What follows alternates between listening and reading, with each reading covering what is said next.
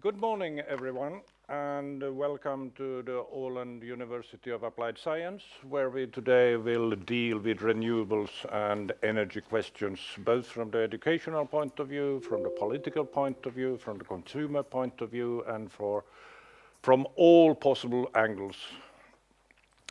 The changing approach means better conditions for life and universe, at least we hope so, and we'll see whether we can have and highlight some solutions today here together.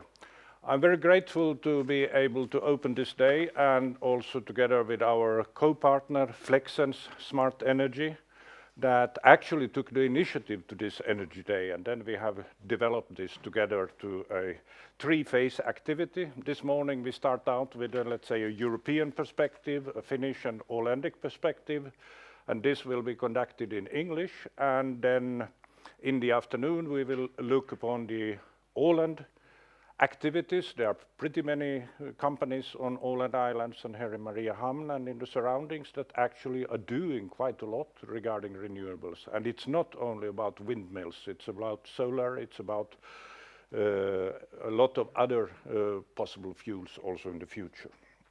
And then we change to the Scandinavian languages, and mostly then Swedish in that case. And in the evening we still will also notice that there is elections coming up, and there will be a new government and a new parliament on Åland Islands elected in almost 1 month's time. And because of that, we also have chosen to debate where all the 7 active parties will come forward and tell about what they think about the energy solutions for the coming years here on Åland Islands, and see whether we come closer to Green Deal. All of you here in the auditorium, you are warmly welcome. There are also outside there in the student areas also coffee and tea throughout the day, so if you have also outside there are bathrooms and toilets in case you need to go out. If some of you want to have a smoke, disappear from the schoolyard and from the building. It's not allowed. But it's up to you how you solve that thing, but you know it's forbidden in here. And I will come back with more housekeeping rules later on, if there is need for it. If there is something you need to know, outside there is my colleague Mona and Kairi. If you have some questions, ask them. If there are some technical issues that you are part of the presenters, please talk to Tobias, who is sitting there close to the computer. But now we open this officially, and I invite our rector, Johanna Mattila, to start the opening procedure, and after that we will talk to Berndt Schalin, who is the CEO for Flexens. You are the 2 ones to open the sessions. Welcome. Thank you. God morgon alla. And now I will switch to English. Me too. Dear participants here in Mariehamn and online, all personnel and students at the Åland University of Applied Sciences, and of course all speakers later today. It's my great pleasure to wish you all very welcome to this day full of energy, new ideas and innovations. We at the Åland University of Applied Sciences are happy and proud to be able to bring together this high-quality crowd of experts to Åland, either if you are personally here or virtually online. Energy questions, and especially transition to green, sustainable energy, are topical all over the globe due to the ongoing climate change and mitigation of it. And I would like to say that here in Åland, these questions are really hot stuff. And they've been that for a while, but as Uffe said before, there is an election coming, and the energy issues will be certainly one of the main issues in the elections. And that question will also greatly affect how the votes fall between parties and candidates. The questions are common to all and apply equally on the administration, public sector, private companies, and individual energy users. And the Åland University of Applied Sciences sees it as a natural task for us as an educational institution to be part of that transition. And therefore, we are, among other things, just about to start a new master's program in sustainable energy and automation. And you will hear more about that right after this opening ceremony. And if there are any potential applicants in the audience, you still have some days to apply to the program. Take a chance to become a change maker.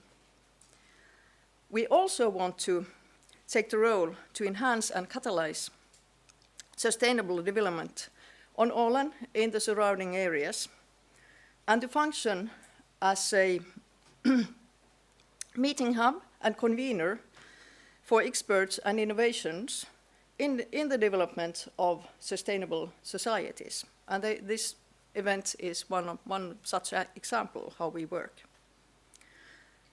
But besides us, there are several companies and initiatives which continuously work to enable sustainable transition on Åland regarding energy production and energy systems in the Baltic Sea region. And one of the companies working on local and global scale since 2018, with focus on creating, developing, and implementation of integrated self-sustained energy systems, which are based 100% of renewable energy, is the Åland-based company Flexens. That's a real pioneer in the field. And we are very happy and proud to have them to co-host this Day of Energy today.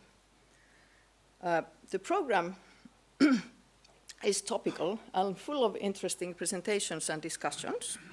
And I'm sure that all of us in the audience, we will learn a lot of new and useful things during the day. But I also hope that there will be time for the participants to discuss with other attendees during the breaks and while mingling after the afternoon session and the panel debate afterwards. Hopefully, these discussions lead to new contacts and new networks so that regarding the energy systems, so that we can together develop and bring them to use and to use of green renewable energy on land and offshore. Have a great seminar day, all of you. And now I want to give the word to Uffe, I guess. Okay, I hope we have Berndt Schalin, the CEO of Flexens, with us now. He is actually on a business meeting in Helsinki, but he will greet us from a distance. So Berndt, please, the floor is yours.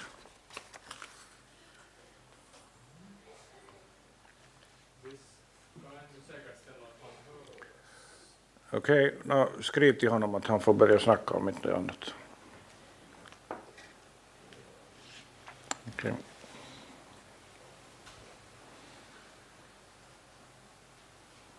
There are some tech problems we could reach him, but he couldn't reach us, I guess. So let's see.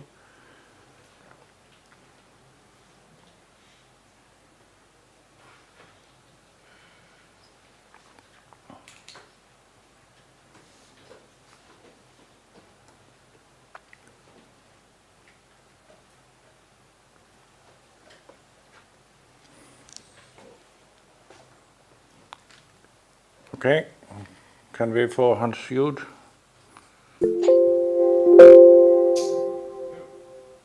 Okej, Berndt, varsågod.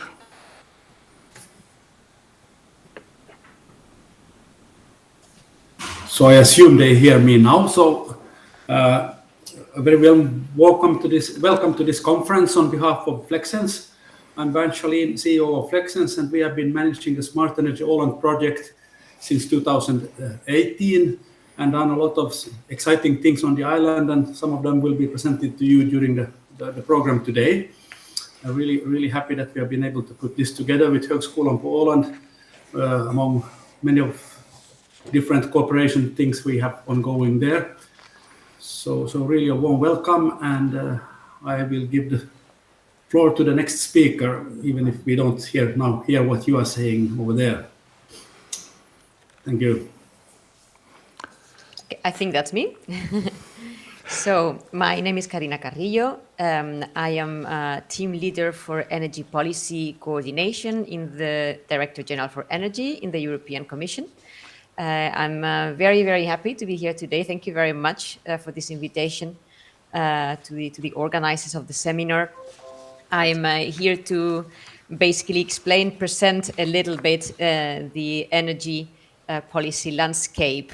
But also, I will be very happy to listen to the rest of the conference and hear what's being debated here today or there in Åland. So although I couldn't listen to it, I wanted to refer to the previous conference and to the previous speakers, because I understand you've been discussing a lot about the importance of education and skills to deliver on the green transition. And that includes the energy sector. And that's something that is very, very important and close to our heart in the Commission. Actually, this year is the European Year of Skills. And we are trying to make the most of it in the context of the energy sector, because this is really fundamental. But I will now then move on to this presentation, as mentioned, about the landscape, the energy landscape of in the European Union. And this landscape actually started its journey, I would say, with a major step at European level. That was the European Green Deal, when it was proposed in 2019 by the European Commission. And since then, I could say that we have progressed along this path, some more or quicker than other, admittedly. The situations obviously are very different across member states and regions in the European Union. But we have not lost sight of that Green Deal and of our path towards carbon neutrality in 2050, which remains the main objective, even despite the major energy crisis linked to the Russia's war against Ukraine. But even there, I would say that the objectives and the tools already envisaged in 2019 in the context of this Green Deal have been strengthened and have remained at the core of Repower EU, which is basically how Europe responded to the energy strategic challenges posed by the war in the energy sector as well. And in that sense, the Green Deal and now the Green Deal Industrial Plan remains the cornerstone looking forward towards the priorities of our energy policies in Europe. And yesterday we had the speech of the President of the Commission, Ursula von der Leyen, and she gave a sense of direction, at least in terms of the future of the European Green Deal and its very strong links with the competitive dimension. It's a bit of a spoiler of the last part of this presentation.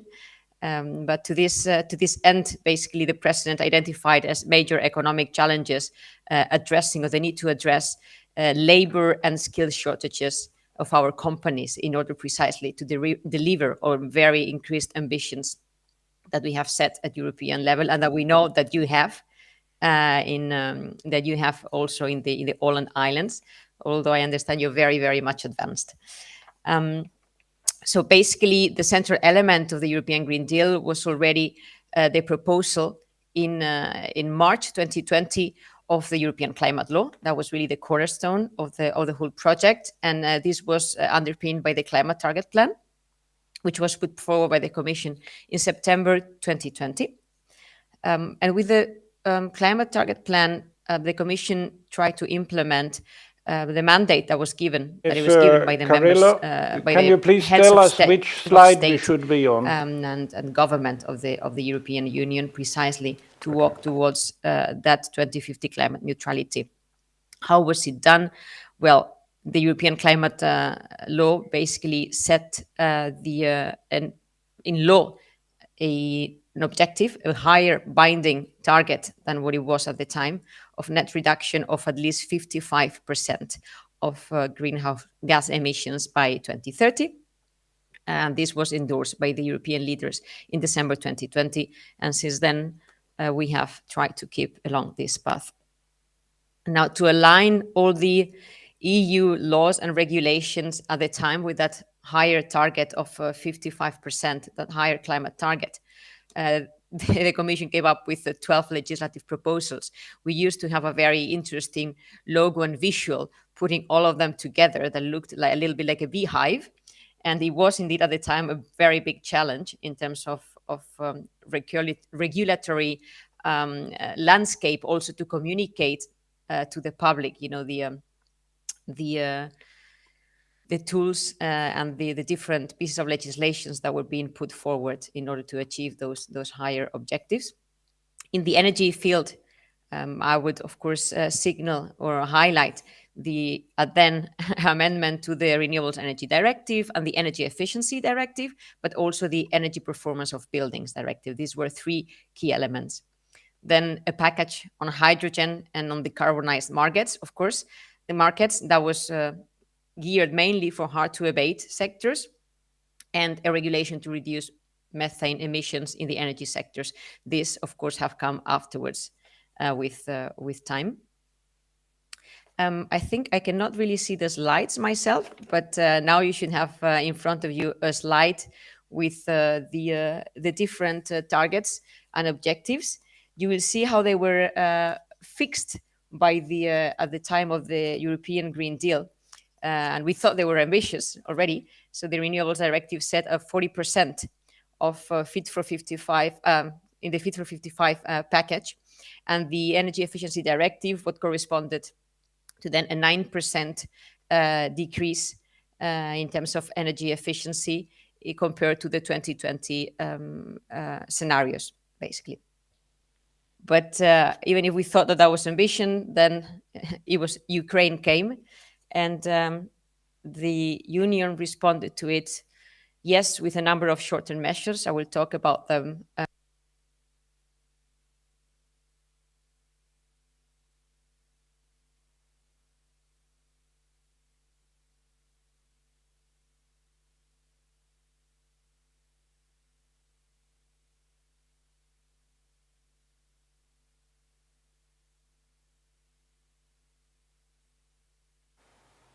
I'm afraid we did.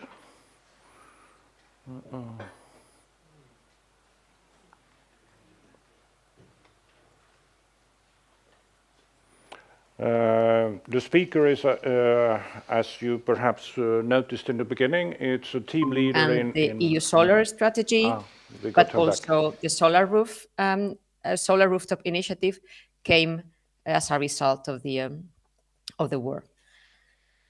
So I will move to the next slide. That would be storage and demand reduction. So only in a few months,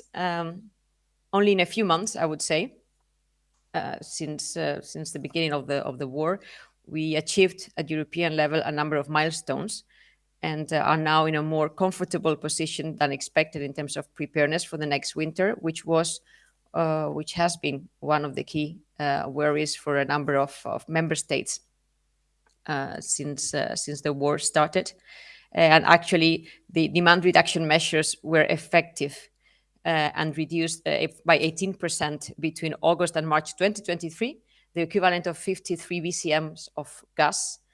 I am aware that some of this may sound very little to an island that is on the path to be fully to an archipelago that is on the path to be fully decarbonized. But as I mentioned in the beginning, the starting point is very different across the Union, and every step we take, I think it's a big step. And at the moment, or right after the war, it was a difficult moment to find that balance between the short-term measures for those who are heavily reliant on gas to still be able to keep warm during winter, and the finding long-term solutions which are really more linked to an increase of the renewable share in our energy system. Then we have our gas storage facilities are already more than 90% at the end of August of 2023, with all member states being really on track for those trajectories. And this was one of the measures that was needed also to increase the solidarity between member states in case of full cut of Russian gas supplies. And I would say diversification of energy supplies was really at the heart of this Repower EU plan, which was the response to the war and to the energy crisis. In that sense, the share of Russian gas, both pipeline and LNG in imports, was reduced to the European Union from 50% before the crisis to less than 15% in 2023. So that in 2022, Norway actually was our biggest pipeline gas supplier, representing 40% of imports in the EU, and the US then became our first supplier of LNG with a 42%. Most importantly, that should be slide 11, but I said I'm not seeing those, so I hope you have it in front of you. The main achievements have been in terms of new installed RES capacity. And we made significant strides in the clean energy sector and installed 16 gigawatts of new wind capacities and around 41 gigabytes of new solar capacities in the EU. That was an increase of 46% and 47% respectively compared to the previous year, to 2021. Then in 2022, wind and solar together generated 22% of the union's electricity, overtaking natural gas for the first time for us. Now, I would move to what are the next perspectives in the EU energy policy and the priorities, because the crisis is not fully over. We have to continue our efforts to prepare for this winter coming. Solidarity is essential between member states, between regions, and we may face a number of challenges in the coming months, and not all coming from the war. So obviously, we're going to have to test our preparedness deriving from eventually low hydro production due to droughts during the summer in a number of countries, infrastructure failures or sabotage, and then, of course, simply a cold winter, which is not something that, which is something very common, but that is becoming much more extreme with climate change. Now, let me give you maybe a bit of a quick overview of some of our upcoming priorities in the coming months, because now finally co-legislators, so the European Parliament and the Council voted on major pieces of legislation, but we still have some remaining, which will impact also efficiency and renewable energy. But those are about to be, I wouldn't even say adopted, but yeah, adopted and published very soon. And on the other hand, the hydrogen and the decarbonized gas market package, for which co-legislators would like to reach an agreement by the end of 2023. That's also the objective of the Spanish presidency, which is now the one taking the turn in the Council. The methane regulation is also in negotiations, and it's obviously fully aligned with the climate emergency, with our net zero pollution ambition and the 2050 climate neutrality target. And in the ongoing negotiations, we're also carefully assessing whether it makes sense to apply a number of measures that were adopted last year in response to the crisis on a more permanent basis. I would like to also refer to the adoption of the electricity market design reform, which was proposed by the Commission on the 14th of March, and that was 2023. And its adoption is really essential and cornerstone really to be able to integrate renewables and a high level of renewables in the market, to make the bills obviously more affordable in the same context, and to better protect the electricity consumers against situations like the ones in the past years. Very finally, and because precisely of the speech yesterday of Ms. Ursula von der Leyen, she announced that the ongoing work on wind manufacturing and on offshore wind and grids is to be taken forward as a wind power package with a number of key elements like accelerated permitting that is already underway, and auction design, supply chains, and financing and skills, as they are very much needed to develop this sector.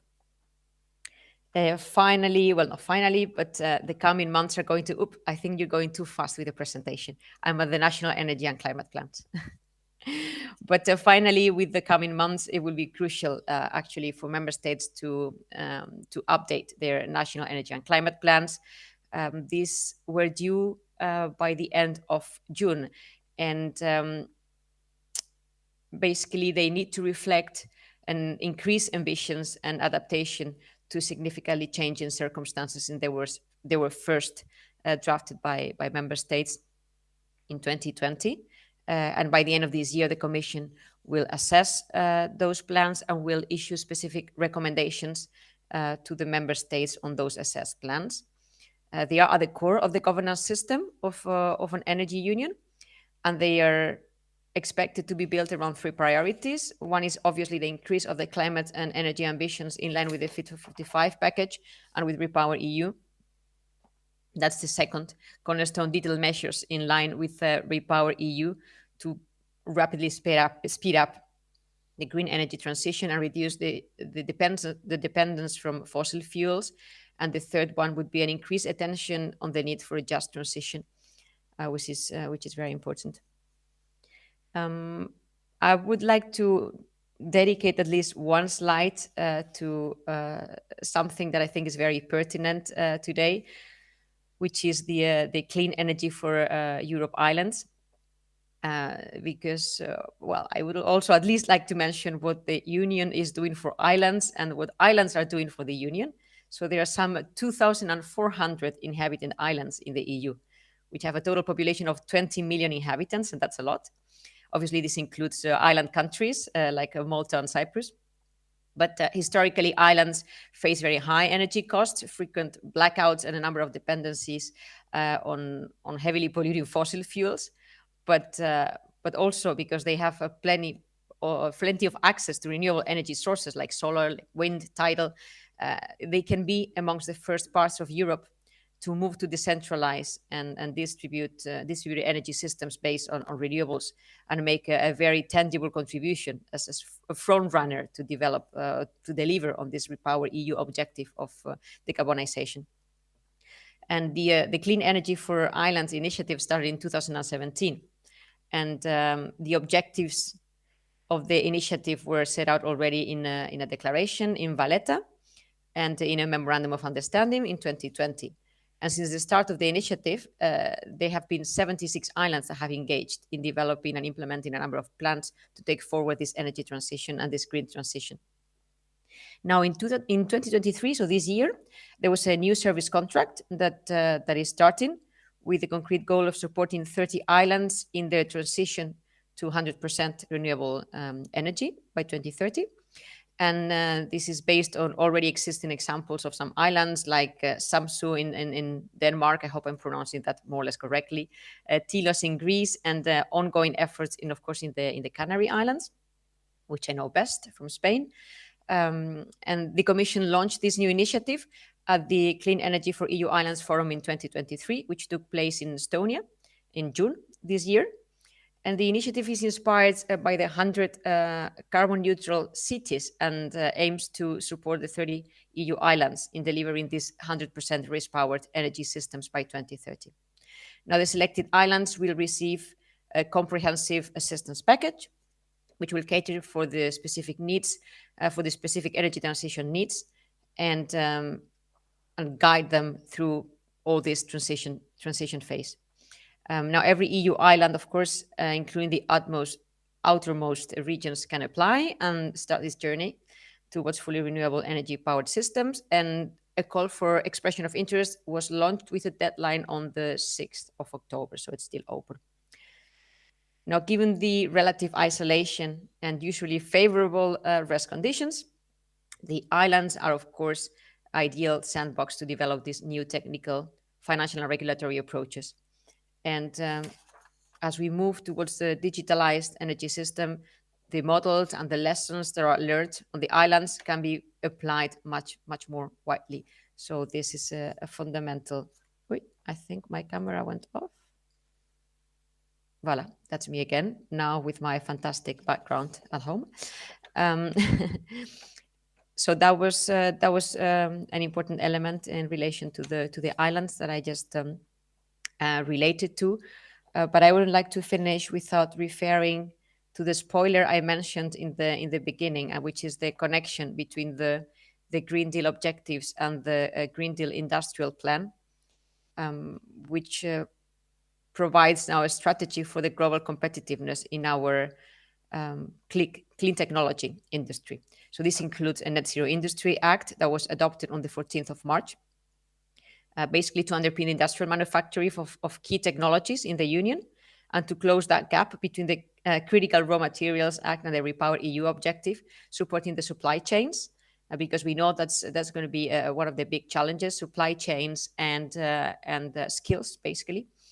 And we should not forget that the access to these end critical materials is a question of European sovereignty, security, but also of competitiveness. The last word from my side will go basically to our international commitment, which is just to close a little bit this overview of Union energy policies. I would like to insist, of course, on the urgency to enhance from our side and our commitment to international cooperation for a global energy transition, because the world is not precisely on track to curb global greenhouse gas emissions by 2025 and return to the trajectory of the 1.5% of the Paris Agreement. And that's why the European Union wants to lead on this and wants to set at least a collective objective, a common ambition at international level, which should be easy to monitor, and propose to triple global installed renewable capacity by 2030. Now, for energy efficiency, in the same vein, we propose to double the global energy efficiency this decade compared to the previous decade. We like to say that the cheapest energy is the one that is not consumed, and that's also the less polluting. And this reflects also our EU's own modeling and objectives and ambitions, also according to the outlook of IRENA, the International Renewable Energy Agency, and of the IEA.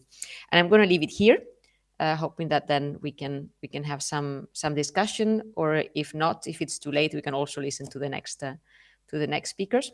But again, thank you very much for your invitation today, and it's been really a pleasure. Thank you, Ms. Carrillo Loeda. It was interesting to learn about the strategies built up in the European Union, and you work as a team leader in the DG Energy in Brussels. Are there any immediate questions from the floor to the speaker right now? I don't see any raised hands. I think it was overwhelming, and it was rather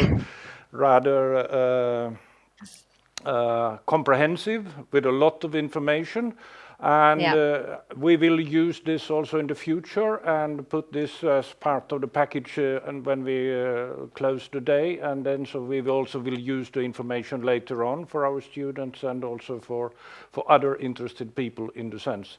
So if there are no direct questions right now, I thank you very much for taking the time. I know it's on a very early hour, Central European time. It's now some 8:30 or something, but thank you for being available for us here.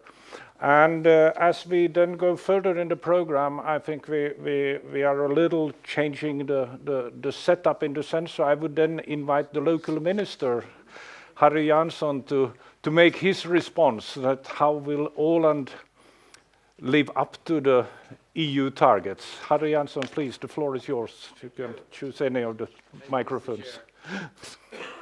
Är det bäst att använda? Ingen skillnad. Du tar vilken, han väljer vilken du har. Exakt. Good morning to you all, and thank you, Mrs. Carrillo, for a very interesting keynote speech. And I must say I'm delighted to read the program for today. Quite impressive.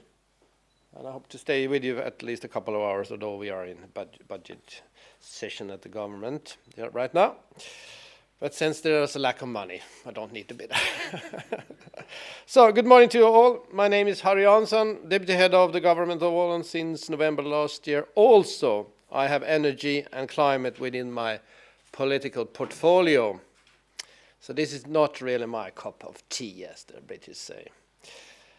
So this was not something I've been longing for, but as part of the government, you have to be ready to step up your activities when necessary. And it was necessary last November, since there are always some sort of political crisis. Still, I have to admit that it's been a very interesting period, because closely linked to energy and climate is one of the main topics right now on our precious islands. Should the Ålanders once again grasp the opportunity to turn the everlasting wind to a source of both energy and money? Big question mark after that one. For a long time, we used the wind to transport goods throughout the world, and thereby our ancestors laid the very foundation for a small shipping nation that we still benefit from in many ways. Now we are facing once again a giant challenge, not only for the Åland Islands, but for the whole planet. Climate change and its dramatic impact on the population throughout the world and the whole environment, creating flooding and fires in an increasing rate. Quite a horror to take part of news today in our world. Among others, as we heard Mrs. Carrillo explain, the European Union has launched a number of initiatives to enhance the production of fossil-free energy and to improve energy efficiency. And here we have to bear in mind that energy efficiency might not for us here on the East Islands be so, shall we say, hard to understand that it's a necessity. But if we look to Central and Eastern Europe, it is in a critical state, and the need for improvement is urgently required. So here it's a necessity also for the European Commission to take stock on that and see what they can do to improve the efficiency. In line with the ambitions that originate from Brussels, Åland has since 2021 the project Sunnanvind, totally financed through the EU Recovery and Resilience Facility with 1.7 million euros. And later on this year, or perhaps even next year, we will have an extra finance source, and it will be from this Repower EU source. And Finland will gain roughly 130 million, and we will be getting roughly 700,000 euros out of that.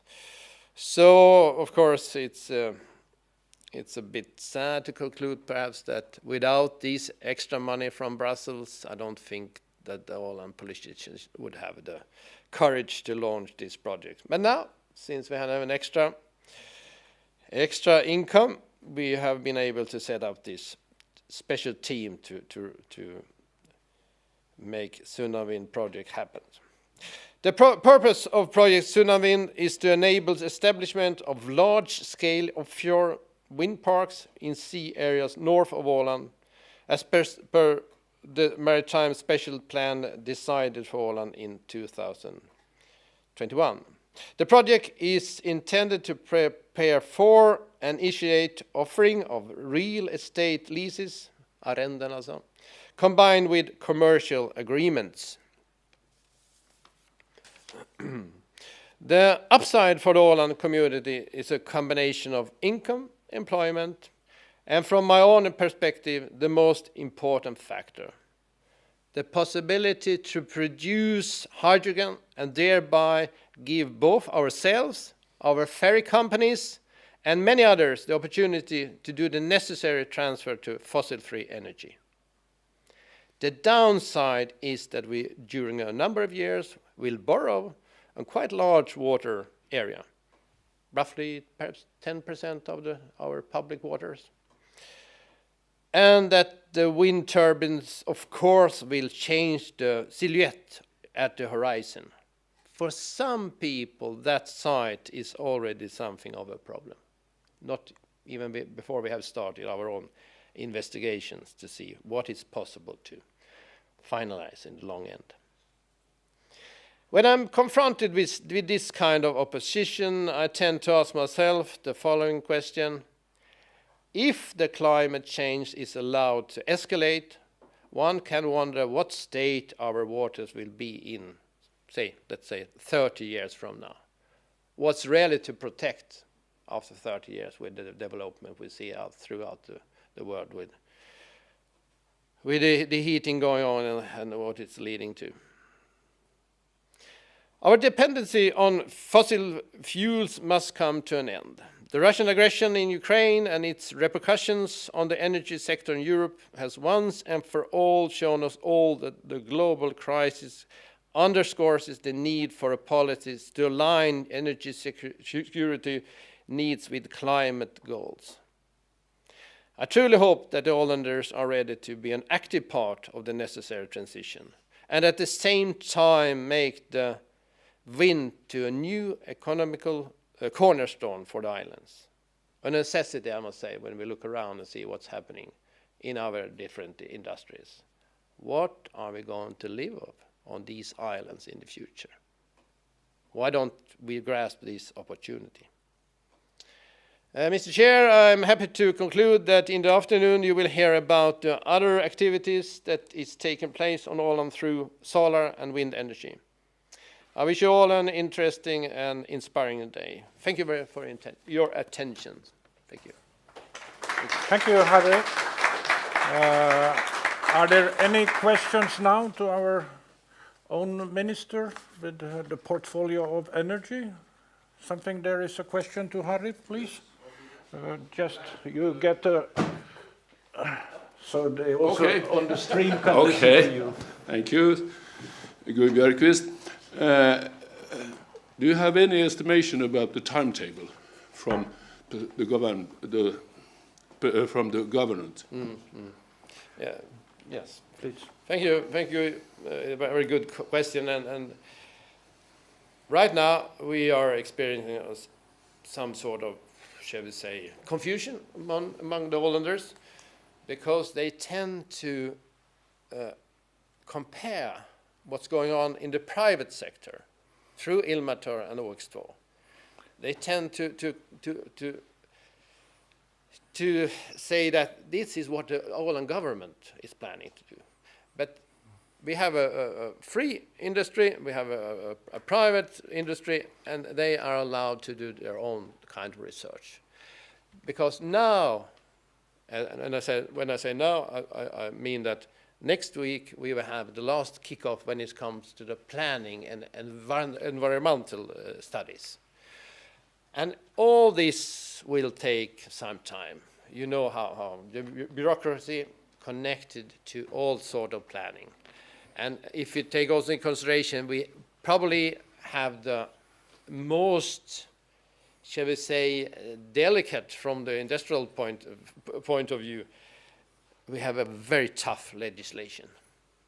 And I think also these private actors that I'm very happy that they have situated on the islands and that they actively take part in the community, and they also being a part of the discussions about what we need to do. It's still. I've just recovered from a man flu, so I'm not that. You know, man flu is very hard. It's very, very hard. I lost my last phrase there. Sorry for that. So do you have any date?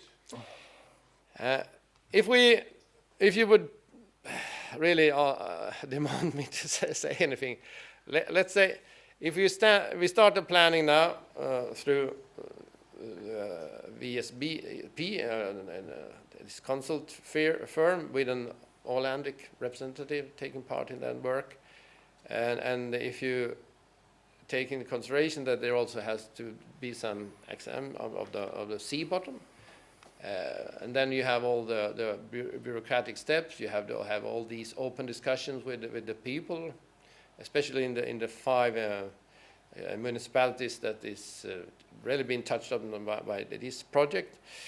Could we be that positive to say that from 2 years' time from now we will have a plan that is at least at the state that it will be able to take them to the different councils in the 5 municipalities. 2 years, yeah, I would guess that. And if there will be a legal complaint or several, you know what, as a lawyer, you're well familiar what will happen. And of course, this is what the people from the wind industry say. If the Ålanders want to destroy the opportunity, they have a large number of instruments they can use. That's how it is. Yeah. That's something. It's a part of democracy. But actually, now you're responding to the windmill industry as such. But there are actually many more things happening, like solar energy, yes, and also absolutely. the hydrogen is coming up. Yeah, so I guess you in the government is also trying to have a holistic perspective, and there are many different players. We are not talking only windmills. No. True, but there on that part, we are happy to conclude that there's been a lot of things happening, and it's happening at the very moment, as you will be presented later on today. So actually, I don't see any needs for the government to take any measures in those fields connected to solar, etc. We have done our part, stimulating the private households to make their own investments, and then we have also promoted 4 bigger solar parks that you will hear more about in the practical side of that. So I think we have done that part, and we can't do, unless I think David that don't want us to do anything more to create a more unstable energy system. Yeah. But I also heard that there are also, in some cases, not even possible to install solar energy anymore because the grid can't receive and take. So what can the government do about these kind of things? Well, if you have a look at what's going on, not on the Åland Islands, but throughout the Nordic and European Union, we have, of course, to have a good look at the pipes, which through the energy is being. There is a lot of things to do that. Okay. And it will be a necessity if we will be able to do this transition from fuel, from oil, etc. Yeah.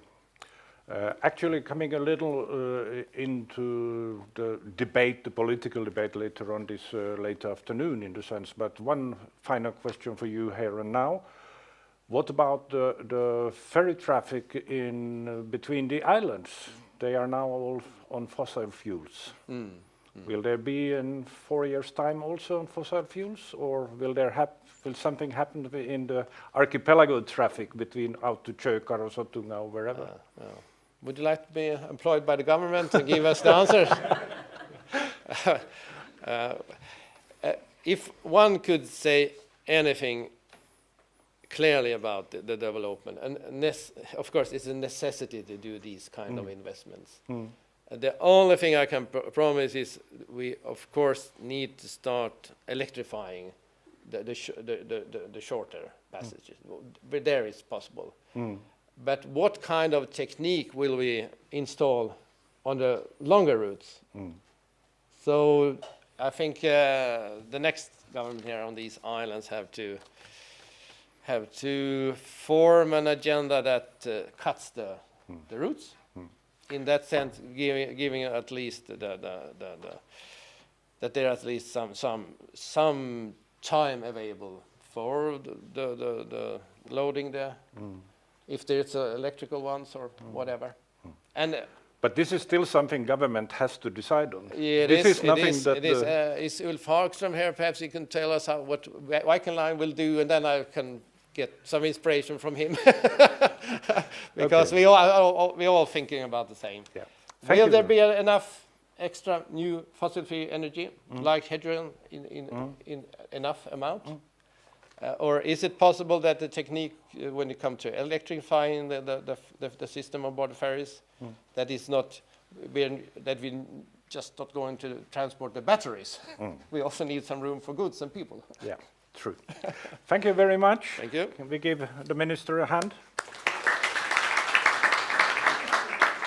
And I'm sorry because our Portuguese colleague in Brussels, she was so keen on starting to talk immediately, so she actually took us by surprise. So we actually wanted to start out with Matias Waller and our new program at the sense, but we changed now. But now, Matias, please, will you tell us about the highlight of our new program when it comes to renewables and the first master's programs produced by our university and also the first program that will be conducted in English. More I want to reveal, the floor is yours.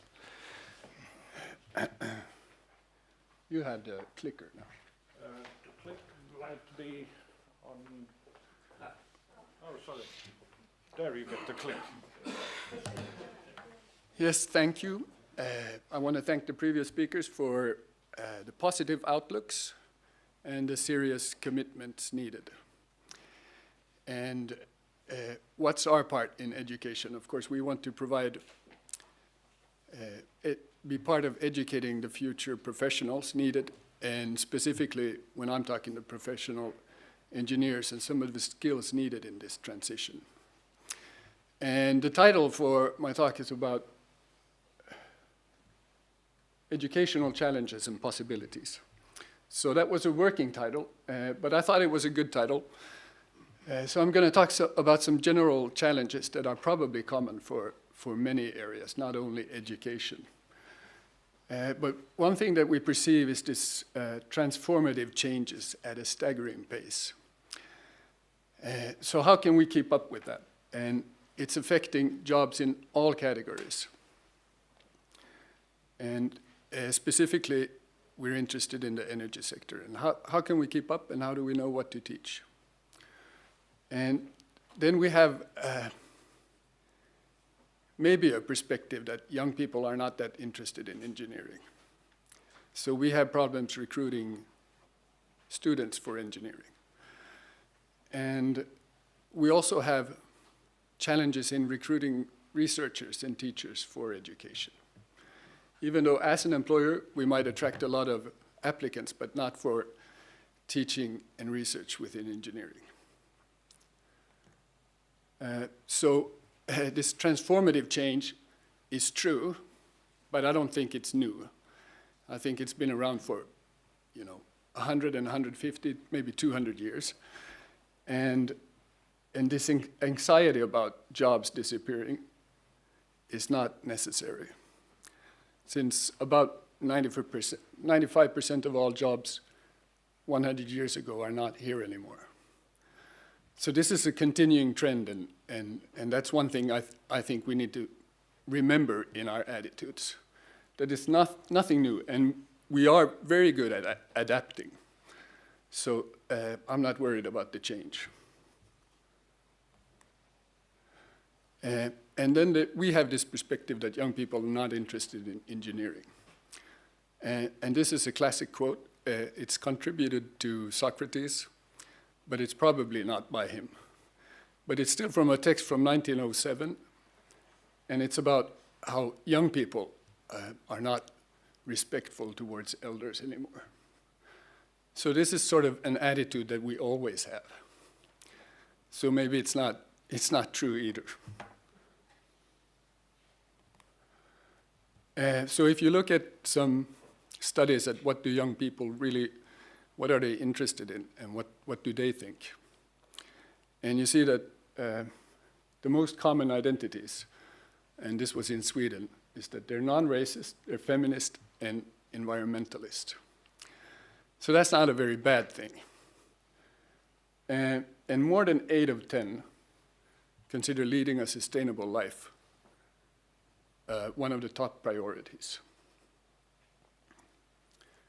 And they also want flexible working conditions and to combine, different types of interests. And these are all good things, right? So maybe we're sometimes, and when I say we, I think the ones who have worked in education for a longer time, maybe we're fixated in this sort of employability and and this competition in what's called a post-welfare society.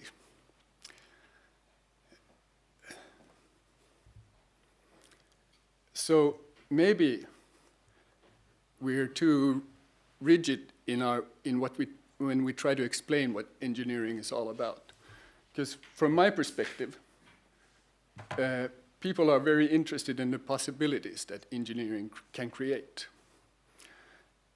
So what's important when we communicate what engineering is all about? And also, how can we develop these sort of attractive learning environments, like a rewarding path towards a rewarding life?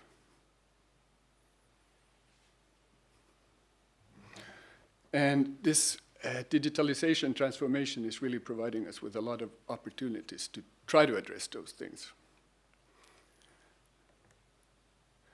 So the program that I'm developing is a joint program with Arcada in Helsingfors and Åland University of Applied Sciences. And it's called Energy Automation and Sustainable Engineering. And I work as a principal lecturer in automation technology here and at Arcada. And this sort of transformative change that a lot of people are perceiving is really nurturing more collaboration. So I've been very happy to mostly meet just encouraging interests from what we call industrial partners, but private companies within the sector. And also universities are interested in this sort of collaboration. And with all this digitalization and online possibilities, we can have more of that. It's not that difficult. And for this joint education, we'll have teaching teams with teachers from both Arcada and Åland working together on courses. So we learn from each other, and we share our competences, and we can also share our labs.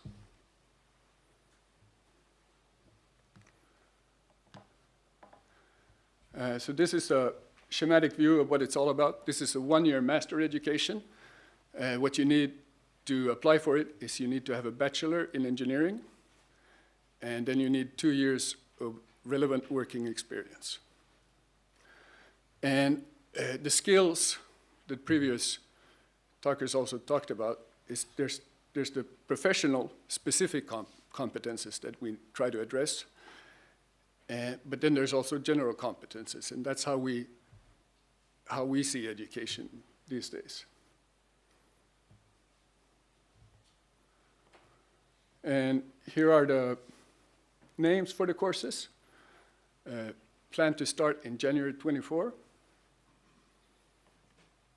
And then I like to summarize with these, with this sort of what's a challenge and what's a possibility. So of course we do have a serious challenge with attracting students, and we need to think about the long-term goals. But I do think it's a lot about communicating what engineering is all about. And also, we continuously develop education. I think for education and science, and probably most work within development, it's never a story with an end. It's not converging to a certain method or idea, but it continuously changes. And that's also something we do. And we use this sort of feedback from a lot of sources to do what's today called constructive alignment, to try to use the methods that support the skills that we need, that we want to address. And here's a quote that I think sort of summarizes what this feedback in this sort of setting is all about. And it's contributed to Wittgenstein. So you have to try to do things, and when you find out that it wasn't the best thing to do, you change.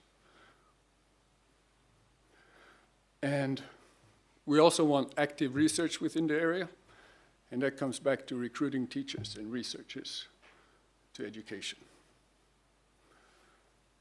But there's a lot of possibilities with mobility and sharing resources. So thank you.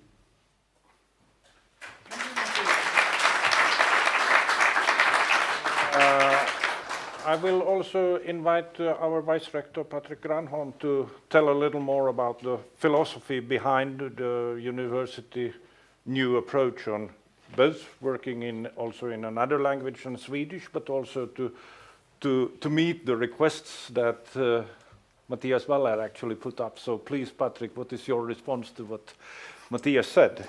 Is he on the right track? Yes, that was short. At the same time, when we developed this program, we have also developed new laboratories for laboratory environments that we should use for our students to work in.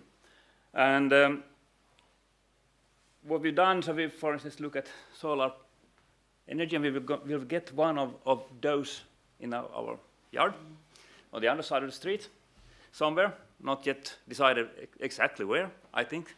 That's, I think, the only picture here that is actually something that we will have, because we are in the phase of doing things. So the rest of the pictures that you see will be some kind of general, just filling up space pictures. Because I didn't have any real pictures yet for the installations. But going back to what Matias said about things change, and when we need to be prepared to focus and match the things that students require, the knowledge that they need in the future.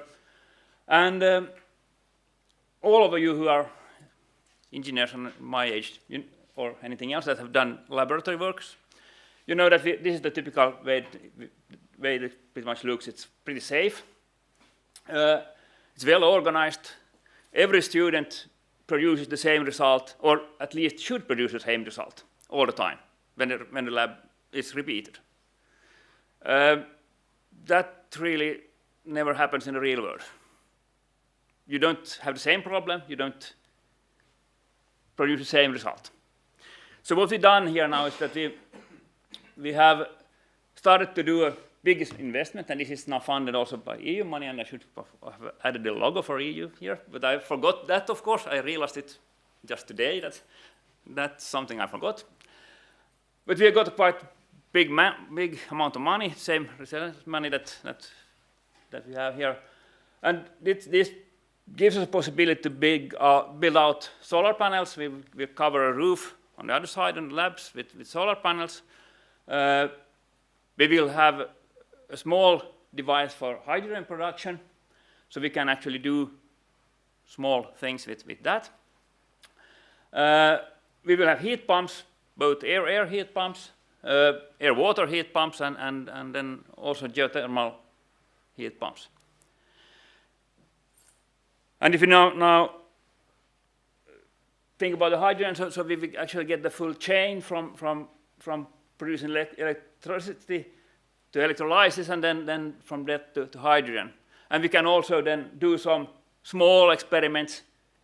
We can't produce fuel from that because we produce so the amount of hydrogen we get is so small, so we can experiment with devices and see what we can do. For instance, drones was mentioned here, so we could look at that kind of thing.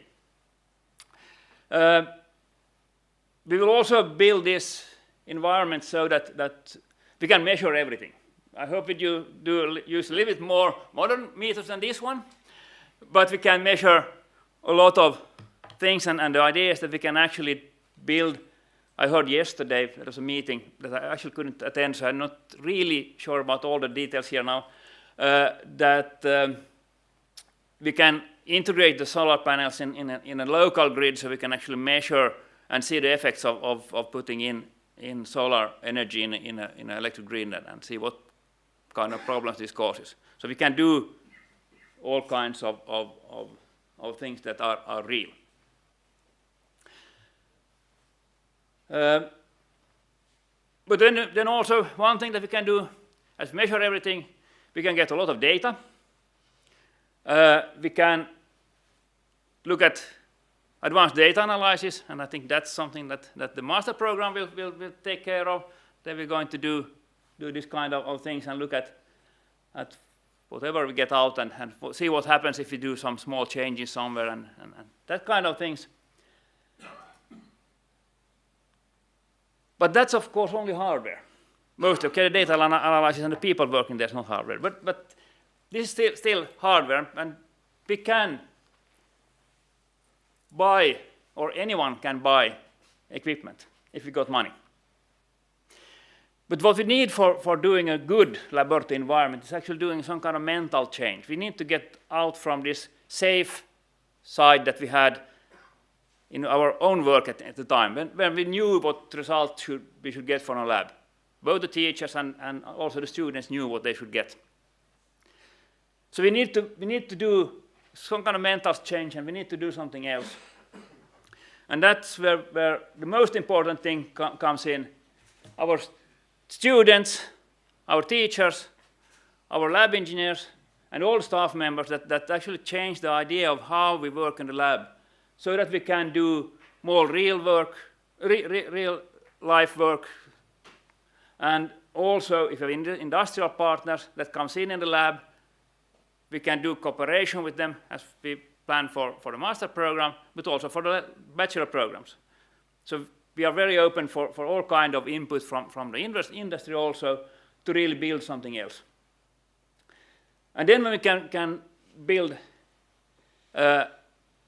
also in our curriculum paths where we can do open-ended projects so that we can really do research and also advanced lab works with not the fixed result. Then we have a good lab. That's where we can talk about good labs. My time is out, so I thank you very much for this opportunity. Thank you. Thank you, Patric and Matias. This is also to open up to those of you that are not on daily basis in this building or in this auditorium, also to tell about that we try also to meet the new challenges from the pedagogical point of view, but also due to this extra funding we got from this ERF fund. In the sense we can update our laboratory environment, we can also update our pedagogical facilities, which we are doing. We have new hybrid classroom that we just took into the thing. And furthermore, which is actually also one of the reasons why we are here together, the dual cooperation directly with the companies. So actually, this day came to start from an initiative from Flexens, not from our side. I want to be honest with this.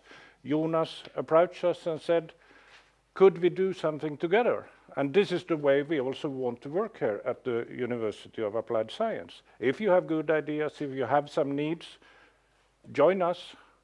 Let's see what we can do together, because only together we are strong. That's my opportunity. That's my confirmed belief, definitely. So for now, we are almost on the time, 2 minutes late, but that is perhaps acceptable. The second cup of morning coffee is served out there.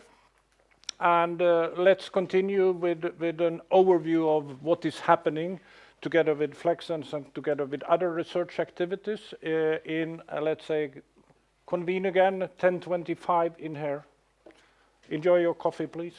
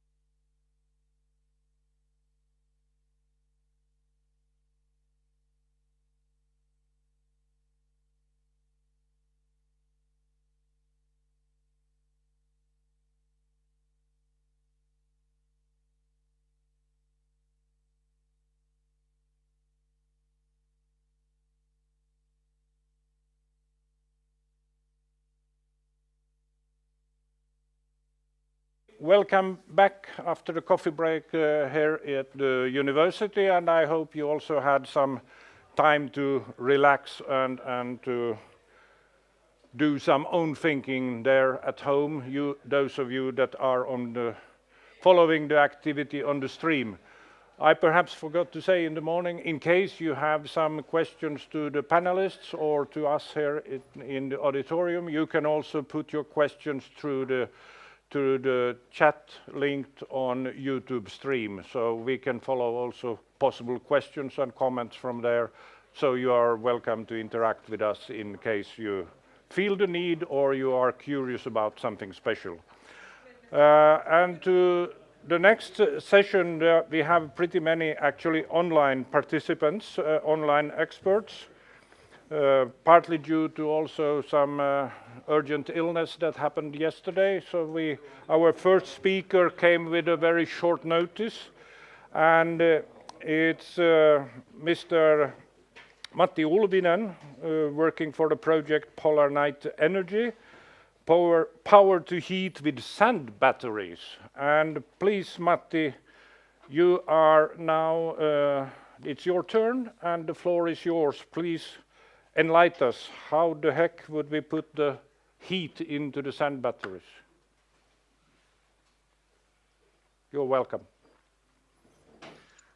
All right, thank you for the introduction. So, first of all, nice to be here. I'm substituting Ville Kivio, our lead scientist, who was sick at the moment, but I hope we can manage just fine.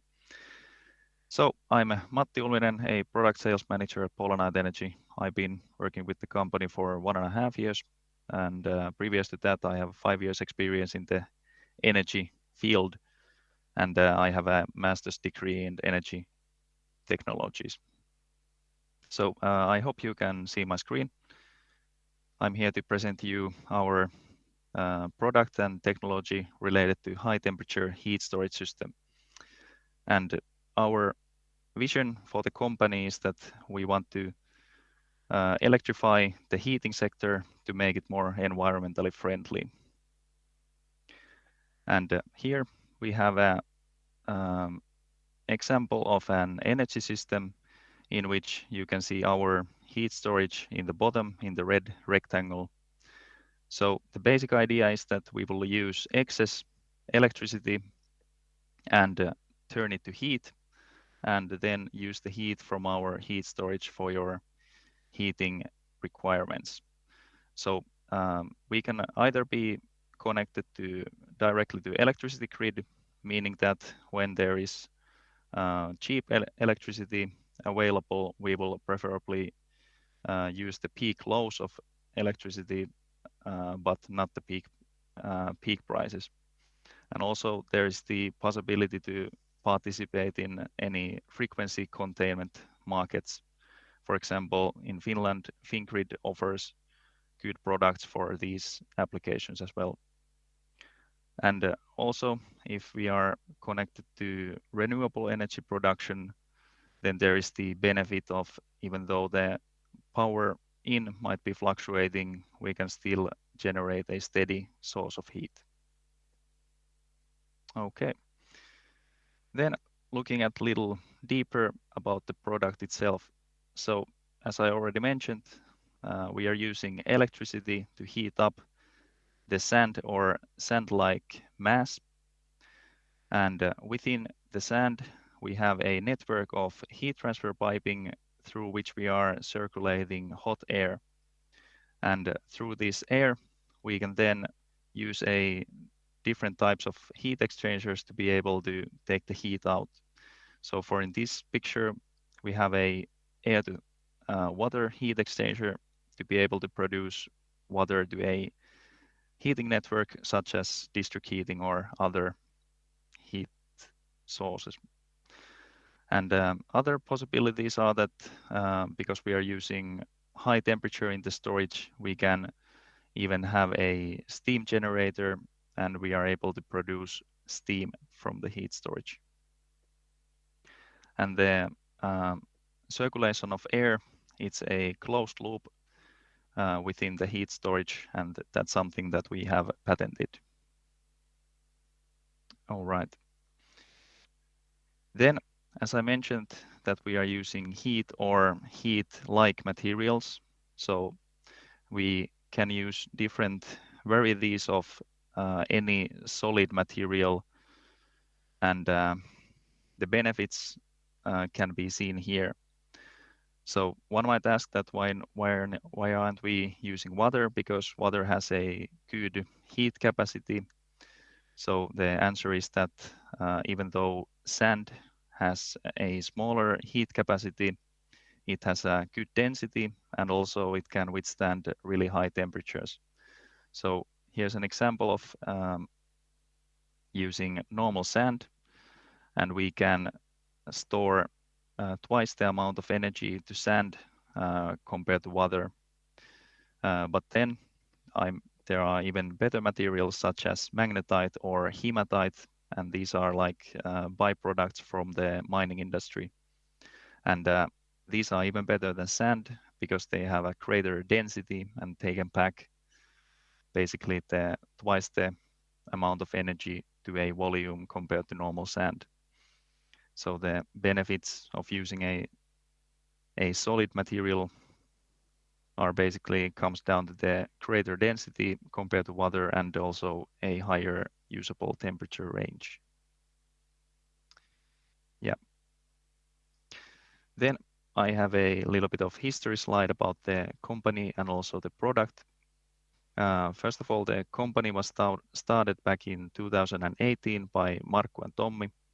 And way before that, actually, Markku and Tommi were fiddling up with this idea of heat storages, and they were modeling different types of scenarios, whether to use water-based storages, but then they decided to go with the solid material because of the previously mentioned benefits and also the possibility to even be able to generate high temperature steam that could be turned back to electricity as well. So based on the first modelings, they found out that there's a viable business case here, and the guys founded Polanite Energy and firstly acquired a space in Tampere Hiedaranta. These two second pictures, the second one from the left and in the middle, they are from the Hiedaranta facility. So first, Tommi and Markku tested different heat transfer applications in this old district heating pipe, and this is a 6 meter tall, 500 millimeter wide pipe filled with normal grade sand, and they were testing this circulation of air and also a thermal siphon, and both of these have been patented heat transfer mechanism by Polanite Energy. Then we have the Hiedaranta 3 megawatt hours. This is a full-scale technology demonstration that we still have in Tampere. And with this plant, we have a good amount of operation hours. This has been in operation for 2.5 years. And we have been testing the system and our own physics modeling and also the improving the design of the system itself. Then I'm sure some of you have heard about the Kankaanpää sand battery, and this is our first commercial application. It's located in Kankaanpää, Finland, and it's operated by Vatajankoski power plant, and it was started in summer 22, and it has had over 1 year of successful operation, and it's providing heat for Kankaanpää district heating network. And since then, we have been having quite a lot of media attention, and from that, we have been discussing with many potential customers, and we have been doing feasibility studies, basically pre-engineering for possible projects. And these include companies in Finland and also in European countries, and we have some global countries, and hopefully we can turn these to new projects for us. And also we are on a verge of starting new heat heat storage projects as well. So that's about it. So if you have more questions or you want more information, you can contact us. Here's our information.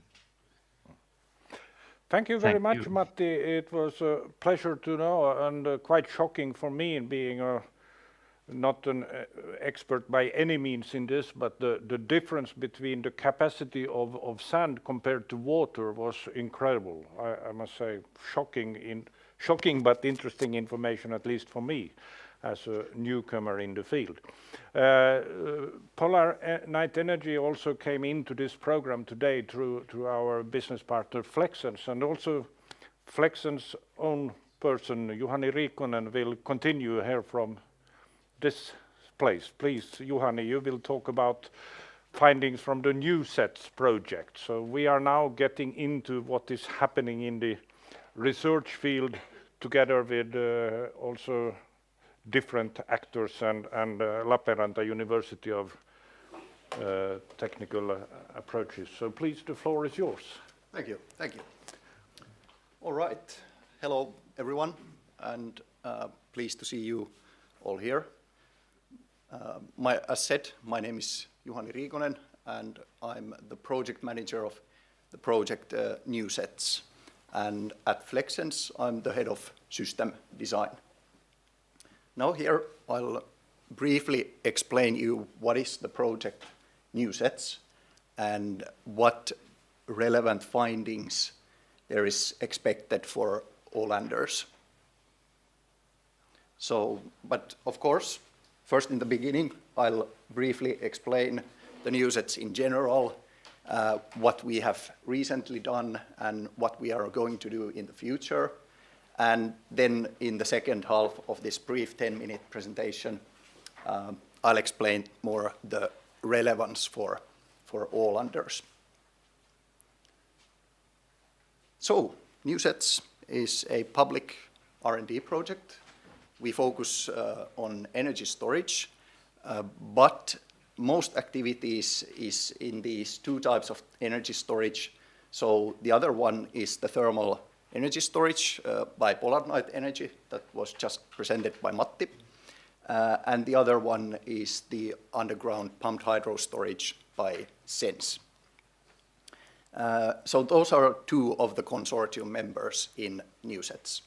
Then, as mentioned, we also have LUT University in the project and then Flexens as the project manager. NewSets started in June 21 and will go on until next May. The main outcomes we want to have wide range of publications from this research, which will include high-level papers on scientific journals, but also we want to publish some easy-to-read white papers. And our website you can find at newsets.eu. So if you find my presentation interesting, hopefully you'll check after this. There's more information online. And what's going on right now, and what has been in the past?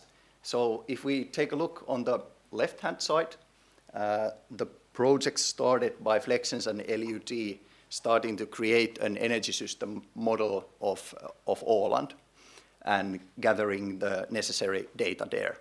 Of course, we do then simulations with this model for the entire project timeline.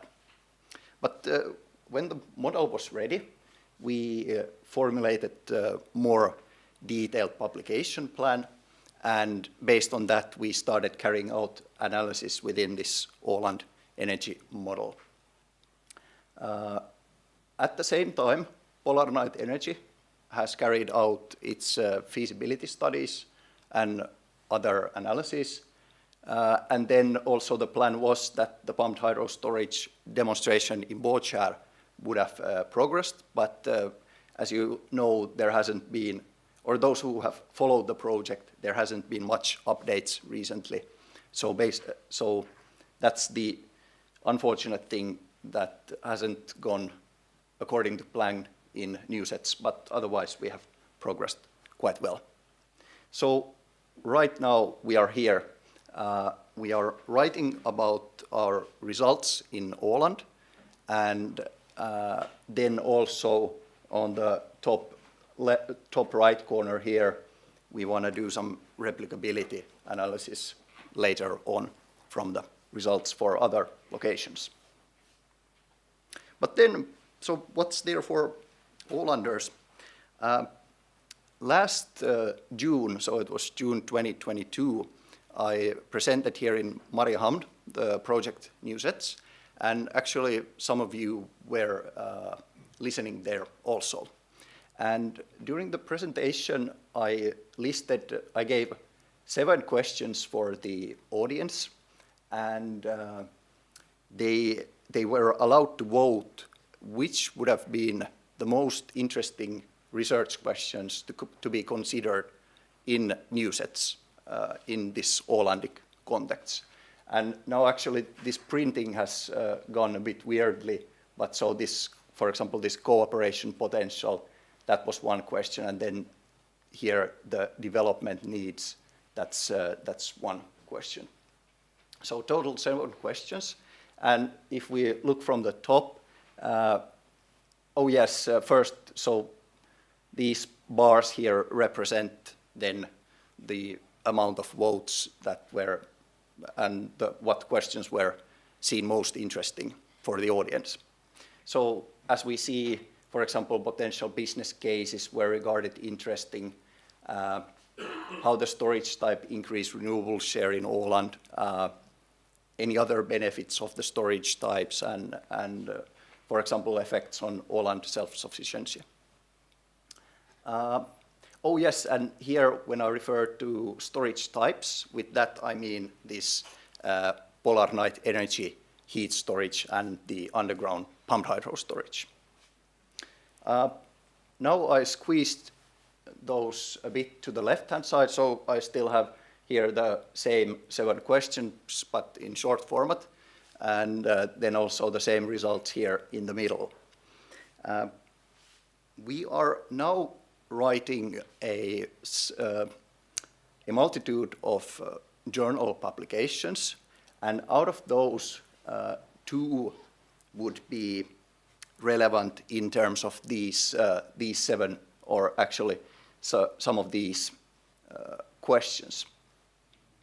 If we consider the first one, there we model and simulate Ålandic energy system with and without the polar night energy heat storage and the underground pumped hydro storage, and then we compare what kind of results we get. So with that paper, we will get results to, for example, what kind of revenue streams there would be, how the renewable shares would be affected in Åland, and for example, how this affects import of energy in Åland. This paper is now in review process, so hopefully we get the results soon, and when we get the results from the review, hopefully it's positive, and then it can be published.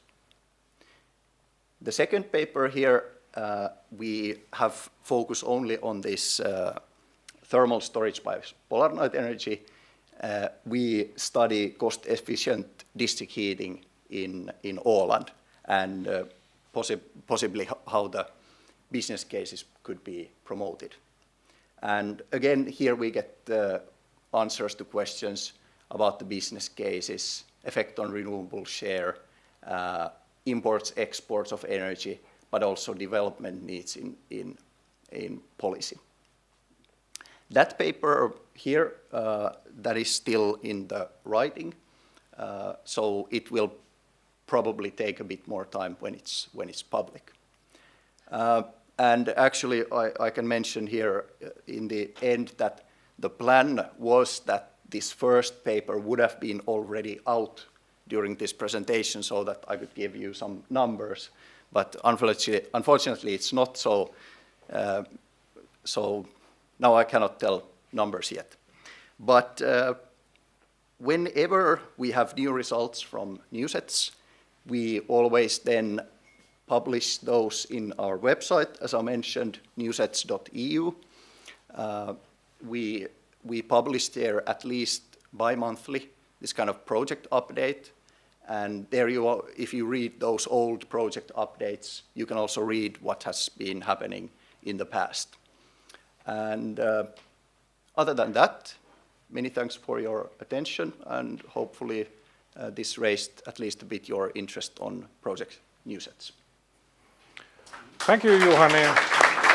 It's a pleasure to see that also Åland in this sense is actually a research ground as well. And you are doing some development work in the sense. Do you see is there a difference between having a small archipelago area as a research ground compared to some mainland activities where you have more components to take into consideration?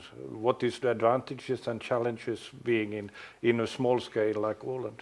Well, at least for the advantages, I can say that it's much easier to see the effects of the storages.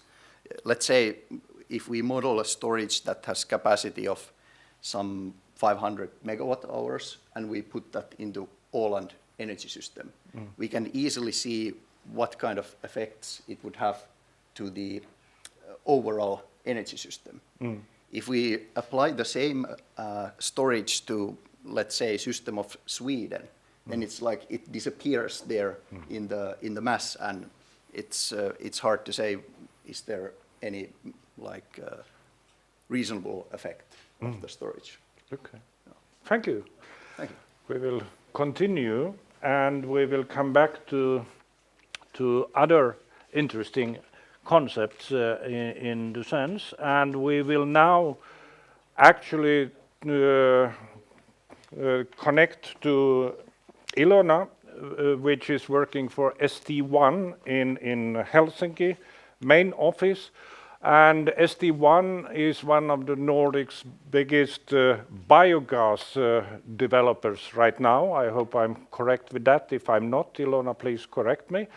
Biogas is perhaps not that big still on Åland compared to, for example, Bornholm. I had the possibility to be on Bornholm, I think in summer 91, pretty many years ago, where they already had 10 different biogas production units on Bornholm, and they had the strategy at that time telling how they would be self-sufficient in energy within 10 years. So compared to Bornholm, we have a little path to go, also Åland Islands in the sense. But I don't know how much you deal with the islands per se, but we would of course be a little interesting that can this archipelago area also be interested for from the concept of biogas, or is it only the huge farms in mid and eastern and southern Finland and Sweden that are of your interest? Ilona, the floor is yours. Yeah, thank you. Thank you. Happy to be here presenting and telling about biogas, or actually more broader from the renewable methane, and especially ST1 role and activities in this field of business. I'm Ilona Järveläinen, and I'm working as a biomethane trading manager at ST1 Nordic. And first, couple of words about ST1 and our activities on the energy and especially energy transition. So we are a Nordic energy company, and our vision is to be the leading producer and seller of CO2 aware energy. So we are doing a lot of research, development, and production investments and business development in order to really achieve our vision. And the key of all our operations is based on long-term partnerships in different areas, especially on renewable energy and developing this renewable business further. But where everything starts actually, and why our vision is actually to be the leading producer and seller of CO2 energy. Everything starts from the global energy challenge, and the problem what we are facing at the moment and during last years is that of course we have ambitious targets to limit the global warming to 1.5 degree, but where we are actually at the moment going is different than where we should go, and the current activities unfortunately doesn't or are not enough to really limit the global warming to 1.5, as we all probably know. So we really need not only renewable energy or more investment in renewable energy than currently, but also we need energy efficiency and carbon capture. So actually we should focus on building up these type of energy systems that are within sustainable carbon cycle principles. So starting to keeping fossil reserves underground, which is done by energy efficiency investments to the renewable energy, but at the same time we should start to sequestrate the carbon from the atmosphere that we have already emitted there, and utilize CCS and CCU. And then about the role of the renewable energy, actually, it's not anymore. It's not anymore only the solution to global energy crisis, but also answer to this energy security system. And here we actually see very important role. Of course, all of different sources of renewable energy, whether it's traditional biofuels, whether it's renewable electricity, or whether it's the biomass-based fuels, all these have important role when going through the path of the energy transition. But where do we see that biogas and renewable methane has the most important role is especially in the fields of the transportation, where the direct electrification is not possible, especially in the heavy-duty vehicle sector and marine sector.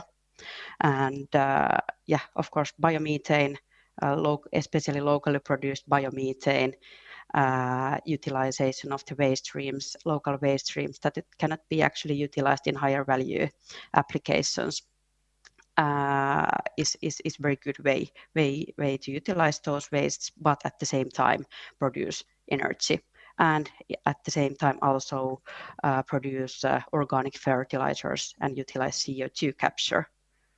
Another important part of this whole renewable methane and renewable methane pathway to future is also to be able to produce e-methane. It's the simplest carbon chain that can be actually produced via power to X routes, and this we see very important in order to be able to scale up the renewable methane production in the future.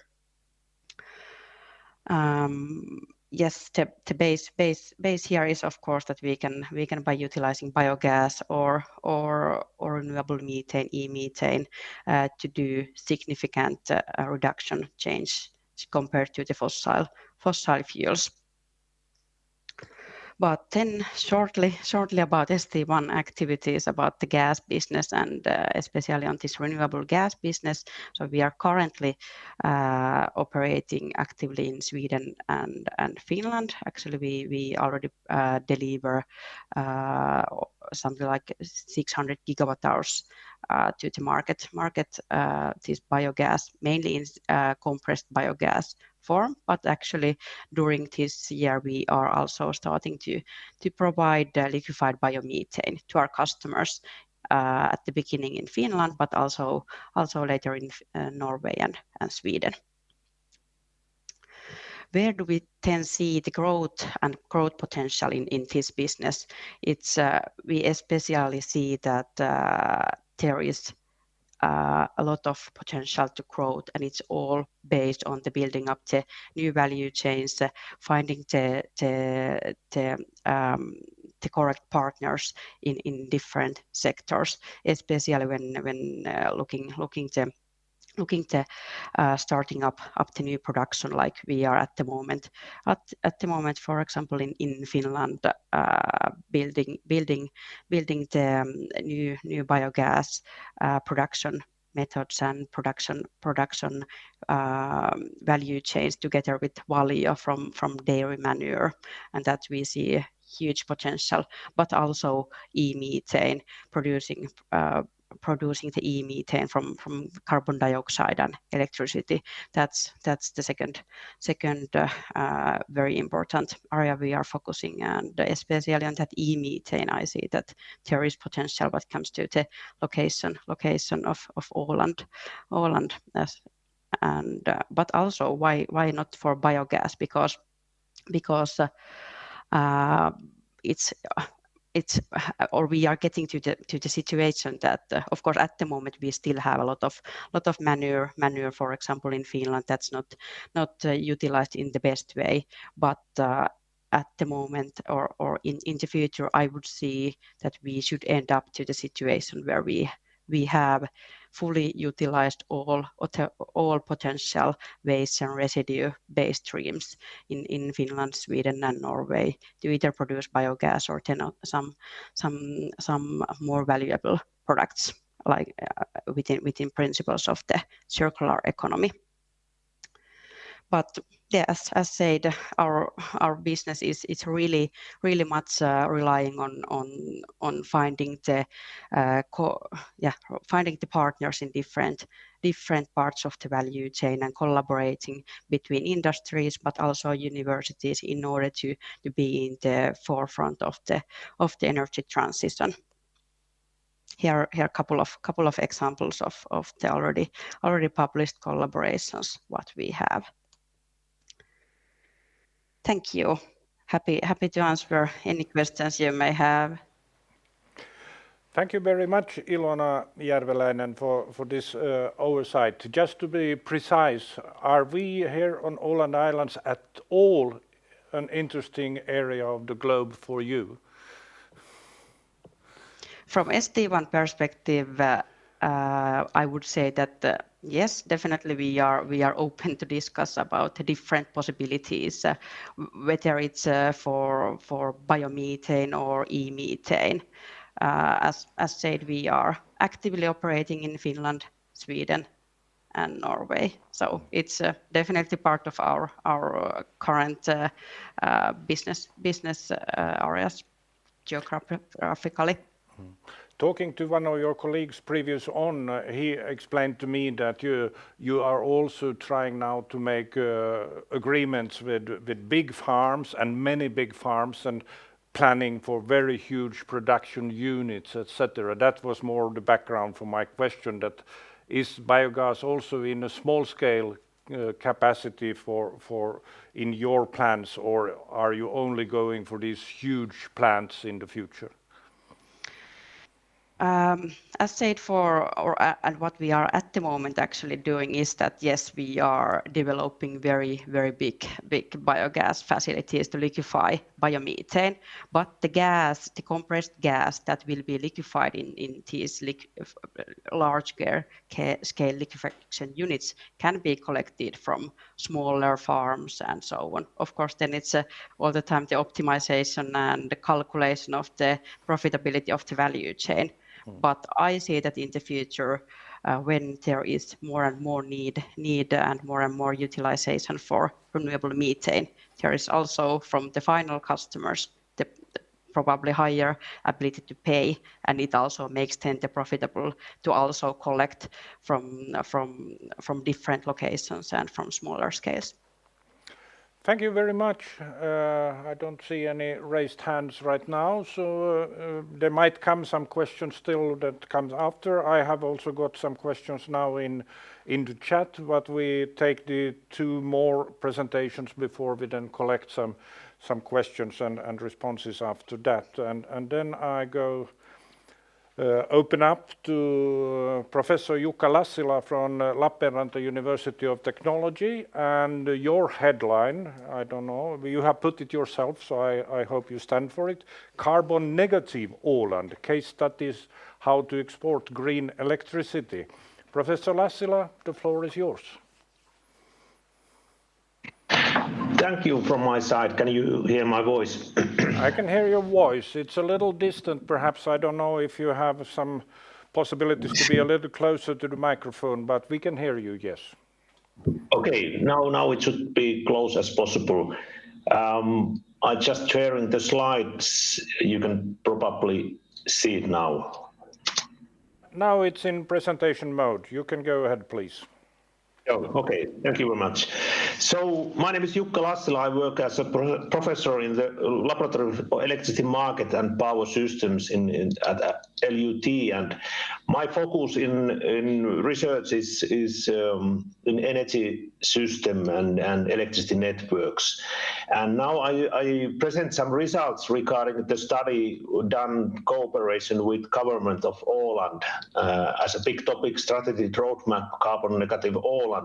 I concentrate on the export of green electricity on this presentation. The study itself has been divided to 4 main tasks listed here. But as I said, I talk more about this interconnection alternatives. Project team was quite wide, especially these from LUT was presented there. I listed here a few reports regarding this electricity transition, green transition. If you are interested, you can download those. There are the description, more detail about what we have done, and especially this first report listed here describes the Åland study. So, but what it's all about in this presentation is that how we can connect all those wind farms to the use of electricity in continent or in Åland Island. It's a quite significant amount of wind farms, the possibilities for that. The areas, allowed areas have been defined by Government of Åland, and we have used those as a restriction that those are the places where we could connect the turbines to the power system. So there are big number of alternatives how to connect those. On northern side, we have defined that there could be something like 4 gigawatts of wind farm capacity available, and southern part about 2 gigawatts. Then the distances, when we are talking about offshore wind farms, it's a little bit challenging in the perspective of costs, and of course the technological risks are there higher than on onshore installations.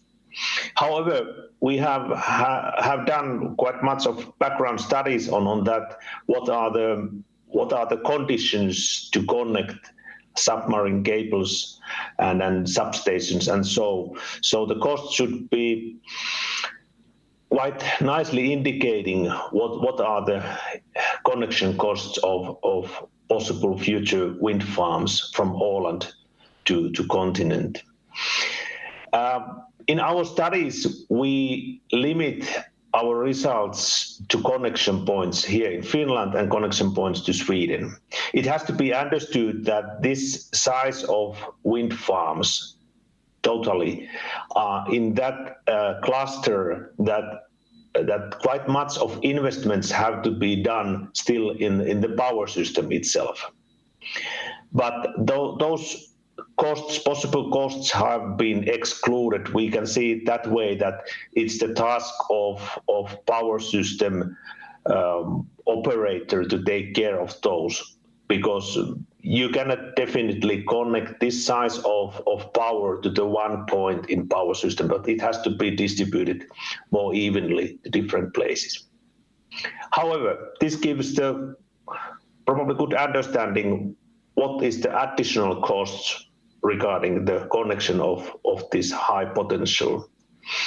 So first, connection by electricity. So later we talk about the hydrogen. It's good to understand that it's quite challenging task to optimize the network structure. So we are not just thinking that where the cable starts and where it ends, but to make the cost-efficient solution, you have to think about the lifetime costs, not only investment, but also operational costs. So we are on wind farm area, we are talking about the clustering and number of interconnection of turbines to the substation, selection of voltage levels, dimension of cables and substations and so on. And also from those offshore substations, by which technology, by which cross sections and so we connect then to onshore substation. So there are many phases between the turbines and then between the power system. And now later, when I saw the costs, number of costs, or amount of costs, they exclude the costs of turbine itself. So this study concentrate what are the prices, what are the costs of interconnection. So what are the technological alternatives, the main alternatives? You can see from here. The red color indicate traditional high voltage AC connections, and the blue one indicates the high voltage DC connections. There is no strict limit for power and distance when you should use the AC, when you should use the DC. But what we have studied, these distances, what are indicated here, and the powers indicated here, are on that level that we would prefer DC connection on this section and DC connection here. But of course, it's quite sensitive regarding the calculation parameters, what is optimal and what is not. But anyway, here I indicated all the alternatives, main alternatives, and then I will take a couple of them. There are many slides, but I concentrate on a couple of ones. What are the most interesting ones? The first one, that this northern part of the wind farms, about 4 gigawatts, the closest connection point could be close to Olkiluoto area. So we are talking about distance from about 75 kilometers of submarine cable. And then this other part of the wind farm, then 20 kilometers more for that. So finally, with quite low amount of cable installations, big amount of wind farms could be connected to power system.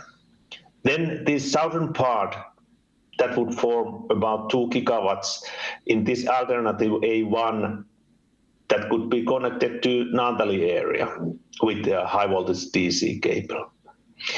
And after that, we have here other alternatives. You can see that now the alternative is to connect the southern part to Sweden.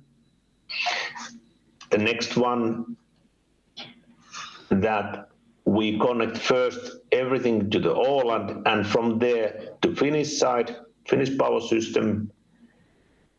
And then in alternative A4, we just concentrate on the northern part of the wind farms, and we forget the southern part.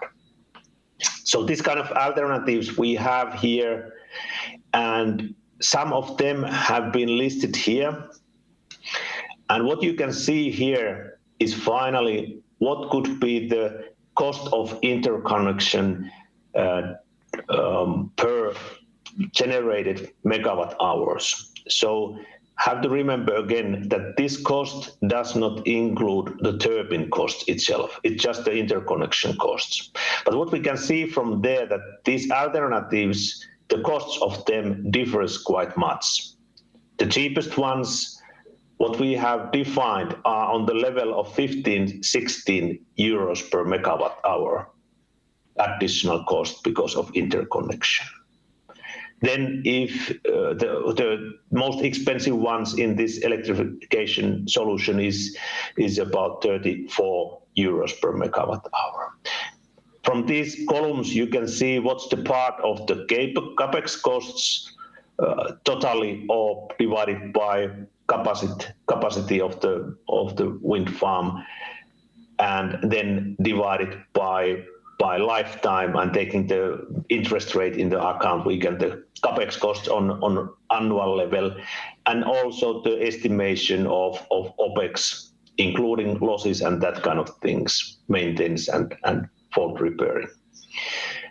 So this is the best understanding what we can say, what is the interconnection cost of Åland wind farms to different places, to Fingrid network or Svenska Kraftnät network. Then a couple of alternatives, that what if this would not be just the interconnection of wind farm, but also taking benefit of that. I will go directly to that it would be also the part of the power system, so that it's a connection line or cable between two continents, so between Fingrid and Svenska Kraftnät. So this would benefit not only wind farm owner, but also the power system. I have to say that in technological sense, this is more complicated, that you have there in the mid part of the cable, you have a generation, and you can divide it in different direction. So it's more technological risk related to that. But let's see what are the costs in that case, or the other alternative that we have on the southern part connected this way. So the additional costs in this case are about 5, 6, 7 euros per megawatt hour more than on previous alternatives. And it's a little bit surprised that finally the additional costs, if we connect the both power systems together, the additional cost is relatively low. And that this should, increase the interest of the power system operators, that not dealing this question only as a interconnection of wind farm, but also the developing of the power systems. Then a couple of words regarding the hydrogen. So we were also studying that what if there would be electrolyzers on Åland or on offshore next to wind farms, and providing the hydrogen to the continent to some direction. And well, there's a lot of uncertainty how finally sea substation on platform would work there.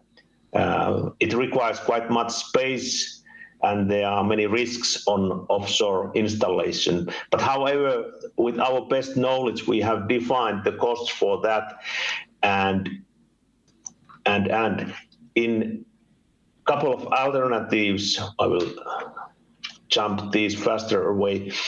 So the price of or cost of interconnection in this case would be on the level from 30 to 75 euros per megawatt hour. So cost per produced hydrogen. So it's clear that it increased the connection costs, but on the other hand, and then we have there in Finland or Sweden side, or in Åland, big amount of hydrogen to be used in different power to X processes. So this was the first review of the study. I hope that if you are interested about the result, download the report. It's about 55 pages, more detailed described what we have done here and how the costs have been defined. Now, if somebody has some questions, I would like to clarify if needed. Thank you very much, Professor Jukka Lassila. It was interesting to see how well you have actually documented the different possibilities to do some energy export also from and to see what would be the transmission regarding cables and different opportunities. For all of you and also those of you following us on the stream right now, all presentations will also be available afterwards, so you can also get the contact details to the relevant persons and things like that. And also the stream will be available later on. So if you, I understand there is a huge amount of facts and ideas that might race in your heads right now, but you will be able to come back to it later on, both teachers and students and also business partners here. So Jukka, I think that way people also might both be able to follow your progress in the future, but also come back to you with, I guess, direct questions and things like that. So thank you very much for putting us on this map today. And now we take the last presentation in this block, and we continue with another university, that is Åbo Akademi University, and we have Professor Margareta Björklund-Sänkiaho with us. And she will dwell a little more on the topic of how can we do the storage of energy. How can we deal with that, or is it already solved? Margareta, the floor is yours. Do you hear me? Yes, I can hear you. Yes, thank you for the floor. You see a picture from I think the head town of energy head town of Northern, or at least Finland, from Vasa, and we are we have a small unit of Åbo Akademi up in Vasa because we have very much of the energy industry around us, and very many interesting things are happening. Please, next slide. I can't change them myself. So we have gone through, I think everybody of you agree that we are very far. We have an ongoing energy transition, and we have, at least we see in Ostrobotnia that we have much of wind power coming up. And because of this, when you get to a certain point, you have to come up with energy storage solutions. Please, next slide. So we see a lot of development already in batteries and hydrogen, and to move forward to get fuels and so on. So there are like many pilot or demo plants planned also up in Vasa region. Please, next slide. But and maybe it's nobody had showed these pictures, but in last presentation we heard about also making hydrogen, and there are many discussions of like building a hydrogen pipeline next to the coastline, and this is also one thing that we are like involved in Ostrobotnia region. So I think it came from that initiative or thinking that the German planned to import very much of the hydrogen that they think that they need in the future. But of course, up in Finland, or in Finland, we have to also think of that. Is it the most wisest way to sell the hydrogen as it is in the pipeline, or should we do something more with it? So that's something for future. But at least the wind power capacity is growing very fast, and we have to start to convert it to something, because we can't, it's when the wind is changing very much, it has to be like backup also, and when you have too much of wind energy, you have to store it some time. Please, next slide. So I am have been working in energy business since I think 85 about, and looking or being in this transition for a long while, and looking back, we had an energy crisis in '73.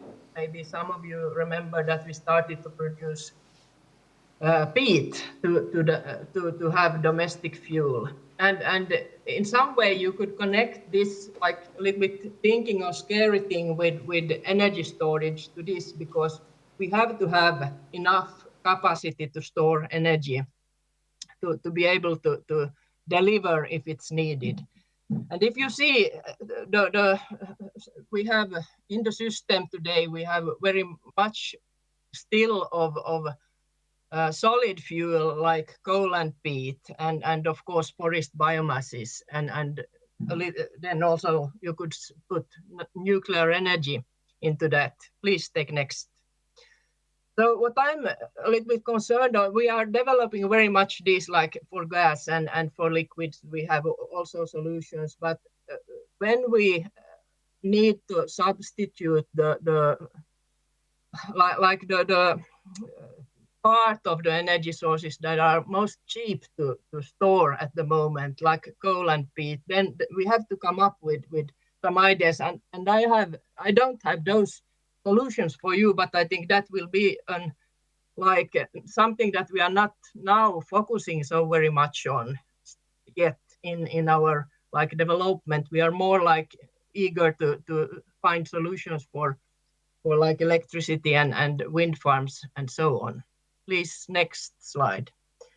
So 3 concerns maybe about energy storage. This first one is the cost of storage capacity. So of course, if you have a battery and you can charge and empty it 2 times a day, it's for the capacity you don't have to pay so much than if you are have a big hydrogen storage that you use maybe 5 or 6 times a year, and for these multi-year storages you maybe use them only 3 times per 10 years or something like that. So these are we are probably we have to approach this also view to start to calculate the storage prices of the whole energy storage field, what we are going to need. Please, next slide. The other thing that I think is coming up more and more is the, you could say, round trip efficiency. We are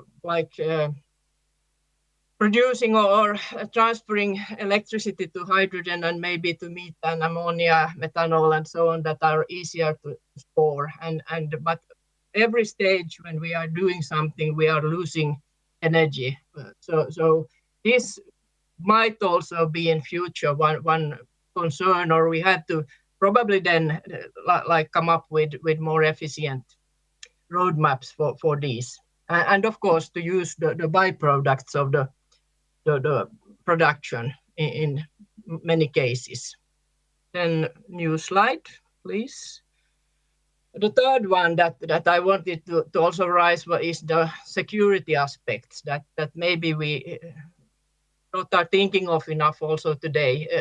What if we have seen that nuclear power plants may not deliver as we think, and the electricity prices are going up, and maybe we not have possibilities to import electricity. But once again, what is happening seldom but somewhat regular is that we have cold for long periods, or in future we could have even accidents or sabotage. So energy has to be stored as backup. Please, next slide. If you look at the continent, we have in the electrical production field, we see development that the generation capacity of condensing power, that means that we are only producing electricity from coal or peat or biomass, whatever, usually solid fuel. So that are lowered rather much. So 2008 it was about 2,500 megawatts, and now 2021 we have only about 500 megawatts left. So this has been a good backup for at least electricity system, but that we is the question. One of the questions is how can we go lower, and what are we going to, if we are substituting then coal in this system, are we going to start to produce, for example, torrefied biomass for this, or are we going to use pellets or something that is a little bit easier to store than wood chip? Next slide, please. Of course, in the future, we speak, we could think that we are taking on board like more nuclear power and see that there are studies about like small modular nuclear plants that could be coming into, for example, the district heating sector. So this, I think, could be at least a solution for part, like a period of time until we come up with like you could say even more sustainable solutions. Please jump. You could go one forward. Yes, I think I jump now to what we are doing in Vaasa region and that Åbo Akademi in Vaasa. And if you look backwards, more than 10 years, the transition started maybe with Asklot. They decided that we are going to put in like a gasification unit for biomass to replace coal. And then we invested in a waste incineration plant that could also deliver district heat. So they have been rather much done for like transferring or moving forward in the energy systems starting 10, 15 years ago.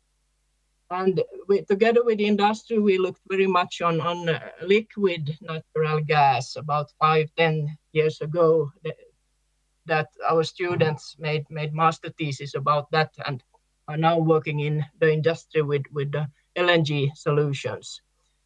A big heat storage was installed in Vasklot in an old oil cave, I think it was, that are now like you could say heating up and starting to like contribute to the district heating system. And of course it can be used as a system for dumping also access electricity if that would be needed, and that's possible according to tax systems and so on.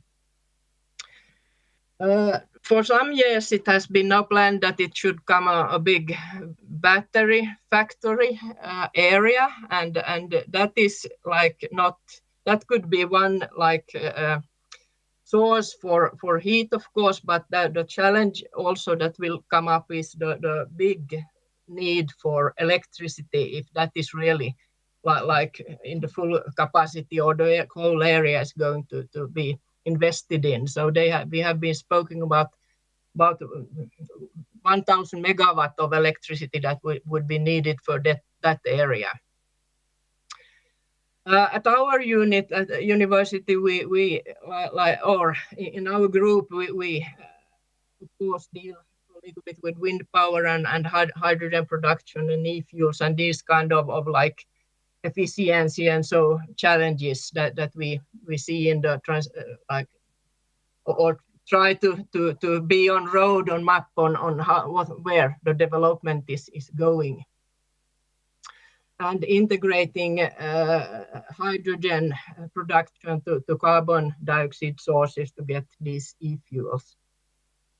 We also work with fuel blends in motors and the like change is that of course a diesel motor has to have some like the diesel has to be substituted with something that has a lower carbon content, and the first step was to take LNG and maybe second is to put in hydrogen together with LNG, and that's one way to go is to drive with pure hydrogen or to put in ammonia in LNG fuel, or then to drive on pure ammonia or on methanol. That is maybe the easiest way to do it.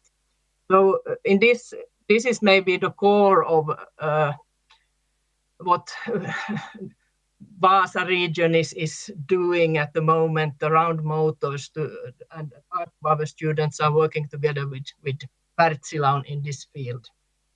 Then a little bit we are dealing with upgrading biomasses to like bioliquids and syngases and that way, but that is not so maybe big part of the industry is not so like it's not touched to industry, you could say, so much in Vaasa region. Please, next slide. So this is now more like advertising, and I think the last slide I have here. So we have cooperation with Åland, Yrkeshögskolan Åland in that way that I think 3 of your students have come to study energy technology in Vaasa and Åbo Akademi since 2011. And you can find them. We have about 61 master theses now that has been like finalized at our unit, so you can find them on our blog, and if there are teachers present, you can of course look at the names and find your maybe old students there, what they made their thesis about. And if you want to look more on our research side, our project and so on, you find also that link through our blog and to go to the ABO-CRIS system to look at our publications and research. But I was very happy to hear that you are building up a like master program for students. I think we have the same kind of challenges in Vaasa, as we are a small unit with finding or getting researchers, especially getting teachers is a very big challenge. And the whole thing in Vaasa was like 2011 developed because of this like energy transition and the need of the industry to have workers in this field. And we haven't like been able to deliver more than 61 like diploma ingenjörer, but it's still like a very important part in Vaasa region. I think everything that we can do together on education side is very, very important. So Greta, we will take that with us for sure. We have now we are a little late in the program, but we are very happy we got this comparison how you do in your region and how you also find the same challenges, problems to solve. And I think you responded very well to what Matias Waller here in Åland said earlier on, how we need to reach out to get these interested both student and staff in the future. And I think we have to also to team up with our educational units, and I'm very pleased that we also got now not only Åbo Akademi online, but also Lappeenranta University of Technology, because we need to build on stuff together. We are too small to solve everything on our own. During the presentation round, we have also got one question on the chat, which I will put, and I will put it to Juhani, because a question regarding this energy and sand storage. What are the problems for using this technology? What are the ideal placement of storage in this? Can you develop a little on that, Juhani? Is it okay? Yeah. Well, actually, first I want to say that actually this Matti who presented Polar Night Energy, I think he would have been the best person to answer. But so the question was that was it like what are the problems to use this technology? Problems to use, and was it like suitable ideal places? So first about the places, if I've understood correctly, Polar Night Energy, they are aiming for a couple of alternatives. One is this kind of container-based solution, which was in Matti's presentation. So that could be, to my understanding, placed anywhere. And I think they have also carried out research on putting this in like digging a hole to ground and making this kind of pit storage I cannot comment, or I don't know about the details of that. Potential issues. I see one issue which considers all power to heat technologies, or it's like, well, one can think about if it's an issue or not, but if you charge electricity, you also have to carry out the electricity tax and these kind of issues, and that's like actually more towards the policy and regulation, that is it necessary to, when we charge power to heat storage, to carry out like electricity tax and so on. Okay. Maybe. Thank you very much. Is Matti still with us online? Is this something you want to add on to what Juhani said? Unfortunately, no. Okay, thank you. Then we close this part, and we have one more block to go before we get lunch. Lunch will be served actually outside here, so you don't have to go long. And now we go to the maritime sector. I'm very happy and very pleased to invite Jorgen Vedstet from MAN Energy in Copenhagen in person to come and tell about something that made me scared when I met him in June, because he said that there will be ammonia on the ferries and on cargo shipping. So I took a step away, but he said it will be perfectly safe. Jorgen, pleased to have you here and share the new fuels in the maritime sector with us. Thank you. And you were partly right, because I never mentioned anything about ferries. I only talked about cargo ships. Yeah, that's true. Because ferries is slightly different. I think we have a colleague that'll talk about that. First, a few words about me. My name is Jorgen. I am working for MAN. I'm located in Copenhagen, but travel out talking about how we see the future for the shipping business. I have a technical background as a marine engineer. I've been sailing. And normally I talk to a slightly different audience. I talk to ship owners and stakeholders in it.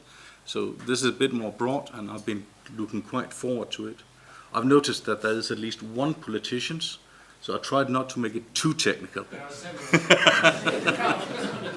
But I could sense that the picture here is more actual or more relevant for you on the Åland Islands than I actually imagined when I took it up. But for sure we have to move. This is my agenda. I'll not stay too long with it, but I think it's fair to start to give you an introduction to where we stand and where we see it. Then I'll be shortly into the ammonia, as you saw the very first of it in Copenhagen when you visited us. And then I'll talk, you can say, ammonia will be the future fuel, the fuel of the future for the two-stroke engines in very near coming future. Methanol is for today. I'll be a little bit more into that. But let's start with the strategy. All company has one. We also do. And basically our strategy is that we can't really, if we let our kids take up the garbage in the forest, what does that help if we don't, those of us who have big technology tasks, if we don't develop? So we are having a strategy saying moving big things to zero, and that's not our wallet we're talking about. That's emissions, and MAN has a target that we will enable solutions that can lower the emissions worldwide by 10%. That's quite ambitious, but it's quite reachable. Another really, I think, close to my heart is that if you, as a broad audience, you probably anticipate that the shipping industry, that the maritime industry is black, that ships are burning dirty fuels, black fuels, but actually we're quite green and have always been. We transport roughly around 80 to 90% of the world's goods, but we're only held responsible for 3% of the emissions. I'm not saying this to make any excuse for us not to develop, just I really want people who's working in the industry to take pride in working in it. It is a green industry and will become even more greener. And I'll show I actually think we have the potential to be the most green industry and being the first one to reach a zero emission target. But of putting a few numbers on it, These are the numbers from our company. Roughly 50% of the global freight is transported by one of our engines. That gives us 23,000 two-stroke engines, and that's what I know a little bit about. But we also have 12,000 four-stroke propulsion engines. I'm not too deep into that, to be honest. We all have our weaknesses. This comes with a dilemma, the moving the things to a big zero. The need for transportation will be increased up to 60% roughly, and you have doubt about it, well, look at how the population grows, and we trade more. So we have quite a dilemma here. This is our forecast, how we see the future. And I have deliberately, normally, if you saw it, if it was more technical audience, there'll be some figures up there. I've removed that. So that's not so interesting. What's interesting is that we can see we will have a split between 4 dominating fuels. You would ask, why is hydrogen not there? Well, I'm talking about deep sea going ships and putting hydrogen on board those. That will be quite challenging, more challenging than the ammonia, because you need to store it around minus 200 and some degrees. So I've taken that out of the equation. But for near coastal ships, it could be more interesting. The same is with electricity. Not that interesting for propulsion. We can use it for peak savings, but not for propulsion. So this is our forecast of the 4 dominating fuels. Single fuels, when you see the figures, you need to understand that a ship's lifetime is 20-25 years. If you order a ship today, you'll probably receive it in 27. That's not too far out. That means if you add 25 years to it, you're already here. So there will be a significant chunk of single fuel engines. I'll not dig too deeper into it, but I would say I doubt that they'll burn fossil fuels. Biofuels, HVOs of different variations, more sure. LNG, just to finalize that, yes, it's relevant today. It'll remain relevant. You'll see more and more countries using LNG instead of coal and oil, and there is a need for the transportation of it. When you transport LNG, why not use the BOC as a fuel? That's, from a technical perspective, no brainer. Then we can discuss the technology, how to use it. And also, we see a lot of container ships coming out today with LNG as a fuel. They'll still be in service around here. Probably. They'll actually be around here, they'll be phased out. But so LNG will still be relevant. Could be fossil, but more and more synthetic LNG will take over, I assume. The one we are going to talk about will be methanol and ammonia. Where are we today? Today we have 1,200 ships of dual fuel of some kind. What's more interesting is you can see we had last year quite a step up. We can say going from 1/3 to a little bit more than half of our order intake was dual fuel. We are staying on a little bit more than a half. There are things going on in the market, so we could end up around 2/3, but a little bit depending on when ship owners decide. This will roughly be the area we're in today. But things are in for a change. I'm talking about our pipeline, our new building here. We are around here with, again you can see internally we still discuss if we will end up with 40 or 50% on the single fuel engines, but that will level out. And already around a decade from now, only a very small part of it, 8-10%, will be single fuel engines. So more and more dual fuel technology will go in. That was my background and intro to the market. And of course, we take the Q&A afterwards, I assume. Ammonia. You could say, why even go into ammonia? I already disclosed to you why we don't go into hydrogen on the deep sea going ships. But ammonia, we assume that will be the cheapest of the greenest fuels.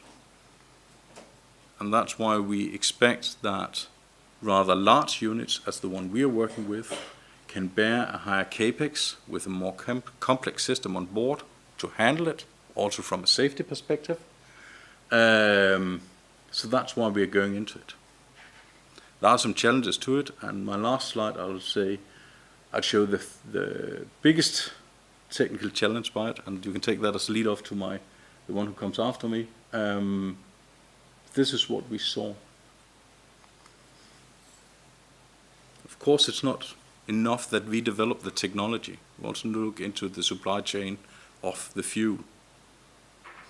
And this is what we estimate will be needed in around 2050. And you can say that's a big amount, but the projects we see actually justifies. So far we've seen projects of around 50 million tons, among them North Australia. There's a reason for that. So it is quite ambitious, but it's not completely without the task. And ammonia is a good way to store energy from sustainable, from wind farms, from solar panels. Yeah. I don't know if you've heard about it. If you've been into the maritime industry, you have heard about it. We had a big milestone. We had the first injection in a combustion engine of ammonia. We had that in June, or start July. Right now we are testing. You can see this is our test engine. I'll show you, I have another picture of it. This is what it looks like. It is cylinder unit 4. I think you saw that when you visited us. Cylinder unit number 4, if you visited our research and test center. Anyway, that's where we are right now. I think we are on the number 6 or 7 bunkering of the fuels, testing all we can. And the plan is, beginning next year, end this year, the 3 remaining units here will be rebuilt from diesel into ammonia, and then we'll have a full-scale test. And at the same time, in parallel next year, we in Japan will build an ammonia engine, and by the end 2024, that engine will be taken into a ship and going into commercial service. Burning ammonia is a completely different game compared to burning anything else, because it's non-hydrocarbon. And it's the first fuel where you can make the fuel, you can burn the fuel without any emission released. So it's quite a significant step, but it gives us some challenges. Where we are right now, that doesn't come for free. We have so far spent 72,000 R&D man hours. We started in 2019 because we were in contact with the university saying, what does it look like if we put it into a combustion chamber? And now I'm taking my commercial cap on, because no one else is at the level we are right now. Where our competitor is, they are where we were in 2019. And I'd say, just look at the number of patents. It's quite a significant work that has been done so far. We'll continue it. I'd say some of the most challenges we've had has been outside of the engine. That has been in the supply system. So making it sealed, making it safe, making a safe bunkering procedure. This is the timeline for the project. To add a little bit on that one was that last week we signed an agreement with a Singaporean ship owner for a second project. The timeline for that one I cannot reveal, but we're having the second project coming up, and then I think we might put a stop on it there, having them going into service, and then based on the positive feedback, then we release. So we are still in the R&D stage, but quite interesting, I'd say. And we are quite enthusiastic about it. Coming a little bit, and I hope I don't get too technical now, but the technique behind it is like on all our dual fuel engines, we do need to have a pilot flame. So we do still need to have a little bit of, if not diesel, then biofuel. And that ignites. After that has been ignited, we inject the secondary fuel into it, in this case ammonia. And the first test, what I can share with you, was that we actually, without doing any adjustments, we reached a level of 10 to 15% pilot oil. Our target is 5%. I'd say very positive here. Yeah, and we managed to reach 100% Indian load. Target is that the efficiency in terms of heat release will be the same as a diesel engine. And now we talk emission, now we talk the green side of it and also some of the challenges. Very quickly it became clear to us that lava gas, which is a very potential greenhouse gas, roughly 300 times as bad as CO2, if you equivalize it out, that was a no-go to have any release of that. I mean, otherwise, if we had a 10% lava gas, then we'll be worse off than with the normal diesel engines. So it was very clear for us that we wanted to have a zero lava gas. And the first injection shows what we expected, that we are able to control that within the combustion itself. Now it becomes technical because lava gas is created in certain spans of temperatures. Then we have NOx. We need to keep the NOx level as others. But if we combine it with the ammonia slip, then in a reactor, we normally use on a conventional engine, you use urea, but the active stuff in urea is ammonia. You use that to lower the level of NOx. So basically what we're doing right now, and that's still R&D, remember that, it could end up being different. But right now we're actually using the ammonia slip, that means the leftovers that are not burned during the combustion. We use that in a catalytic reactor to lower the NOx level. And then we need to see the balance. Do we need to add more ammonia? Do we need to do something in regards to the ammonia slip? But all in all, it seems promising, I'd say. I mentioned shortly that the engine here, that's, you can say, one part of it. But there are other parts of it. I'd say from here and up to here, we've been developing and we know something about it. That's just coming from a third supplier. But the knockout drums, if you vent the engine, you can't just release it. You need to trap the ammonia, otherwise you have an ammonia slip, which is toxic. When you purge it with nitrogen, you need somehow to separate the nitrogen and the ammonia. That's also a challenge. We developed a CAT system for that. And bear in mind, our test center is located in the city center of Copenhagen. You've seen it. We have around 50,000 people living nearby. We have 3 schools and a police station. Never mind the police station. But I think it's fair to say that we are working on a very, very strict limitations here. So we're having a 0 ppm limit compared to others. So if we can make it work in this environment, I'm pretty sure and comfortable that we can make it work on board a ship. And of course there's more technique to it than that, but I think we can take that in another audience. And I'll move on to methanol. You can say, just to sum up, but I think we've been through it. Yeah, I think we've been through it all. The fuel of today would be methanol. That's available now. And I have 4 takeaways on the methanol. So basically, when we've been through those, you can forget anything else. I prefer you didn't, but you can. It's a very proven concept. We had the first methanol engine in operation since 2016. Looking into the second docking of that one, actually. It's carbon neutral, meaning that if you're using green methanol, you can use other types of methanol, but if you're using green methanol, you're actually absorbing the same amount of CO2 as you release when you're utilizing it. Not carbon free as ammonia, but carbon neutral. It's easy to store. Basically, you can take a normal tank, sink silicate in it, and you can store it. And then you have the supply system. And this is really a benefit, especially for ships like a bulk carrier. It's simple. You only need 13 bars of supply compared to other systems.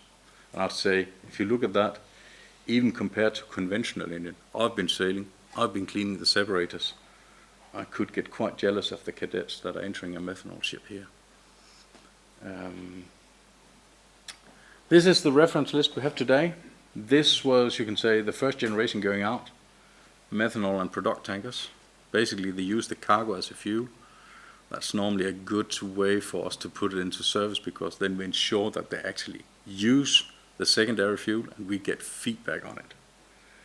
The second wave, Maersk took the lead there, container vessels, and you can see that's the very big ones that are coming out. And we have had the first one on test bed, and the best sign is when a guy like me doesn't hear anything about the test bed, and I haven't heard anything negative about this one. So it is running pretty good.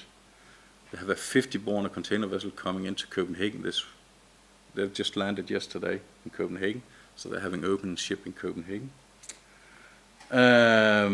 It'll be followed, and this one is actually expanding, that list here. It's followed by some not so big vessels. That's the feeder vessels that are coming in here. That's typically how we see the orders coming in on container vessels. Bulk carriers are very interested into methanol due to the less complex supply system, I should call it. And we've even seen it coming into PCTCs, pure cars and trucks carriers is starting to picking up on this. And there's a big market for cars and truck carriers. All these electrical cars that are going from China to Europe, they need to be transported somehow. With methanol, if you asked me some 6 months ago, and I think when you were visiting us, I said, this will follow quite neatly. I must say, with the orders we've seen, probably we have created a demand we can't meet, at least in a couple of years from now. But I also see that it'll grow rapidly afterwards. We have figures from the Methanol Institute saying roughly around 8 million tons will be available in 2027, I think it is. So there will be a shortage for a short period of time, but we see huge investments in it. We see big manufacturers going in, so it will solve itself. And you can see here, if you have money to spare and invest, green methanol could be an idea. 255 million tons by 2050, that's our expectations. Yeah, you could say, if you remember the figures from ammonia, that was 345 million tons of ammonia. But bear in mind, ammonia only have half the calorific value added compared to methanol. So you could say that's why, in terms of power, they end up having more or less the same share. I would expect ammonia to grow a little bit more, though. Again, going a little bit into the engine, just to some outlines. 13 bar, 600 bars. We have already now, because it's a proven design, we have reached our target, 5% pilot oil. But that can be biofuel, that could be any of the conventional fuels. Yeah. And again, there's the surroundings here, already well known: service tank, supply system, fuel well frame, ventilation. This is my last slide. And that's more or less why you probably have something else to tell, because as I understand it, Viking Line is operating on passenger traffic, and their size of tanks does matter. Naval architects are also challenged on cargo vessels with this, and this is the tank size.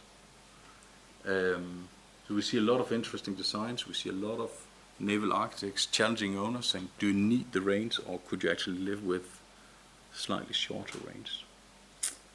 And with that, I can only encourage young people, stop protesting. It's fair enough to protest, but become engineers. That will be the ones who save the world. I'm pretty sure of that. That's all I had.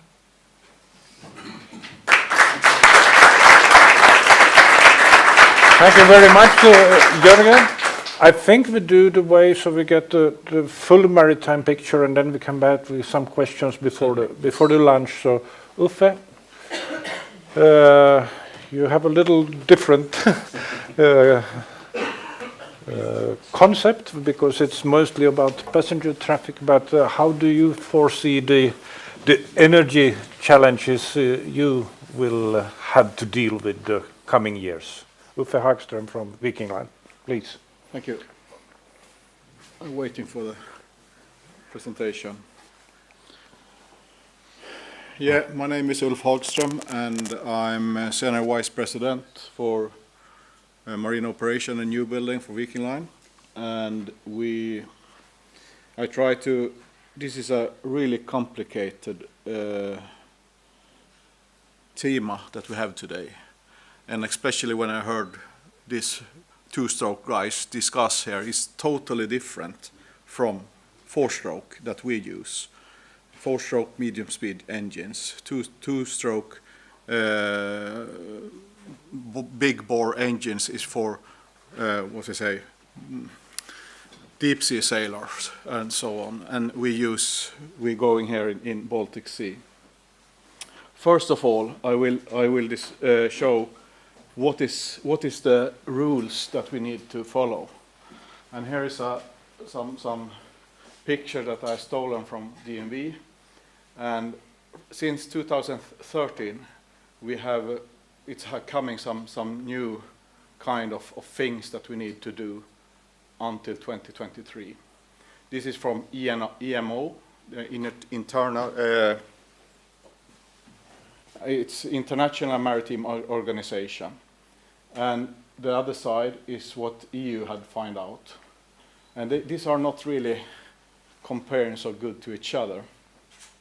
If you look for, I have putting these green bottoms for all these things that we already fulfill. One thing who is really, really important to know what you are doing is that you have a accurate reporting system or measuring system, and that is something that we put in force. That we use for the moment. We start with in 2017, but we have an internal report systems in Viking Lines more than 20 years, and we are working very much with this long before the rules comes. So I don't go through everything here, but I for sure I can stay here for 2 hours and just discuss CII or other points here. Everything here is quite complex, but this CII, that is something that going in force 1st of January 2023 this year, and this is coming from IMO, and they will go through it, and I don't know the English term, utvärdera. What? Evaluate. Something happened here. This after 3 years, and we have the possibilities to all the ships. They're going in different levels, A, B, C, and D. And we're coming to D. You need to go to the authorities and say how can I come back to C? If you don't do that, this ship cannot operate more, and it will be scrapped. So this CII,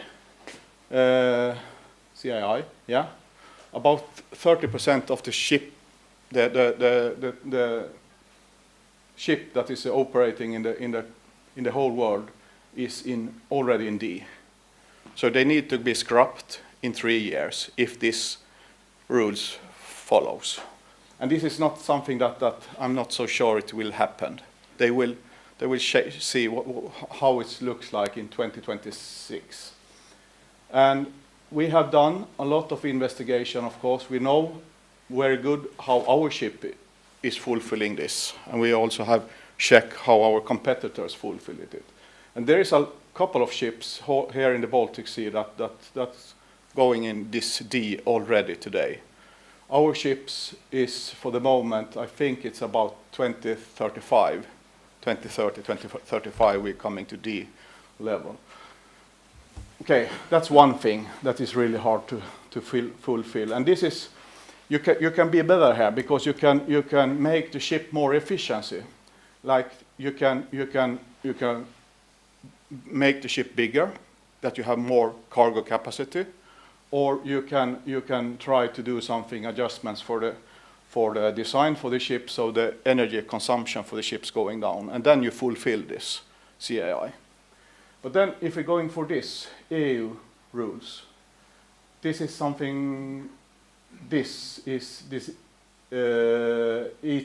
that is something that have been quite a lot in the newspaper the last year. I really appreciate that we have this problem. We get this, that we don't need to pay it between Finland and Sweden in the common 5 years. This is really good for us because in that case we can have some money to put to make the ships more energy efficiency. I will coming to that, but I have done a lot of calculations and things like this. Not only me, I have a team for that. But to fulfill these requirements for the fuel EU maritime, that the EU decided, I think it was April or May this year, this is really strong. This is the most critical in my opinion. This is just to pay. How much fuel you use, you pay a tax. But for this, it's really strong to find out. I will try to explain how. But we have working, as I say, very many years to try to reduce the energy consumption. So we measuring all the things, and boilers is for the heating on board, auxiliary engines is for the electricity, main engines is for the propulsion, and so on and so on. But if we look for the average, we have going around 28% with the existing ship from before. That is really good. We have a aim for this year to go 3% better than last year. And we follow this very strong. Of course, we have good reporting system, and we analyze all the things. And this year, from January to May, we are more than 3%. But June and July, we have some problem. It was a good problem because we have so many passengers, so many cargos. So we have a problem with the harbor times, and that in few makes that the energy needs for the ships to go faster. So June and July, we don't fulfill this 3%. But now in August again, we are back on track. So I am quite sure that the average for this year will be better than 3% less than last year.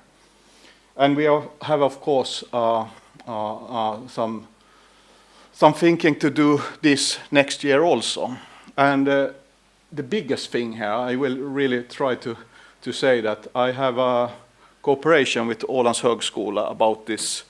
The thing that we have done this year is last autumn we make a kind of course for our navigation people, and this was really good, really good. And now we try to have them on the same level. Okay, so I will talk more about this fuel EU maritime, and the first, it will come in force in 2025, and we should take down the energy. Jag kan knappt säga det på svenska.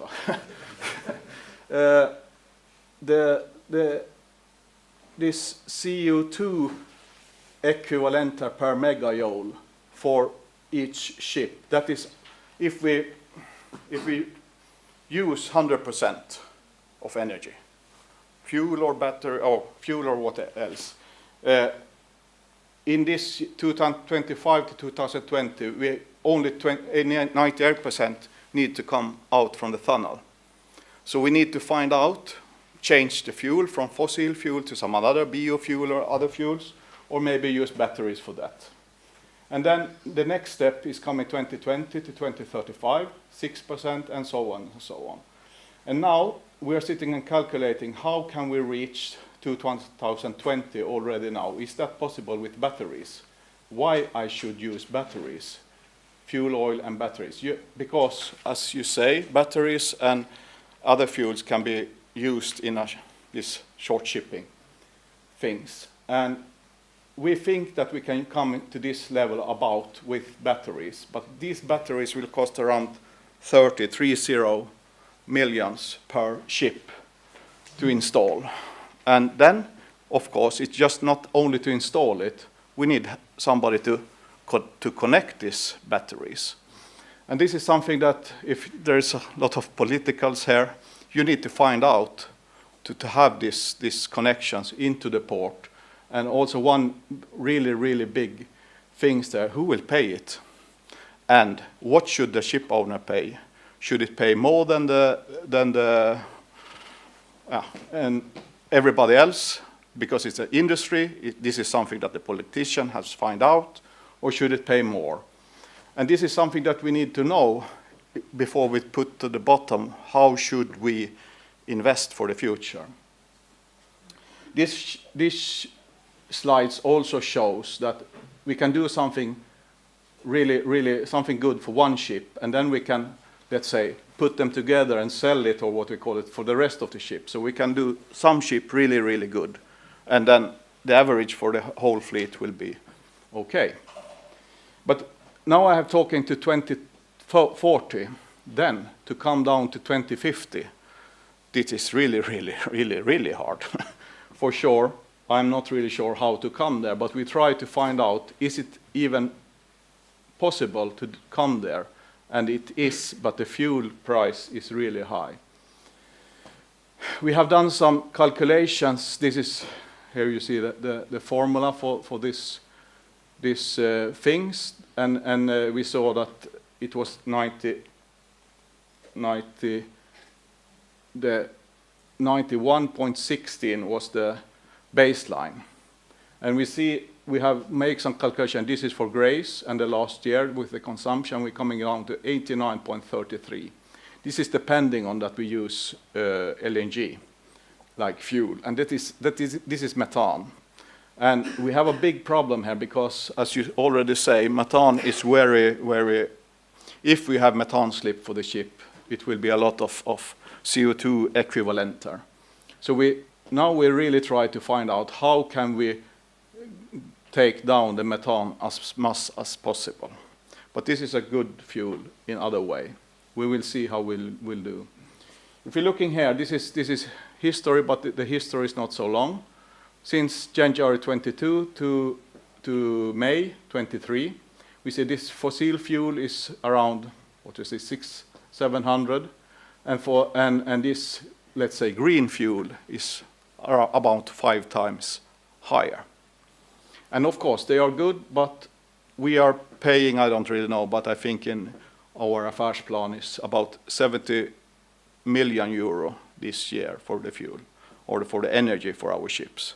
Take that with a times 5, then you find out that we cannot exist to go with those new fuels. They are not on the market in the volume that we need, and the price is too high. So it's really tricky to find out this. And we have also see here, if we use diesel oil like factor 1, this is something that I have stolen from Wärtsilä. If we use 1 for diesel oil, we see that for hydrogen, we can maybe use hydrogen in our ships if we can find it, but we need 19.5 times more space for the same energy like for diesel oil. And the price for this is about 2.6 times. And we see here for liquid hydrogen, if we take it down to minus 253 degrees, the price is 4.5 times more than diesel oil, about. And this is something, how I have tried to find out how could this price be. Of course, they need a lot of energy to come there, to cool down this from 200. This is compressed hydrogen, and this is like minus 253 degrees. And then we have used LNG in many years. There we see it's a bit in fossil size. It is 0.7 times the price like gas oil. That is also maybe not even true during these war times. This was about 4 or 5 times more expensive than diesel oil, so it's very fluctuating everything. But in the future, maybe it will be a 2.1 times more the price than diesel oil. So this, in my opinion, to find liquefied natural gas like LNG, the price level is interesting. Our ships, our newest ship, these Turku ships, Grace and Glory, they already prepare for this. And all these other things, we need to do a lot of investments to use them. And when we're looking now, if we want to do something else, we need to go through all these things. If we change fuel or make some kind of use some new fuels. We need to go through all these safety regulations, all these tanks and ventilation and everything like this, and what kind of lubrication we shall use. We need to do heat calculation on board the ships and so on. It's really, really big job and also costly to do it. And I try to say, Viking Glory Hull adapter for the future. This ship has been operating in 1.5 years now. And we have a big storage in the aft part, and we have a quite big kitchen in the forward part, and we have some storerooms here. To fulfill all these new rules, I think that we need to find another place on the board the ships for these two things, and we need to have that for the new fuels. So it's a big modification for the ships, and that is also reason we need to take away something, cabins or something else that we. So it's just not just to buy the fuel. It's also that we need to adapt the ships to can use the new fuels. I think this was the last picture for me. Thank you, Ulf. Please stay. Jorgen, will you come here, because this is a great opportunity now for the audience to put some questions both to Jorgen and to. Okay, I understand you have different needs and different perspective. You are more building for the new things. Ulf might need to rearrange the ships and these kind of things. But please, questions? I can take one. Yes. Yeah.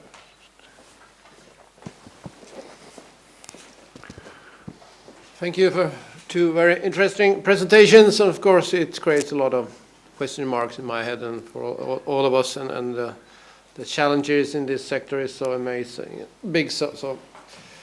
But we have to take, like when we eating, if you have an elephant, we have to take it bit by bit. That's the only way to tackle it. You said, Ulf, that the politician has to be aware of the fact that we need to have a support system in the harbors that are able to take care of these new kind of systems. As we have learned so far, there is an obligation for all the harbors to have it, but it's only if the vessel itself stays more than 2 hours in the harbor. So if it's that's the rule, that's the ruling from the supreme instance in Brussels, of course, then we will adapt to that. But that will have a great influx on your timetable. So we see a totally different communication system to and from Åland. Or what's your opinion about that? Shall we adjust to a new environment in that sense also? No, we are talking a bit different things. Okay. The harbors need to in 2030, I think they need to have possibilities to put shore connections. Yes, but to meet these new environmental rules, we need to have energy from shore side to meet the rules, and that has nothing to do with the authority or the authority. In our Turku routes, we want to put on board, if we do these investments, we need to put on board about 30 kilowatt hours every day, both in Stockholm and in Turku, and maybe in Mariehamn also. And that is just to fulfill the rules. Otherwise, we need to go some another way. But if we don't have any socket to put to the batteries, we will not even make the investments. So we need, and I also thinking about who pay for the road to the harbors today. If we compare with that, this is something that the harbors need to have. Otherwise, it's not we who want to have it. It's the rules that say that we need to do it. Let me just add that we have this Energy Commission for our islands, and we have several members here. Conny from Kraftnät. We have Robert Mansén as here he is, the chairperson, and we have addressed this by request from the town of Mariehamn. So it's on the agenda, but it's something, of course, like we have to tackle it very soon, because it's 2030 is very close. But it's on the agenda. That's all I can say. Thank you, Harry, for the question. Other questions? Please, here is one. Sandra, and then we have in the middle here. Let's see here. I have a question. You can just ignore my question if it's too off topic, but I was wondering, the legislation is what it is. It's crazy, the CII and everything, and we don't know what's to come. But the finance sector is also a part of this system because they are also applying new regulations about green certifications for new buildings and refits. So I just wonder how you approach this situation because it's so much unknown. Do you know what kind of legislations the financing sector will adapt, or is it just, up in the air? I know it's, no one knows it's not this, so but easy to answer. In our company, I'm responsible for the technique, and we have a economical department for the economical. But I know that the banks, it will be very, very hard to get some money for a new ship if we can show how we manage to fulfill the rules in the future. Okay, we fulfill it until 2030, but I think that is not enough. That is the reason that we're now sitting on how we will fulfill this 2050. And then we can go to the banks and our financial guys and say, we have a plan, but this plan costs like this. Is it possible to get the money? But that is the work that we work with now. How can we manage to fulfill these steps? Yeah, and what regulations the finance sector will say it's the green certification. So it's an open question. I just Very relevant one. We have another question there. Meanwhile, since Uffe is talking about how to rebuild the ships, is that something you at MAN also is thinking about? And in which way? Or are you only thinking about the new buildings? No, we also see an opportunity in the retrofit business. I took 2 slides out. Actually, if we don't do anything about the existing fleet, already did mention that we have an expected lifetime of a ship of, yours are probably a bit longer, but I think it's fair to say 15 to 25 years, somewhere in between there. So that means the ships we are seeing going into the order now will be delivered in 27, and that means they will still be in service when 2050 arrives. That's at least not unrealistic. And then you need to do something, and I see there are 2 options. You can either retrofit the ship, that means rebuild it from current fossil fuels into more sustainable fuels. Then there are certain things you can take into consideration when you build the new building, where to put the tanks, how your structure is. We have a department taking care of that. And we are ramming up, so if any of the young engineers want a challenge, we have one in Copenhagen for that. Okay. But if you see the division between how much resources are you putting into the new building industry, how much is this transformation of old ones? Is there some, just to get the picture in our head? The target will probably be, because I think we will, let's say 20-30% of the fleet at that time need some kind of retrofitting of some kind. I'd say the resources we are putting into, because that's a much bigger task to retrofit a ship, 50-50, a little bit more than that. Okay. We'll probably end up spending much more on retrofit at a later stage. We expect that at least. Okay. We have another question here. Yeah, for your dual fuel engines or multi-fuel, how is the switching procedure? Can you go to a new port and, they have this bunker, so you can switch in one instance, or is it like a minor rebuild of the engine to do the switching? When you build an engine, it's only dual fuel, so you need to decide if you want to go methanol or LNG, or if you want to go ammonia. So you come a little closer. Sure. So you can't switch between, for instance, methanol and ammonia right now. So your ship needs to be designed for the fuel you plan to adopt. The other thing is currently not available, I'd say. That would require much bigger supply pressure. The changeover procedure, if you take methanol on board a methanol ship, Then the changeover procedure will be you start up your system, that takes X amount of minutes, and then you can switch over within we normally say within 1 RPM, but that's a bit optimistic, but it takes a couple of seconds, minutes, and then you're there.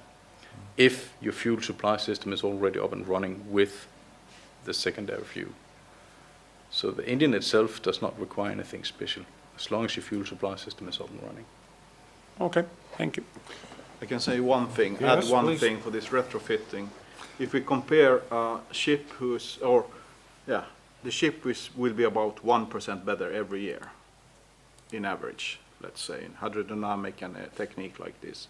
So a ship who is, let's say, built in 90 or on the 19th century, there is more a potential for more than 20% for the ship to be more efficiency than if you We build see a the new same ship picture. existing like this. And we have looking for our oldest ship. They are costing about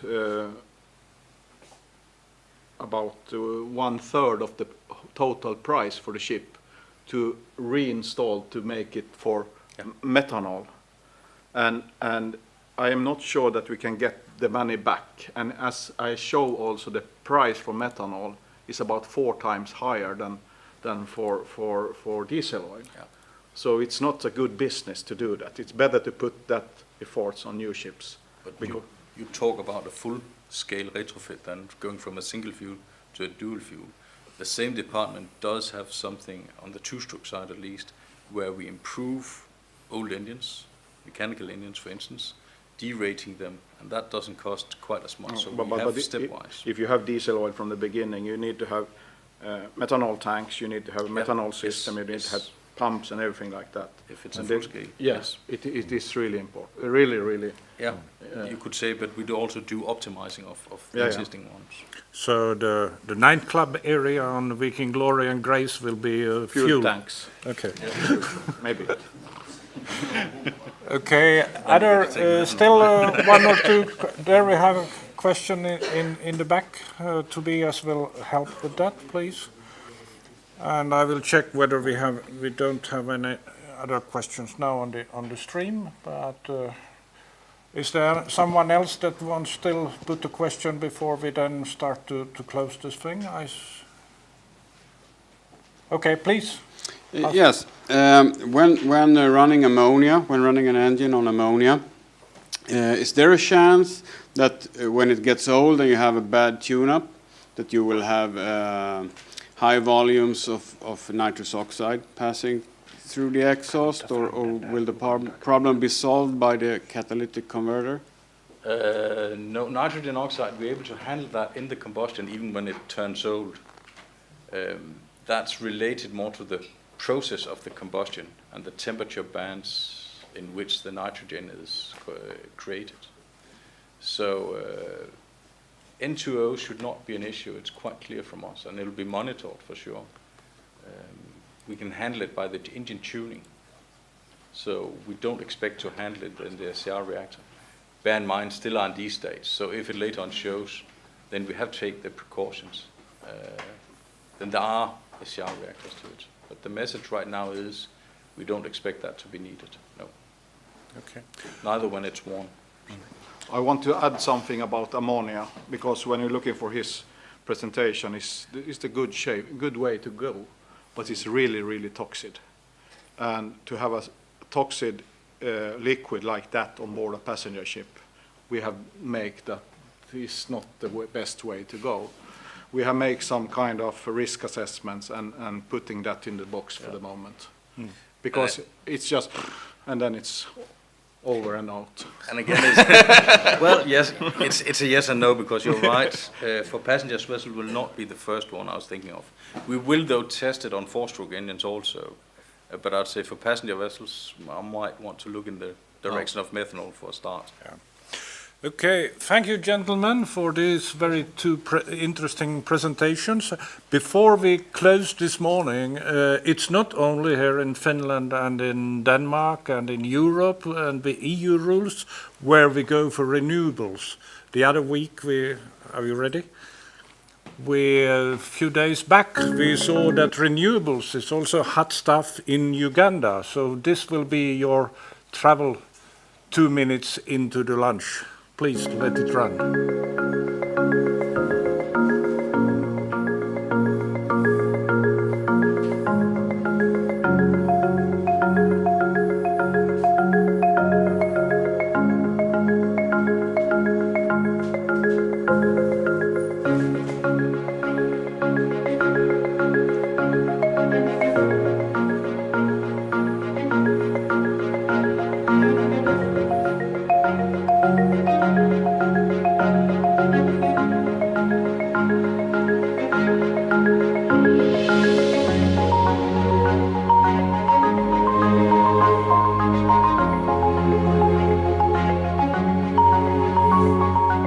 Energy is the golden thread that connects all the Sustainable Development Goals and that connects all the challenges that people do face.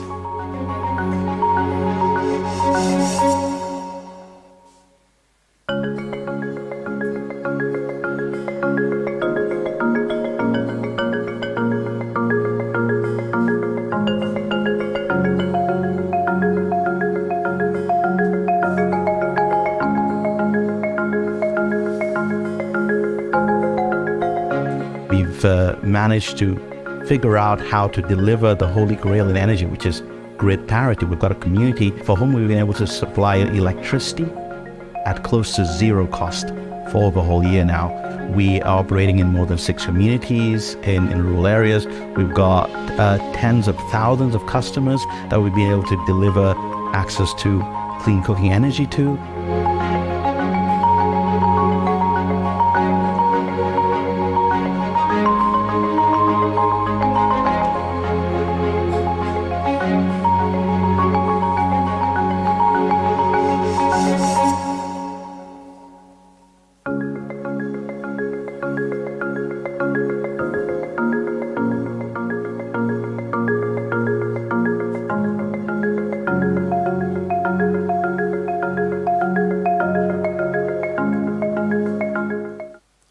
Thank you, Tobias, for this. I think I wanted to show that this is for all of us to think about. It doesn't depend on are you in an industrialized country or are you in a safe and secure environment like Åland or are the EU. These, I think, might have much more challenges than we have in their daily life as such. So take this with you. We offer you lunch outside there, and we will be back in 1 hour's time at 1:30. We convene, and then we convene in Swedish. So thank you, also you being out on the stream. 1:30 fortsätter vi med de åländska exemplen.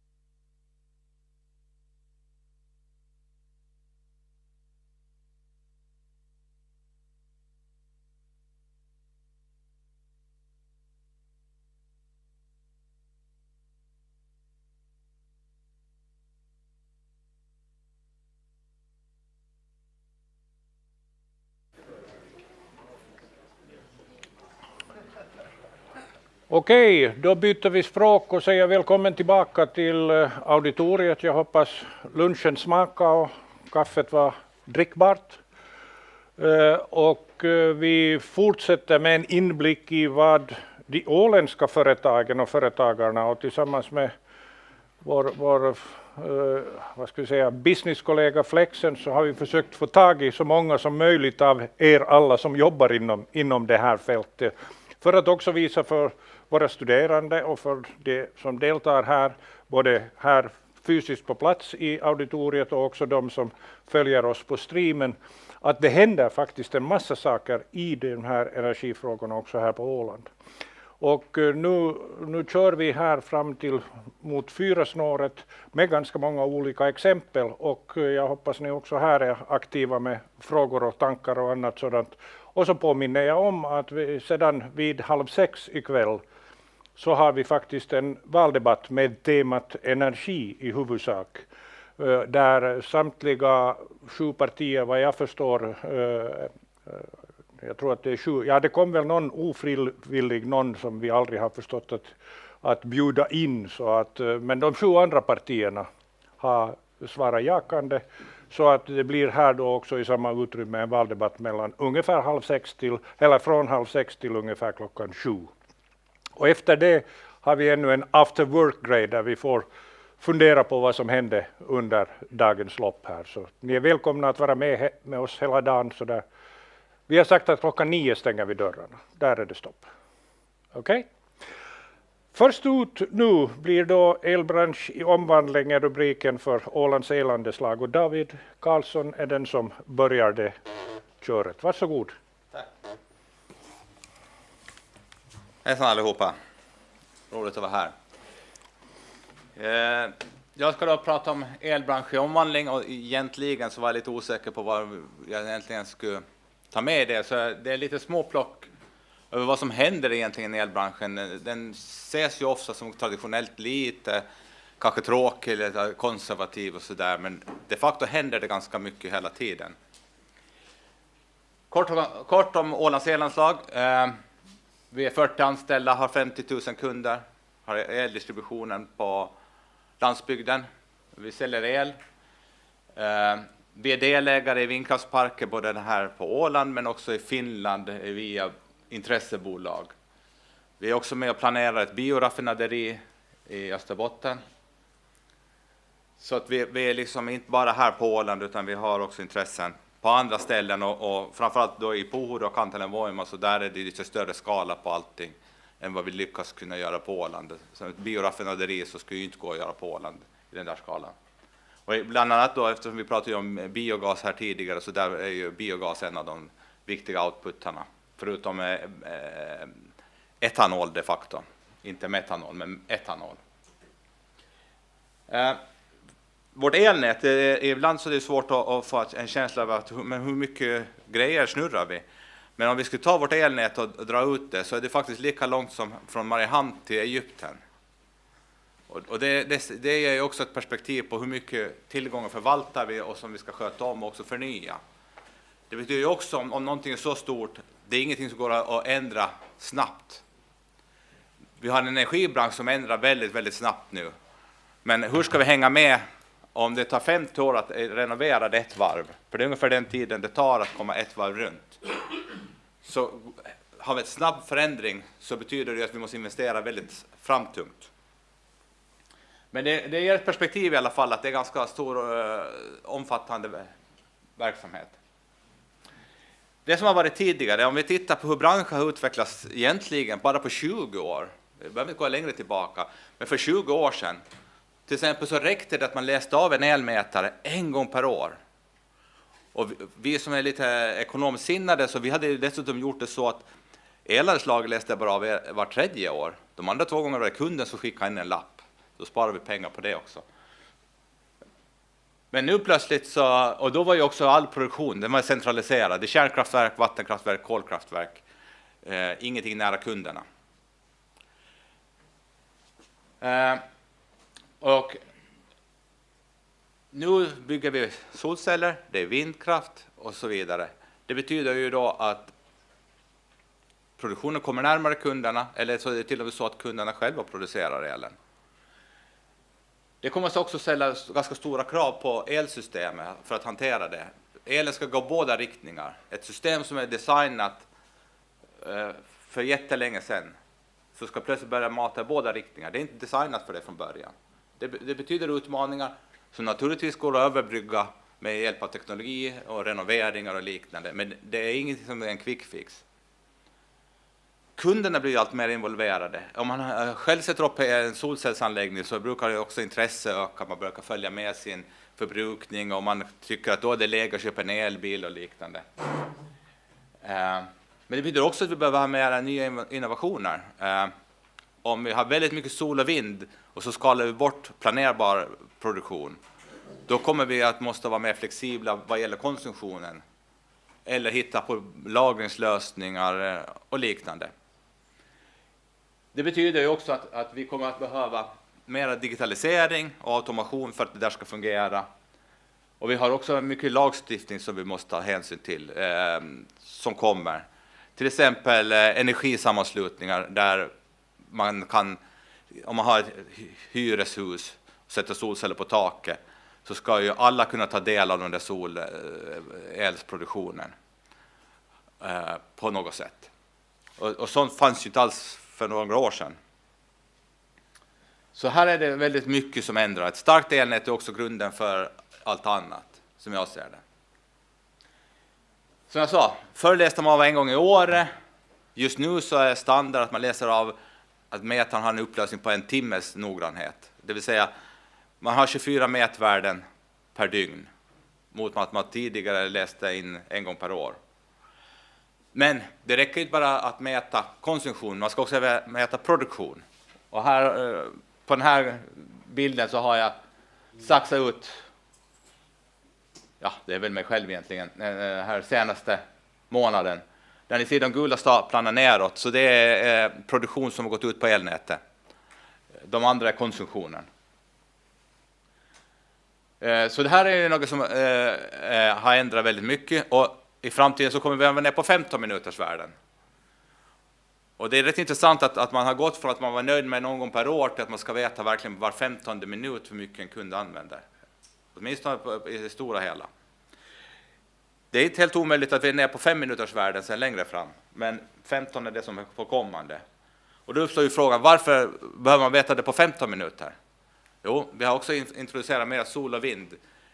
Och då på systemnivå blir det svårare att hantera. Och då behöver man kunna prissätta nättjänster och liknande. Kanske inte mot kund, men i alla fall på övergripande nivåer. Så att man kan komma i balans inom det här 15 minuters noggrannhet. Ni känner säkert till, om ni läser teknik här, att elen måste ju produceras och konsumeras samtidigt. Det är liksom inte så att annars måste man ha ett lager. Och det är verkligen samtidigt. Det är inte så här att det får kasta någon minut, utan det måste ske samtidigt. Ser vi då på Åland, så har det varit väldigt mycket solcellsutveckling kan man väl säga. Lite. Vi har inte riktigt 8 megawatt just nu, men när månaden är slut så är vi nära 8 megawatt i vårt nät i alla fall. Och det här är bara Ålands elanslagsnät. Sen har man Hamns elnät också solceller. Men det här är hos oss. Så 800 kunder har redan solceller på taket. Och det har fördubblats det här året. Det kommer mer än innan årets slut så hade det mer än fördubblats mängden solceller. Så det är rätt spännande, men det skapar ju också utmaningar. Vi är också med i Långnabba, det här vindkraftsparken där. Och det som jag tycker är lite kul med det är att det producerar nästan 40% av Ålands behov på så här årsbasis. Så om man kan göra det på 10 möllor, så det, i grund och botten, om man bara skulle liksom leka med tanken, så skulle det behövas kanske 15 möllor till, så skulle man kunna producera lika mycket på Åland vindkraft som vi använder på årsbasis. Det är ändå rätt häftigt. Det gör ju också att vi kommer att stundtals exportera vi mycket och stundtals importerar vi mycket. Vi var också tidigt ute med snabbladdare, så redan 2017 så installerade vi 2 snabbladdare för elbilar. De är visserligen bara på 50 kilowatt, men då, 2017, fanns det inte egentligen något större att få tag på, kommersiellt i varje fall. Det ser vi nu att nu börjar ju det här med elbilar växa, och det kommer ju också sätta sina utmaningar och möjligheter. Men min spådom är att alla kommer att köra elbilar i the long run, i alla fall om man tittar riktigt långt fram i tiden. Men det skapar också behov av att klara av att hantera effekter i nätet. Det behöver framförallt en intelligent laddning. Att vi inte laddar när vi annars har stor last i nätet. Vi kanske vill ladda när det är ledig kapacitet nattetid, eller kanske när vi har väldigt stor produktion av vindkraft eller solkraft på Åland. Så den kommer inte att vara statisk så att den är bara mellan vissa klockslag, utan jag tror att man kommer att ha ännu mer intelligens i det i långa loppet. Och här har vi också sett att det kommer nya snabbladdare på Åland, och det är ju bra. Och kanske vi måste börja ha laddning för fartyg här också nu då, när jag pratade med Uffe här på lunchen. Så han räckte upp handen och sa, ja, men jag kan ta lika mycket som Åland annars behöver. Så att det känns tryggt att det finns ju efterfrågan på produkten.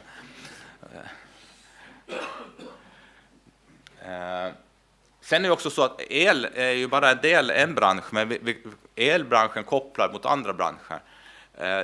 Det var ju framgick ganska tydligt på tidiga presentationer att el ihop med koldioxid till exempel, att man använder el för att producera vätgas, och ihop med biogen koldioxid så kan man ta fram flytande bränslen.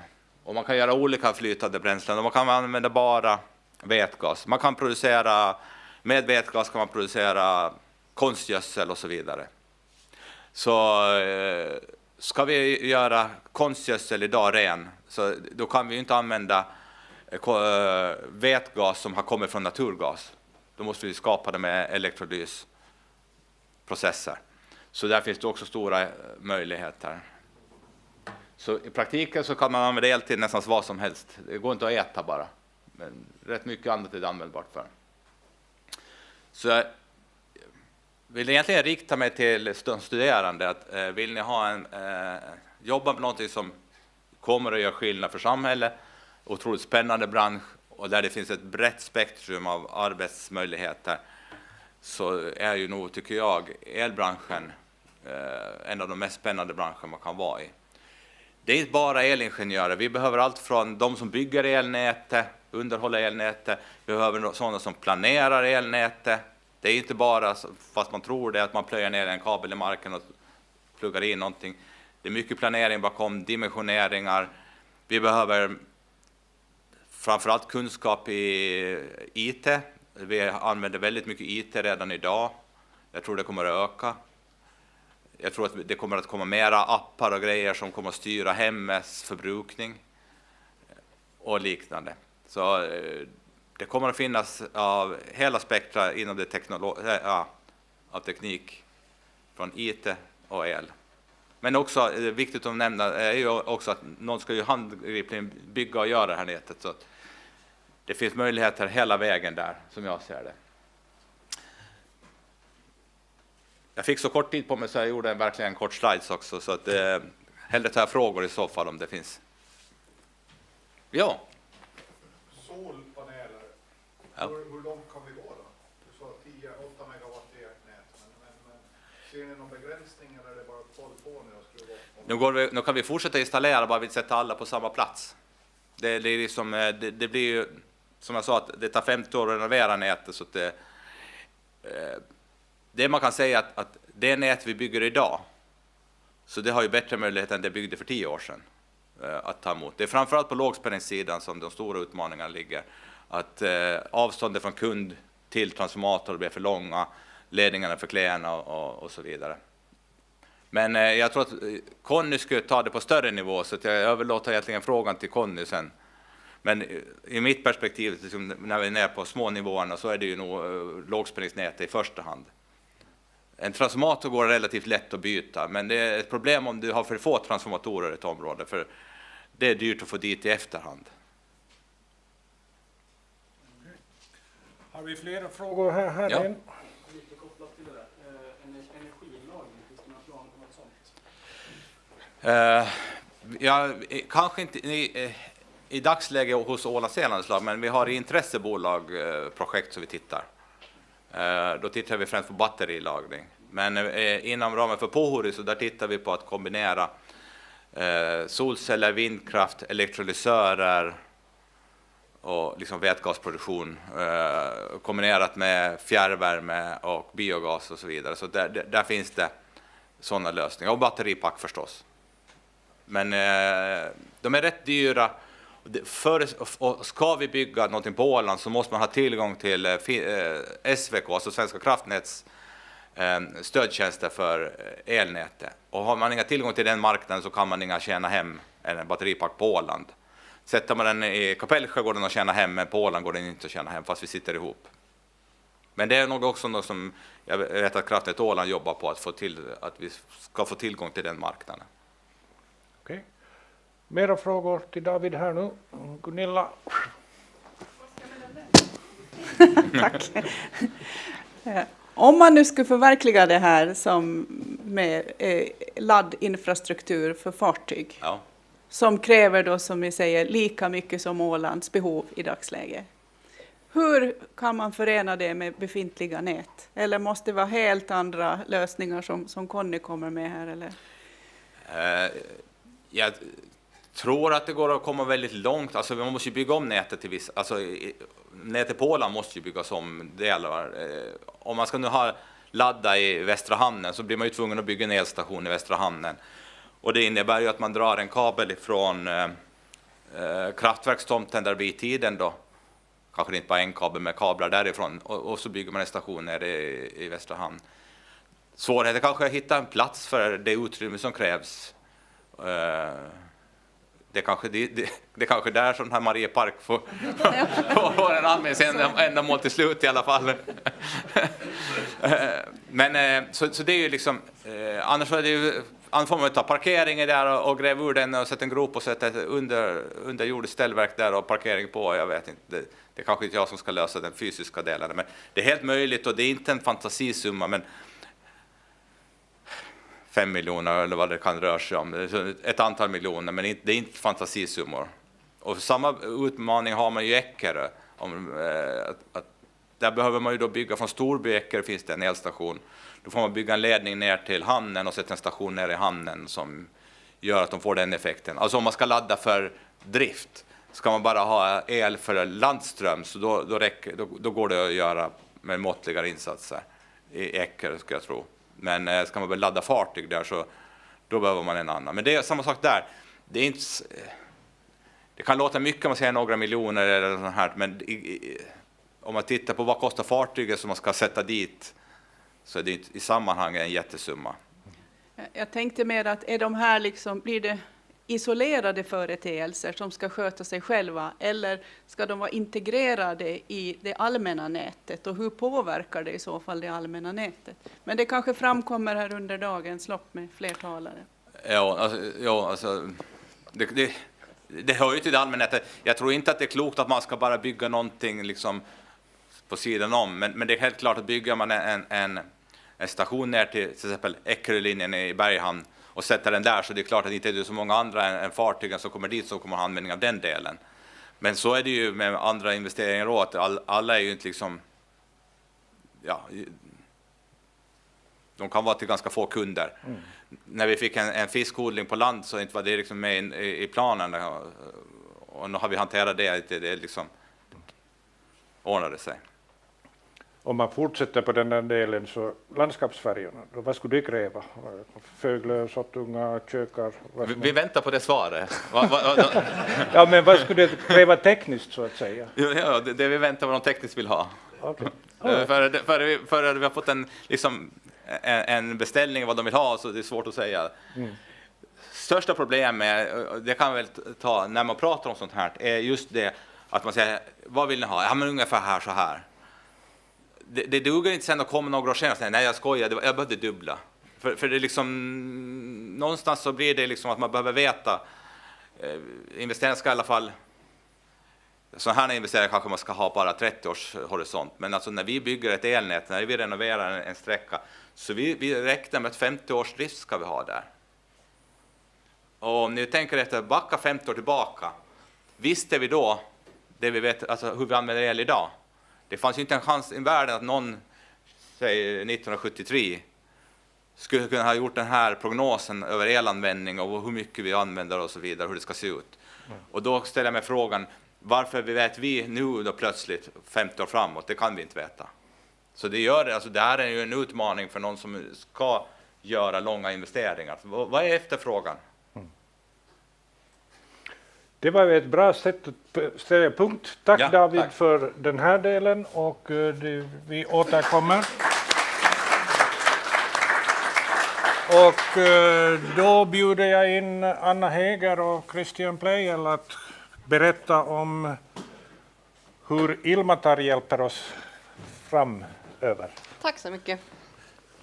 Så att ska vi se här om... Får jag låna din? Det kan du få. Jag tror att det finns nämligen ingenting. Yes, toppen. Jag tar inga plånboken utan bara... Ja, den får du göra. Vi har någon extra minut för lite scenbyte. Så. Den här frågan har säkert ställts redan idag, men hur många här inne är studerande? Bara av rent. Okej. Dryga tredjedel. Och resten är entusiaster eller någonting liknande. Nåväl, vi kör igång. Jag heter Anna Häger, jag är regionchef för Ilmatar Offshore. Med mig har jag min kollega som får presentera sig själv. Jag heter Christian Pleijel och jag arbetar med olika utredningsfrågor på Ilmatar. Bland annat vad Ilmatars satsningar kommer att innebära för er som är unga och kanske för er som är äldre också i form av arbetstillfällen och utveckling av näringslivet. Börja med lite bakgrund. Ilmatar, vad är det för någonting? Det är ett finskt bolag, men numera säger vi att det faktiskt är ett nordiskt energibolag, för vi har etablerat oss i Sverige också. Ganska nyligen öppnade vi kontor i Stockholm. När jag började 2022 så var vi 65 personer och snart, den där siffran är faktiskt inte helt aktuell, vi är snart 130 personer på 8 kontor blir det ju då. Det har hänt en hel del, men dotterbolaget Ilmatar Offshore grundas våren 2022 här. Och det är härifrån vi utgår ifrån för samtlig planering som Ilmatar har för den havsbaserade vindkraften. Och vi planerar då för vindkraft upp längs hela Bottniska viken, och det här tycker jag är jädra coolt om jag ska använda ett kraftuttryck här. På Åland sitter det 6 stycken personer som jobbar uteslutande med att planera havsbaserad vindkraft i finska vatten också. Hur ofta händer en sån sak? Vi är majoritetsägare i våra projekt och livscykel så beräknas för förnybara energiprojekt upp till 40 år och förmodligen lite längre än så. Det beror på när man beställer dem. Tekniken går ju framåt. Det här måste vi komma ihåg. Tekniken går alltid framåt. När vi planerar någonting som vi beställer idag, om 10 år är det någonting helt annat. Och det här måste man komma ihåg. Det går längre än bara liksom vad man själv har upplevt. Varför havsbaserad vindkraft? Jag tror den här frågan har kommit upp många gånger. Det finns olika svar på det här och vissa tycker inte alls. Vi har en helt annan åsikt och det är även majoriteten av de beslutsfattare runt om i Europa, bland annat när vi tittar till det. Premiärministrarna och statsministrarna då för de Östersjöländerna hade ett möte maj 2022, om jag inte missminner mig, där man konstaterar att man behöver 7-faldiga den havsbaserade vindkraften som är planerad i Östersjön för att möta och täcka upp det energitapp man har från Ryssland. Så varför ute till havs? Här finns inga hinder. Det är öppet hav. Havsströmmarna är jämnare och därmed också vindflödena är jämnare. De kan bli större med det här. Anledningen till varför en vindsnurra är så hög är för att den ska komma över hindren som är då. Det vill säga typ skog eller byggnation. Därför lönar det sig att sätta dem ute till havs. Man måste komma ihåg att all elproduktion har någon slags miljöpåverkan tills den dagen vi har total grön energiproduktion och grönt stål. Allting återanvänds och allting är ett cirkulärt. Vi tittar på hela livscykelanalysen. Det är inte så himla lätt att bygga helt grön energi från dag ett, för någonstans måste vi börja och vi har inte kanske alltid haft grönt hela vägen. Vi lever i en stor energiskuld och fossila industrin är tungt subventionerad, vilket också gör att man har en falsk uppfattning om vad energi faktiskt kostar. Så ja, det är jobbigt att gå över till förnybar energi. Och ja, det är svårt att tänka sig hur ett sådant system skulle se ut. Men vi fortsätter ändå. Det här är våra projektområden som vi utvecklar just nu.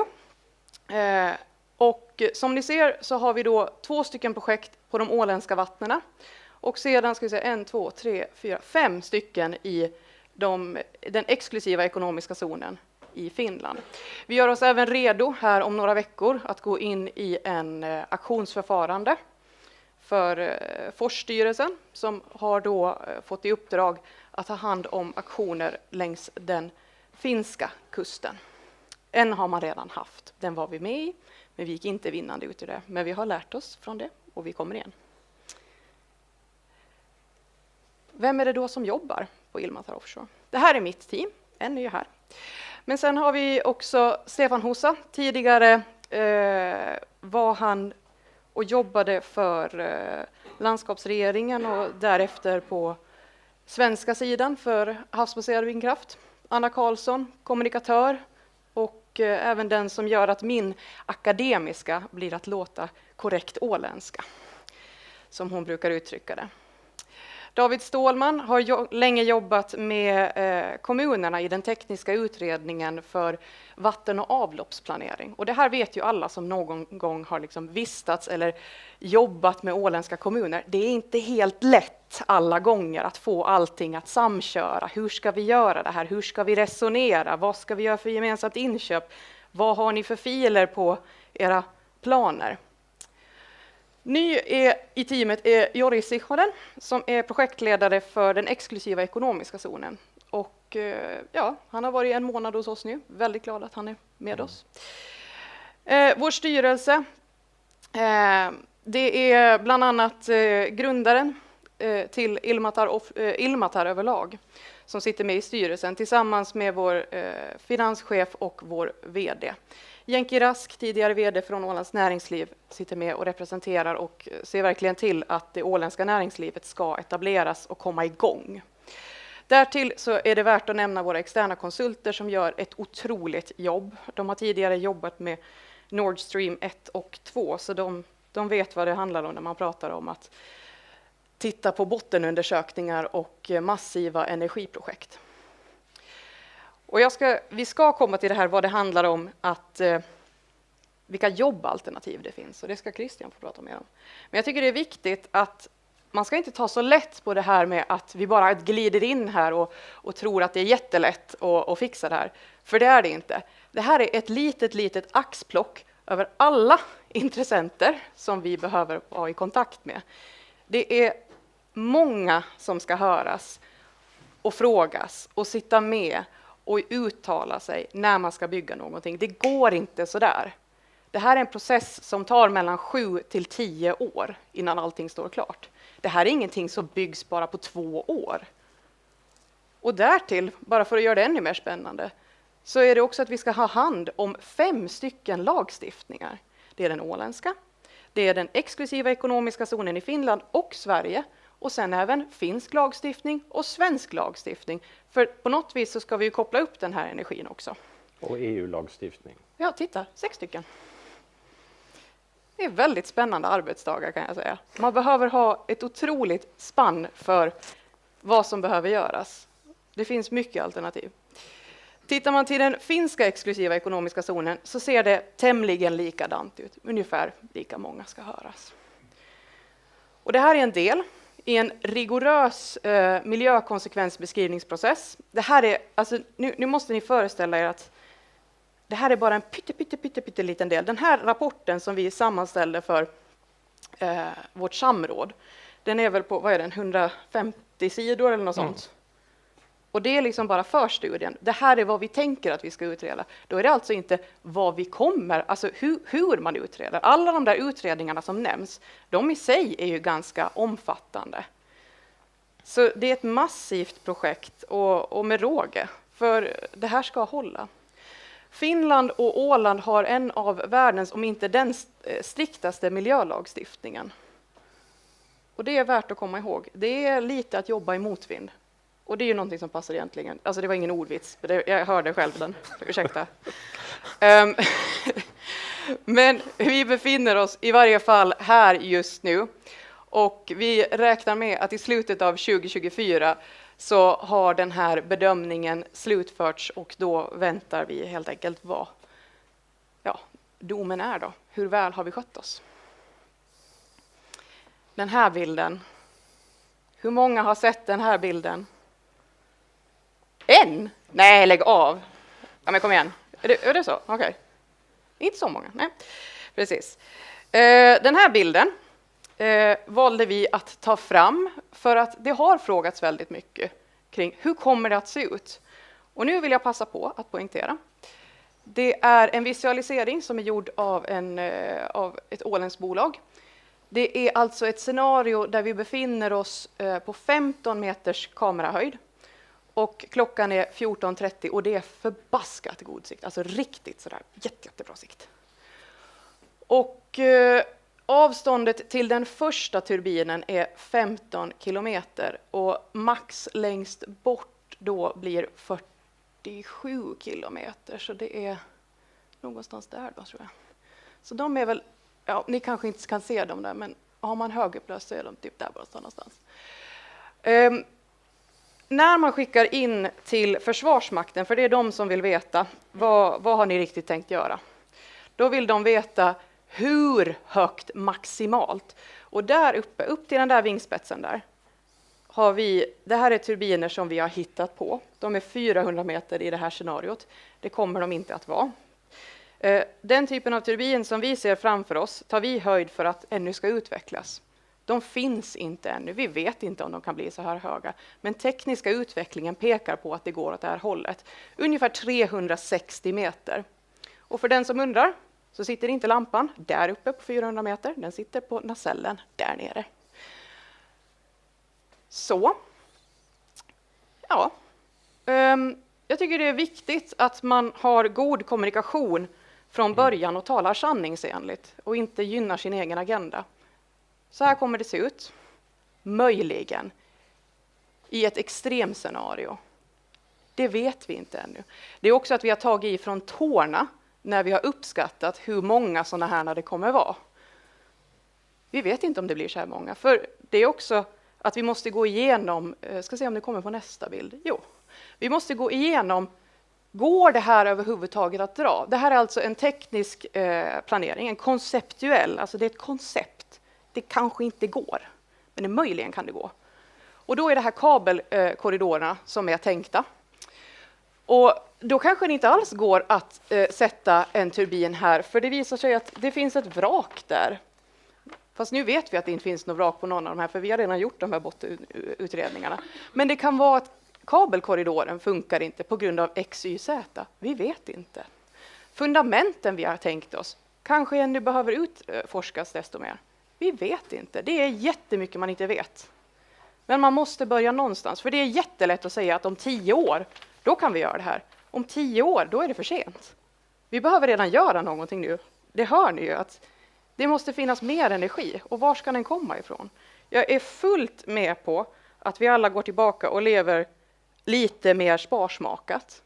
Men jag tror inte många av er är redo att börja liksom duscha en gång i veckan med vedeldad spis. Det var åtminstone min uppväxt. Det var väldigt obehagligt att stiga upp på morgonen och kanske det fanns varmvatten. Som ett litet slutkläm här. Vågskär. Det här är vårt södraste projekt som vi håller på. Då ser ni, det här är alltså, jag fick inte med hela. Det fortsätter långt. Men det här är alla de milstenar som man behöver sätta igång. Så att vi har just nu kommit till den här. Start of EIA Survey. Start av miljökonsekvensbeskrivning. Och i de här processen, bara i den här delen, så är vi snart om 4 dagar tror jag vi skickar ut ett skepp för att göra den här bottenundersökningen här. Och de är väl ungefär en 8-10 pers ombord, bara som ett exempel. Det finns väldigt få fartyg i Östersjön som kan göra den här typen av skanningsuppdrag. Men den här miljökonsekvensbeskrivningen, där är de ungefär kanske en 40 personer och jobbar. Så ni ser ju liksom, det är ganska många jobb i det här. Det är väldigt mycket omsättning. Det är väldigt rigoröst. Det är inte något vi bara hittar på. Och hur ska det här bli din framtid? Det ska Christian få. Vi är ju ett åländskt företag och vi vill att så mycket som möjligt av fördelarna, intäkterna av våra projekt ska bli åländska. Jag brukar ibland lite på kul säga att jag jobbar på Ilmatar, för jag känner att jag står med ett ben är åländskt hemma och ett ben är Ilmatar och omsorgen om att hela det här fantastiska projektet ska bli verklighet och till fördel för andra långt utanför Åland. Men för att förstå vad som händer på Åland så gör vi också en undersökning, en utredning av vilka arbeten, vilka företag kommer att kunna utföra arbeten inom det här projektet. Och i vilken utsträckning kommer de att kunna vara åländska? Och den här utredningen kommer vi att publicera den 28 september nu. Alldeles snart. Det är nog det bästa jag har gjort i hela mitt liv. Och det är inte jag som har gjort den, utan jag har gudskelov hjälp av några ekonomidoktorer som lutar sig på en nobelpristagares modell och så här. Det känns otroligt stabilt. Och jag kan inte föregå de resultaten än. Men jag kan säga att det är en dynamisk modell. Och med det så menar jag att om ni tänker er en box och så skjuter vi från Ilmatar in kapital från vänster, så måste Åland möta upp från botten och upp med kunniga människor, specialiserade företag, fartyg, den hälsovård som kommer att behövas, de bostäder som kommer att behövas så att människor kan flytta hit och bli ålänningar och jobba med de här sakerna. Så det är alltså en dynamisk modell och vi bygger 3 scenarier utifrån det. Vi vet ungefär vad vi tänker investera, men vi har ett scenario som vi hoppas inte blir av, där Åland är ganska passiva och egentligen fokuserar på arrenden och fastighetsskatter och annat. Och vi har ett medelscenario där vi hoppas att Åland mobiliserar och inte sitter på händerna utan vill vara med i det här. Och så finns det ett drömscenario som är nummer C. Vi återkommer den 28 september.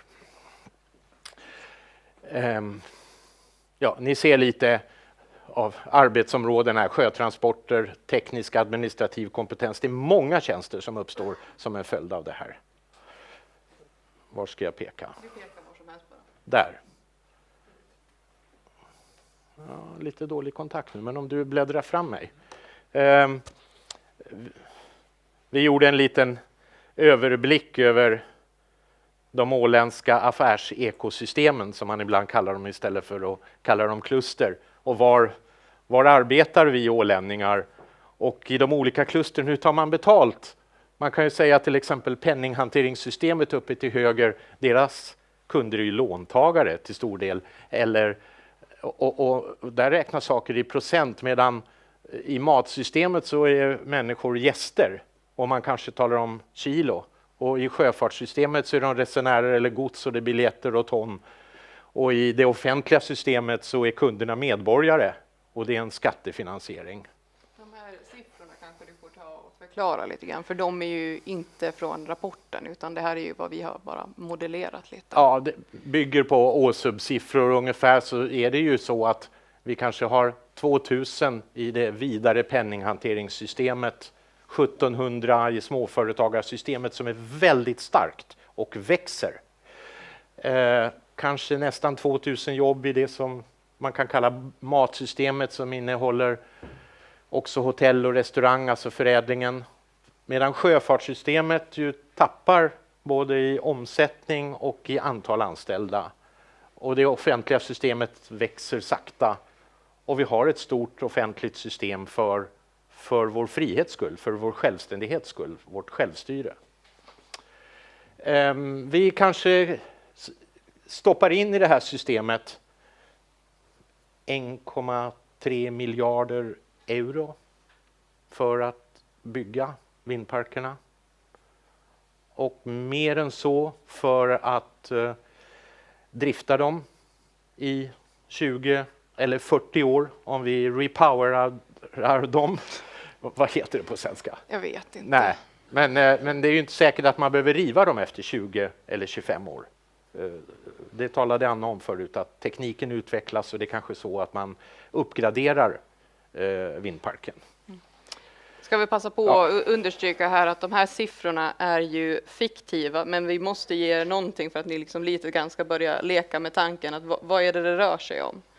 Som sagt, bättre siffror kommer den 28, men det är så jädra tråkigt att hålla en presentation och så har man liksom, ja det blir jättemycket pengar. Jaha, okej. Ja, det kanske inte blev mycket bättre nu så här, men ni förstår vart vi är på väg helt enkelt, att vi måste modellera på något sätt.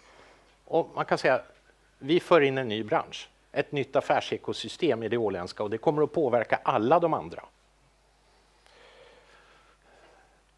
Och den här sliden så tog vi fram för att det här är de utbildningar som finns idag. Och jag ska ärligt säga direkt, jag har inte gjort den här sliden, det har AI gjort. Utgående från era program när man matar in det, vad kommer det ut? Vad säger AI att det går att jobba med inom havsbaserad vindkraft? Det här är frågan som jag ställde och sedan matade in. Så ja. Jag kan komplettera med att säga att vi har ju en representant i branschrådet här på högskolan. Det råkar vara jag. Och därför så tittar vi på framförallt de elektroteknik och maskinteknik till exempel. Vi är väldigt måna om att det utvecklas väl, att vi får många sökande, att vi håller hög klass på utbildningarna, att så få studenter som möjligt hoppar av, att vi backar upp med den matte- och fysikkompetens som kanske behövs om de är för låga från lusse- och gymnasienivåerna, så att man ska klara av de här utbildningarna. Ja.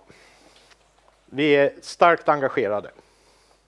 Och så pass att för 1 år sedan så instiftade vi det här stipendiet. Det här kan ni läsa mer om på vår hemsida. Vi vet att arbetskraften som vi behöver ha sitter i det här rummet, men de behöver också ha arbetslivserfarenhet, och det kan vi förvänta oss att det bara kommer så där. Och därmed så upprättade vi ett stipendium som det är löpande ansökning till. Ganska låg tröskel, men vi förväntar oss att det ska vara väl motiverat vad det är man ska göra. Är det att man ska fara på en mässa? Är det för att man ska fara på ett utbyte? Ni bestämmer. Vi samarbetar ganska bra. Och här har någonting hänt med våran slide, men det är lugnt. Det händer mig också hela tiden.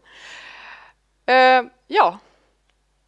Vår tid är ute. Ja. Med råge. Ja. Tack Anna och Christian.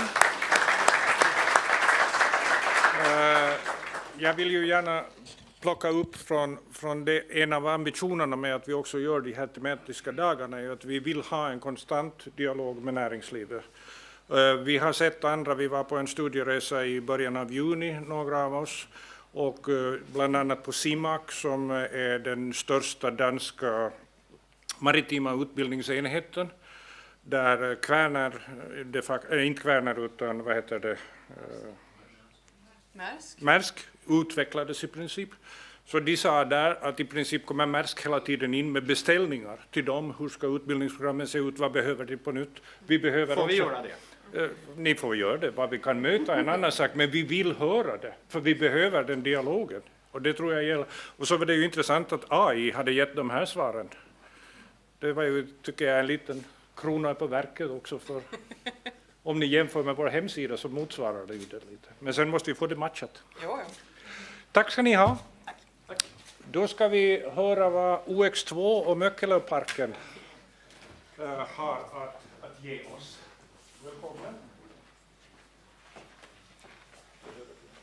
Är det okej om du står där lite? Absolut. Tobias plockar fram din presentation och så kan du själv klicka fram dig. Ja. Där har vi en logo. Nu ska vi se, jag har mina noter här på datorn. Så Okej, Kenneth, det var så god. Ja, tack. Energidagen, här är vi. Min första not, jag kommer ihåg att presentera dig, för det glömmer jag alltid bort annars. Kenneth Rosenberg-Brunila heter jag, jobbar som projektledare då för OX2 Åland. Vårt ledord på OX2 så det är Powering the Great Shift. Det var också med i namnet på presentationen som jag ska hålla. På vår whiteboardtavla på kontoret har vi också en annan slogan som är att vi ska vara där som framtiden görs. OX2 är ett stort bolag. Vi är representerade på 11 marknader i Europa. Men sen juli 2023 så kan vi också kalla oss ett globalt bolag, för vi köpte Esco Pacific i Australien. Så nu är vi på 12 marknader då och globala. Det som jag tänkte att jag skulle visa med den här sliden så är att OX2s portfölj när det kommer till utvecklingar. Så Åland räknas som en egen marknad, och som vi ser här nere så ligger vi som 3:e största utvecklingsportföljen i hela OX2. Så det som vi gör på Åland är jättestort, och det tror jag att ni kanske förstod också på Anna och Christian här i presentationen innan. OX2s teknologiportfölj, så vi har onshore wind, där börjar allting 2004. Det utvecklas offshore wind, sol, energi. Det som inte är med i de här silosarna som vi brukar prata om emellanåt, så det är Power to X. Den kommer så småningom, och vi kommer fram till den när vi börjar prata om energiparken på Möckelö. OX2 Åland då startar mars 2022, så 1,5 år har vi varit etablerade på Åland. Anders Wiklund rekryterades in som landchef, döpt om sig till Island Ambassador, och nu är vi ett team på 7 personer med 6 fasta anställda och 1 konsult. Och när det här initierades, eller vi etablerade oss på Åland, så satte vi en ribba, och det var 2030 så ska vi vara the Nordic Leading Green Energy Hub. Det är ganska stort. Och jag tror vi behöver tänka stort för att ta oss vidare också. Men hur ska vi bli den nordiska ledande gröna energihubben då?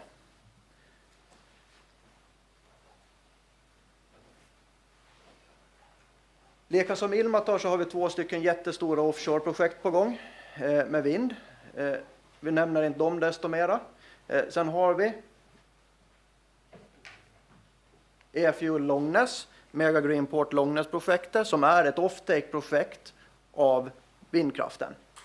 Vad kan man göra med den vindkraft som vi inte kan mata ut på nätet? Ja, den kan vi förädla till någonting annat som vi kan lagra på ett annat sätt, och vi kan skapa mera marknader. Det som jag jobbar med och som jag är ansvarig för på OX2 Åland, så det är PV-satsningen, den här rutan. Men vi kallar det då för energiparker. Och vad är en energipark? Ja, ska man skapa ett koncept så kan man börja med en bild. Och då satt man sig ner, brainstormar fram, vad är det vi ska skapa? Och så ska man komma ihåg, eller det som vi utgår från i OX2 i arbetssättet som vi gör, så det är att vi ska vara med där framtiden görs, vi ska vara med i den gröna omställningen, men vi ska inte göra det på naturens bekostnad. Och vad betyder det då? Ja, det betyder att när vi går in i ett projekt så ser vi på, är den här marken lämplig? Och när vi lämnar projektet så vill vi att det ska vara ett högre naturvärde än vad det var när vi började. Det vill säga, vi ska ha en positiv inverkan på biodiversiteten, och det är ju någonting som man kan mäta också på olika sätt. För att verkligen sen då verifiera att det man gjorde gav resultat.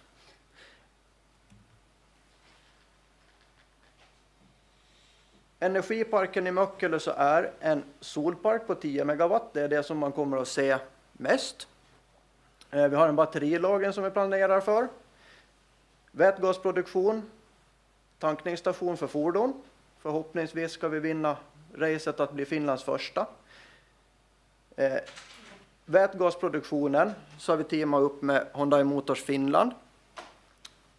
Och målsättningen är att vi ska kunna skapa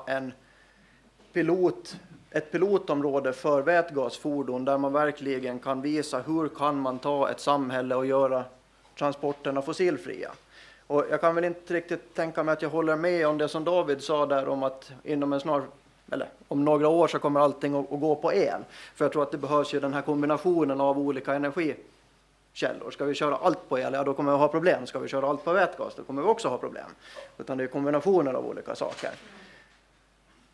Men man ska också tänka på att det finns ju andra energianvändare i det hela. Och det är industrier. Och där har vi ett tätt samarbete tillsammans med Orkla. De kan ta vår vätgas, ta bort propan, bli klimatneutrala. Och då kanske vi kan ha lite bättre samvete när vi sitter och trycker in det på lördagskvällen. Tänk att det här är ju neutralt så det här måste ju vara bra. Biodiversiteten, biodling, fårbete, hålla efter, elektrolysen, ger överskottssyre, överskottsvärme, det kan vi använda till olika saker. Fjärrvärmenät till exempel, går i närheten av vårt tilltänkta område, kan vi producera värmen till fjärrvärmenätet. Batterilagring, då skulle vi kunna komma in med de här riktigt stora superchargers. Och sen är det här ny teknik. Och då kommer det här utbildningscentrum. Vi lär oss hela tiden och vi vill också lära er att vad är det här med energipark och den gröna omställningen. Och vad händer i projektet då? Ja, vi håller på med en pilotinstallation på Möckelö. Visualiseringsbilden från bygghandlingarna på det vi ska bygga. Och vad är det vi vill göra då? Ja, men vi vill göra val som gör att det vi gör inte görs på bekostnad av naturen. Och då är det utnyttja de lokala råvaror vi har. Vi vill bygga i trä. Det har inte gjorts på stor skala. Det finns några installationer på Åland som är byggda i trä, men inte på samma sätt som vi planerar att bygga. Det här börjar vi med 7 augusti och planen är att det ska vara klart här i mitten på september. Vi bygger en halv sträng. En sanning med modifikation, men vi går inte mera in på det. Det som vi gör då så är att bygga en halv sträng av många i parken. Och varför gör vi det då? Jo, för vi vill utvärdera den här processen. Och vad är det för process vi ska utvärdera? Det är hur tillverkar vi stativen? Vad kan vi använda för grundläggningsprinciper? Hur ska vi installera det här? Och framför allt, hur gör man den elektriska installationen? För det är ju så att tittar man på en traditionell PV-park så då pålar man. Så kapar man pålarna i rätt höjd. På med solpanelerna och så jordar man i det och så är man glad. Om det är någon som studerar elteknik här inne så vet de att vi kan inte jorda i trä, det kommer inte att gå särskilt bra. Och sen är det här utbildningen då, en informationsstig runt och berätta om vad är projektet, vad är konceptet och vad är biodiversitet.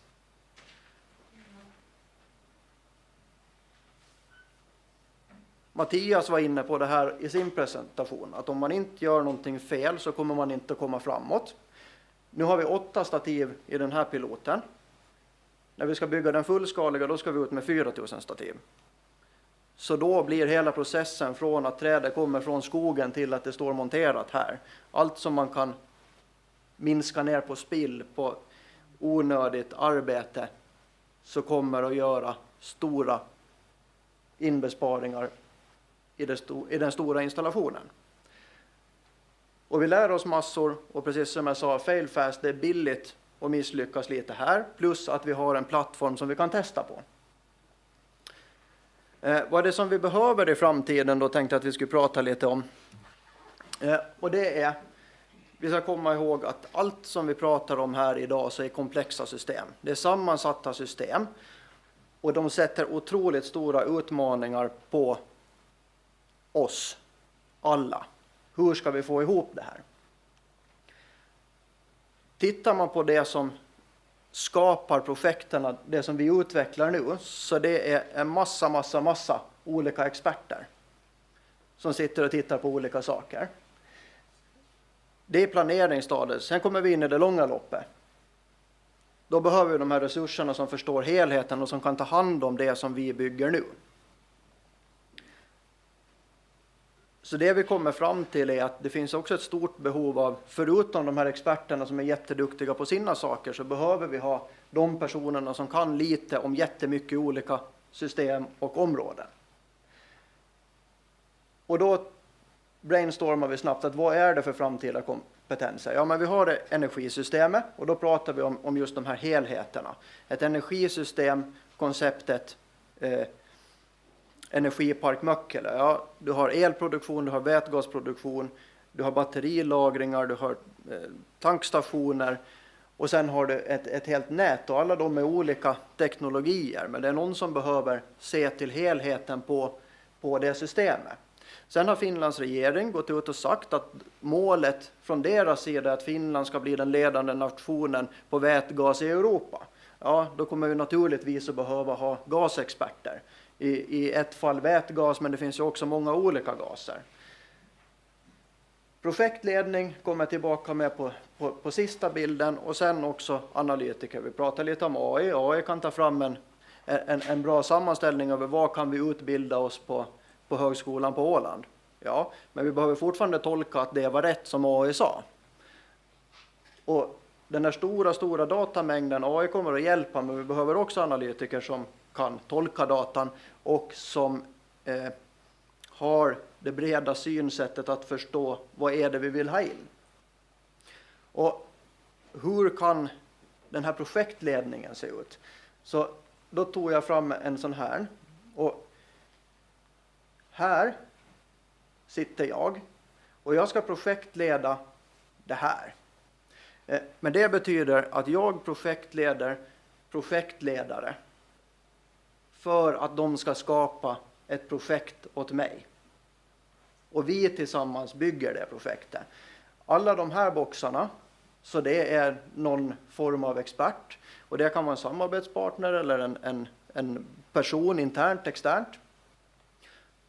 Och de i sin tur har, som kanske inte syns här, en massa personer under sig. Så man kan kalla att varje sån här ruta är också en projektledare.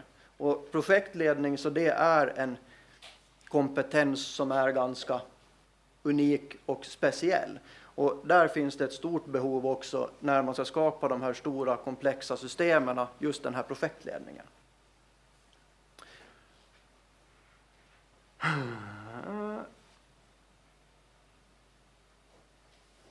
Och då kan man ju fråga sig, jag sa att vi planerar på att vara klara i Möckelö i mitten på september, vi var klara i början på september. Nu kan vi väl nästan säga att hela det här pilotprojektet är färdigt. Så ni är jättevälkomna på besök hit och gå runt. Titta på vad är det vi har byggt. Vad är det OX2 sysslar med? Vad är visionen för Åland? Vad är det här konceptet Energipark? Sen vill jag också tipsa om Save the Date. 31 oktober så kommer vi ha energiarena igen på Blomstringe.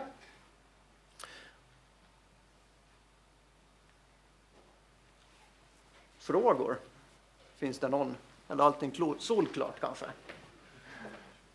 Komplext, men ska vi säga hälsningen till oss igen var väl här också den att liksom vår kapacitet att så att säga utbilda människor till kompetenser som kan bli projektledare, som kan ha en bred förståelse ibland över kanske inte expertisnivå, men förstå hur det hänger ihop i alla fall. Så det var grej. Och jag menar, hälsningen som jag tar nu från både din presentation och från Ilmatar och också tidigare här idag är ju att vi måste få in er beställarfunktion också i våra branschråd och annat sånt. Så jag hoppas att det liksom den här dialogen kan växa ännu mer. Har vi någon direkt fråga till här? Vi ska ta Tobias där. Den så hör de också på streamen vad frågan är.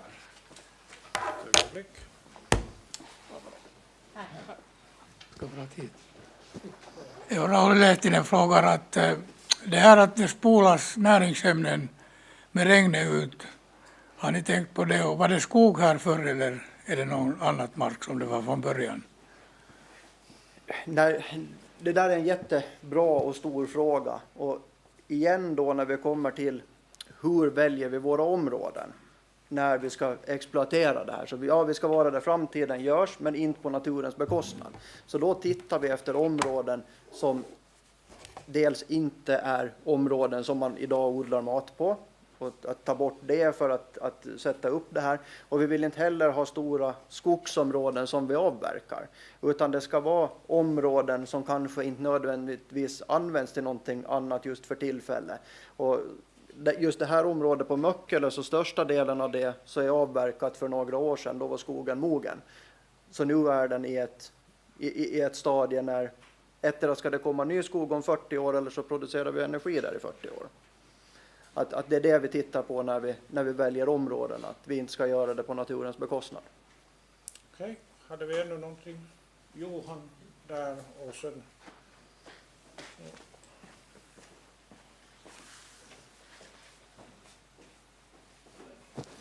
Sådär, hej.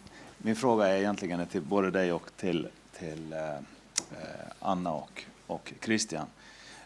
För det är ju rätt imponerande vilka team som man har. Man har ekonomidoktorer och baserat på Nobelpristagare. Det är ju fantastiskt. Och jag tror ju faktiskt att man besitter rätt bra med kompetens i de här nätverken. Och jag tänker bara att den här motparten då som ska komma emot då, så vilka nätverk har man eller vilken kompetens har man för att möta upp, för att faktiskt inte bara möta upp utan så att säga också kunna förstå för att ta beslut.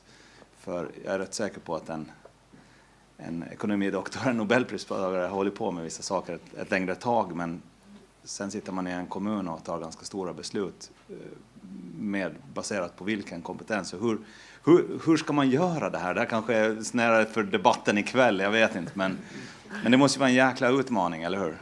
Absolut, och det är ju... Hur ska man säga? Alla kommuner har ju sina kompetenser och styrkor och så vidare. Och tittar man på de här 2 energiparkerna, vi har Möckelö och så har vi Hällesby.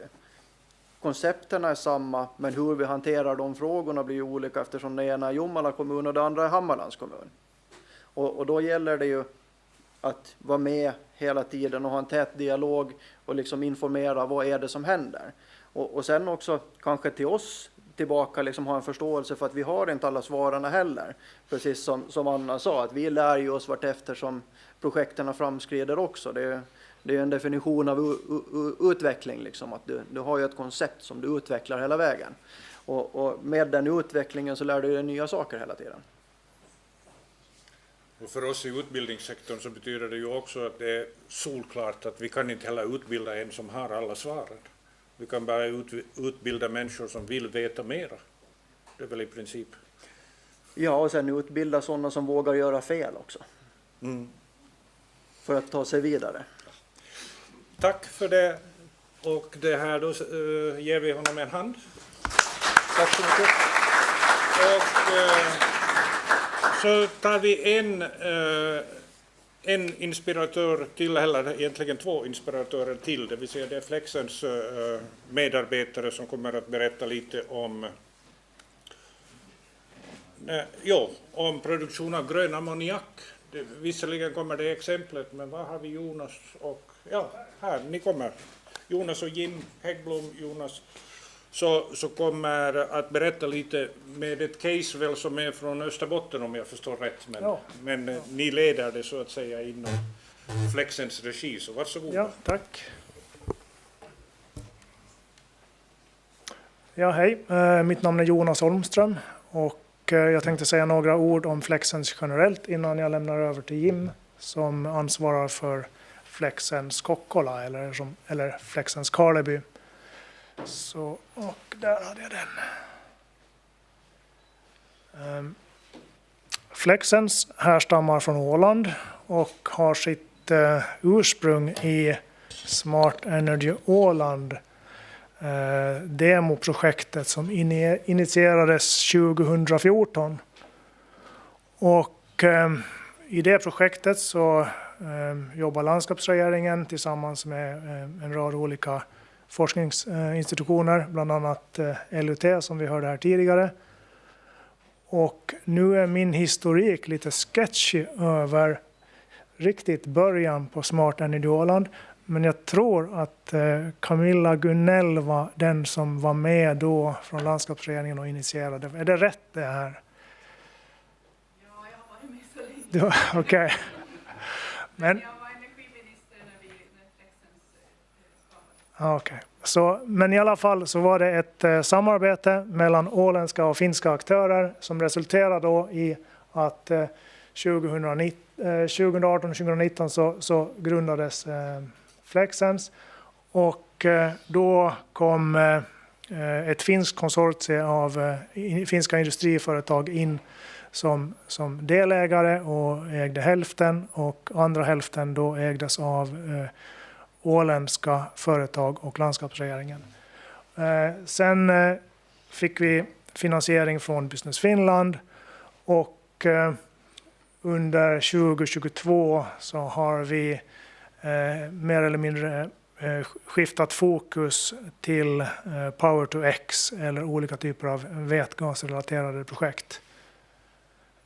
Och under våren 2023 så kom det franska vätgasutvecklaren Life in som den största ägaren, inte majoritetsägaren men den största ägaren. Och den blåa mörka linjen här visar hur vi har utvecklats. Vi gick från 1 till 2 personer, och sen har vi nu är vi ungefär dryga 20 personer i dagens läge. Några ord om ägarstrukturen. Life kom in nu under våren, och genom en ny emission blev största ägare med 49%. Sen de ursprungliga ägarna var de åländska företagen som ni ser där, och Click Innovation. Och då före den här emissionen på våren så ägde de finska företagen och de åländska företagen hälften var. Nu äger också en del av Flexens anställda en del av företaget. Vi har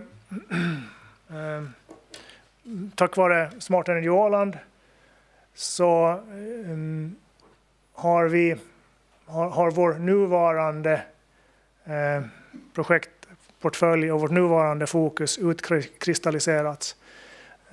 Inom Smart Energy Åland-projektet så gjorde vi en hel rad olika projekt, och ett av de projekten var det här Newsets-projektet som vi hörde Juhani Riikonen prata om här tidigare idag. Och som sagt, resultatet av de projekten har varit att vi har valt nu att fokusera på olika typer av vätgasprojekt, och från vätgas från vätgas ta det vidare till ammoniak eller e-bränslen. Och nu ska vi se. Och några ord om vår affärsmodell. Vi är då en projektutvecklare, så vi initierar och utvecklar projekten. Vi gör allting vi kan för att utveckla projekten och se till att de blir förverkligade. Och vår intäkt kommer sen vid den tidpunkt där vi säljer projektet till någon som då kan driva själva anläggningen eller när projektet är förverkligat. Och med det så lämnar jag över till Jim som får berätta om ett av de här projekten som vi har på gång. Ja, tack och god eftermiddag för min del. Jag har en liten förkylning i kroppen så hoppas att rösten också håller.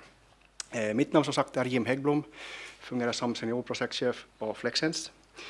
Och jag ska kort berätta om ett projekt som jag leder tillsammans med vårt team på Flexens, som då är ett projekt i staden Karleby. Där gick vi egentligen ut till offentligheten med det här projektet i november, den 15 november i fjol, i samband med Kokkola Material Week som årligen ordnas i Karleby. Där vi då berättade om projektet, att vi hade då säkrat land i Karleby på det här Kokkola Industrial Park.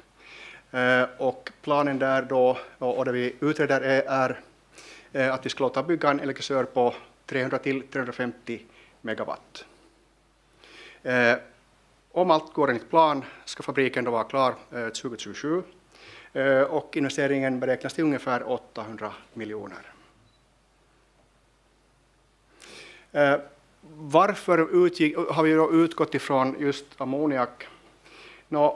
I dagsläget så produceras det ganska stora mängder ammoniak i världen. Ungefär lite över 200 miljoner ton per år. Ammoniaken som produceras baseras då på fossil gas, med andra ord naturgas. Och ammoniaken behövs ju för många industrier, men framförallt behövs ju ammoniaken då för att tillverka gödsel. Så ungefär 70% av ammoniaken som tillverkas idag så går åt att producera gödsel. På den här sidan är det då längst till höger också hur mycket som produceras idag, men också framtidsutsikterna. Även märkbart här och bra att notera så är det att man förväntar sig att behovet av ammoniak kommer att öka även just för gödselindustrin, men också ljusblåa, så är då för fartygstrafik som fartygsbränsle. Och det kunde vi ha en lång diskussion om, men att jag tror lite knappt om tid, men att vi kan bara kort nämna att till exempel Wärtsilä har pilotering på gång med att köra på ammoniak i Norge. Och Wärtsilä säger också själva att de har i princip en färdig produkt och väntar egentligen på kunder. Vi har också haft dialoger med olika rederier, bland annat ett belgiskt rederi, och från dessa sätt så de sa att de har redan idag fartyg som kan köra på ammoniak och flera är beställda. Så att ammoniaken kommer att ha en stor betydelse i framtiden även som fartygsbränsle. Som sagt, vi planerar så det är en elektricitör på ungefär 300-350 megawatt. Det som vi behövs då så är givetvis stora mängder förnyelsebar energi. Vätgasen som produceras så kommer i princip i sin helhet att användas då och föras in till en ammoniakreaktor som då baserar sig på Haber-Bosch-principen. Men vi behöver också, förutom vätgas, så behöver vi också kväve. Och kväven så kommer vi då att ta ur luften med en så kallad Air Separation Unit. Så kommer det att tas kväve ur luften. Och för man samman de här så får man då grön ammoniak i sin korthet. Här till höger så ser ni också något som är värt att nämna, och det är det att Gasgrid Finland tillsammans med svenska Nordion Energi så håller också på att planera en vätgaspipeline. Och så som den orangea linjen visar så planerna är att det ska gå från Vasa och vidare över till den svenska sidan. Och varför det här är väsentligt så det är det att det är fullt möjligt också i framtiden att fabriken i Karleby kopplas in till den här pipelinen. Och pipelinen i sig så kan ju också fungera som lager. Men också industrierna längs med den här rutten så har ju stor behov av att ersätta kol med vätgas. Och varför var Karleby intressant för oss då egentligen? För det första så i Karleby så finns ju redan en stor kemisk industri, och dessutom så finns det sedan tidigare också både företag som Voikoski och Haikemite. Voikoski är inte kanske bekant för er, men Voikoski lät bygga 2014 egentligen Finlands och kanske Europas största elektrolysör finns där.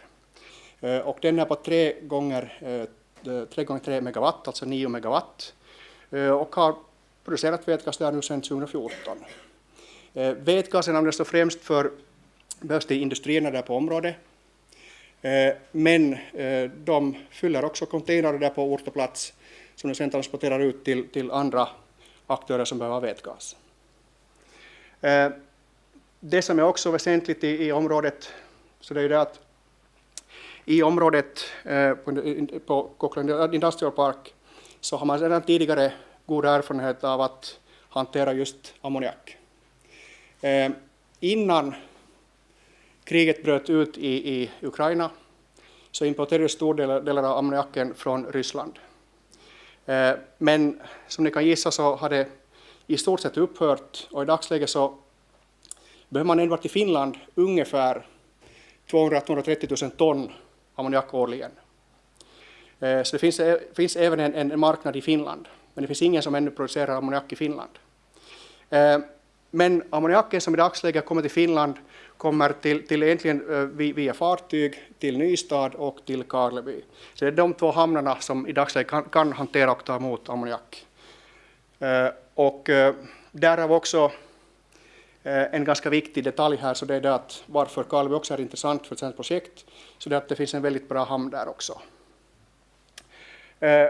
Och det som är också väsentligt här, så det är det att det pågår planering och det har byggts väldigt mycket vindkraft i regionen.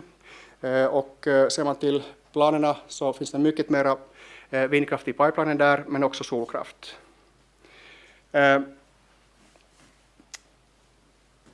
Det som är också väsentligt för det här projektet, så det är det att vi vet ju att det kommer att finnas spillvärme och spillånga.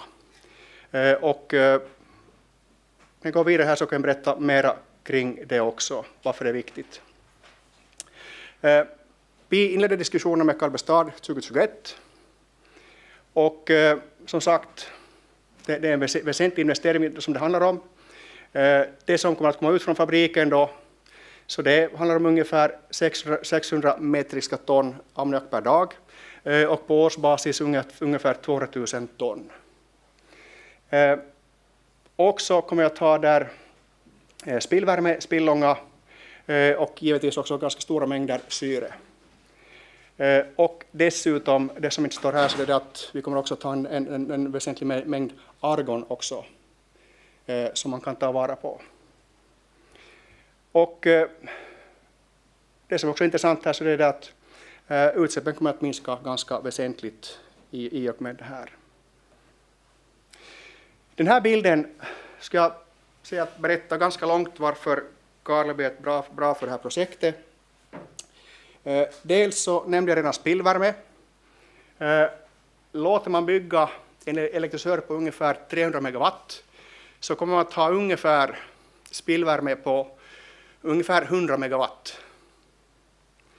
Och spillvärme i sig handlar om ungefär 50-60 gradigt värme.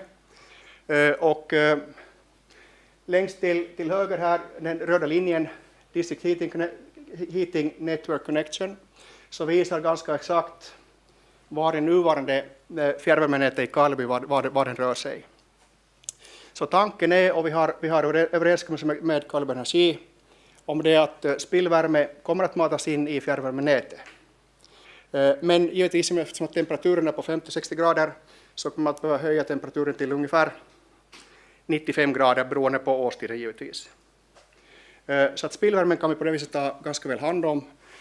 Och för Karleby Energi betyder det här också att man kan ju ganska rejält minska också på behovet av att elda allt från flis till torv.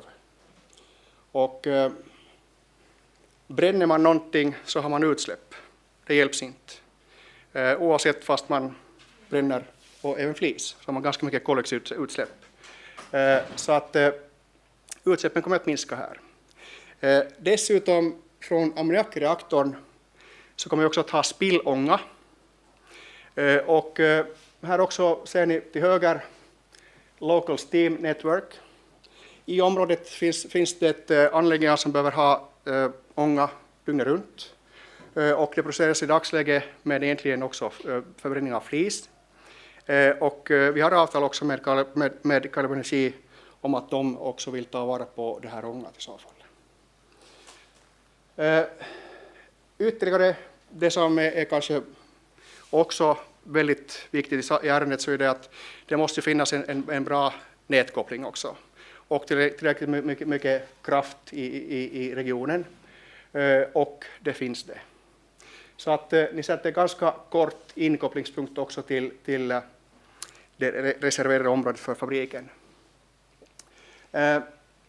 Jag nämnde redan också att hamnen är klart viktig.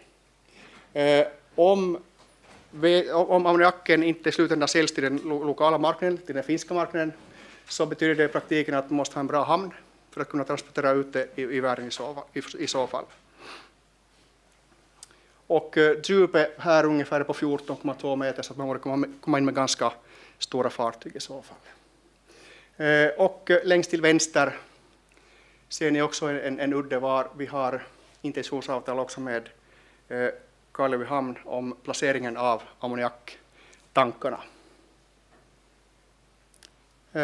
Och på bilden också ska jag visa lite om jag når upp ungefär där ovanför mitt finger så finns Voikoskis nuvarande elektricör som sagt som är på 9 megawatt och har producerat vätgas nu sedan 2014.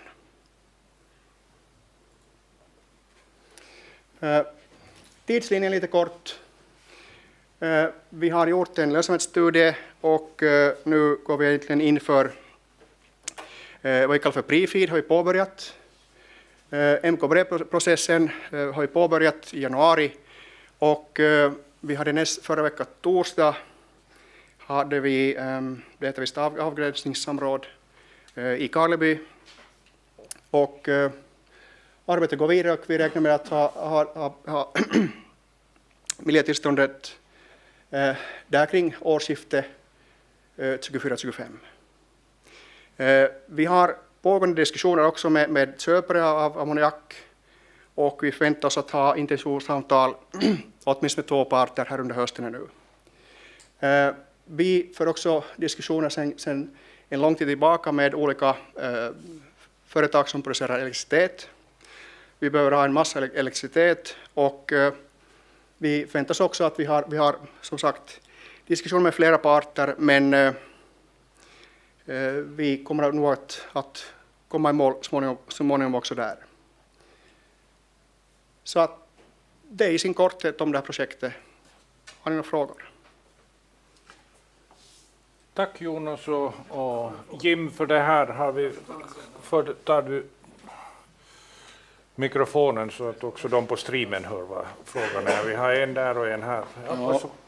Jag undrar, finns det liksom något lokalt motstånd mot det här eller är det alla bara positiva? Väldigt bra fråga.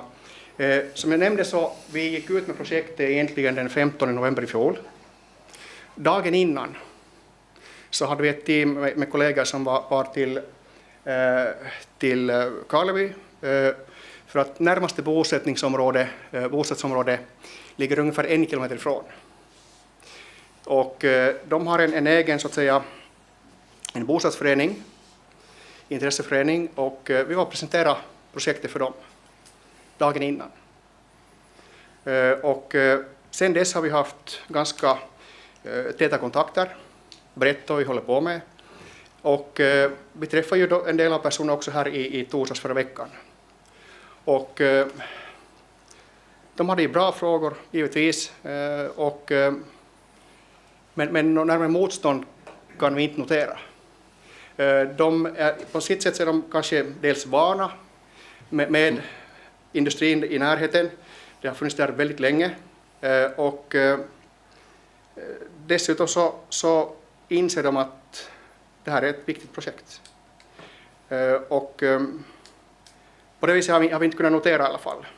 Och vi ska förvänta oss i alla fall att de som bor närmast skulle kanske i första hand ha reagerat. Men det viktiga har nog trots allt varit det att de fick veta om det innan de läste om det i tidningarna.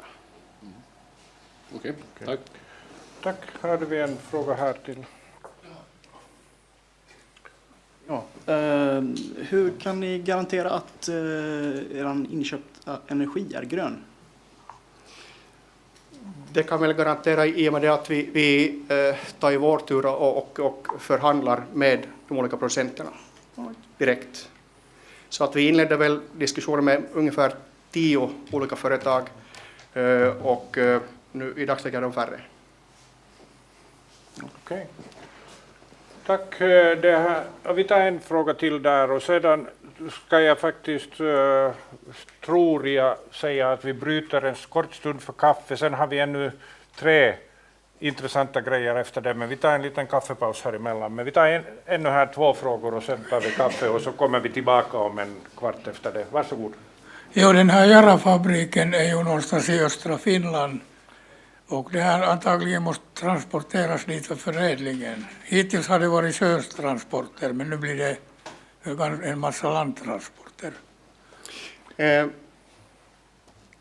Bra fråga. Det som jag inte lyfte fram så var det att jag kanske kan visa med den här då. På något sätt. Men hittills när ammoniaken har kommit till Finland har det kommit via järnväg. Före Ukraina-kriget. Via järnvägen enligt min uppfattning. Jara har x antalet järnvägsvagnar som man transporterar ammoniak från Ryssland till Finland.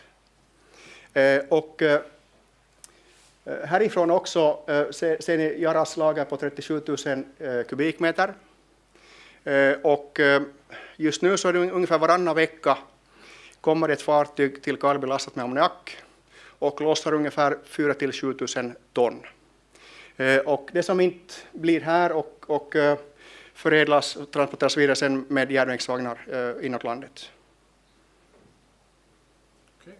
Och dessutom så det som Karlbyhamn planerar som är det här grå området, så järnvägsrälsen går ungefär där just nu och vidare mot lagret, men hamnen planerar i sin tur också att järnvägsnätet ska också gå runt där som det här vid den ljusa linjen. Så att möjligheten finns sen också att lasta järnvägsvagnar om det skulle bli så. Okej, tack. Och tar vi en sista fråga här. Ja, det kanske inte är någon direkt fråga utan det är ett medskick här till de 4 fina presentationerna vi har haft. Ni har alla belyst vikten av kompetens och utbildning. Vi går väl ett 20-tal ingenjörer här som läser landinriktade program. Vi vill hemskt gärna ha praktik på era fina företag. Så nästa sommar hoppas jag att ni har dörrarna öppna. Hör av dig. Det var en suverän avslutning där. Jag ska bara säga att vi tar nu en kaffepaus, men efter kaffet så får vi höra Conny Rosenberg berätta vad Kraftnät sysslar med, Robert Kjellberg om Mariehamns Energi och Patric Törnros om solel. Det har vi ännu att erbjuda här under eftermiddagen. Men ta en kaffe och vi är tillbaka klockan 10 över.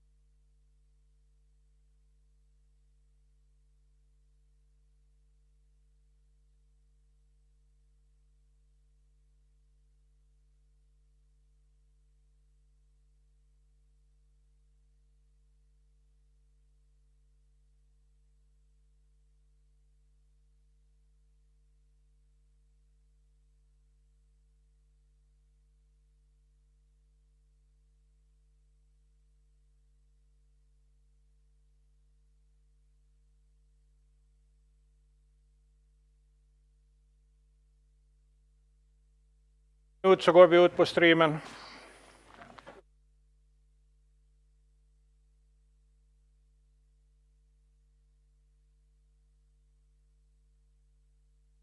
Och välkomna tillbaka för sista etappen av den här, vad ska vi säga, tidiga eftermiddagen.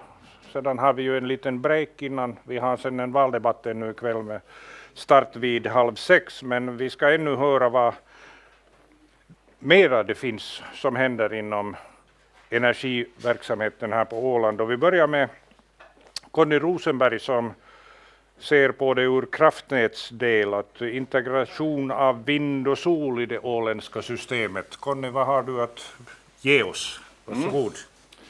Tackar. Ja, jag heter då Conny Rosenberg, vd på Kraftnät Åland.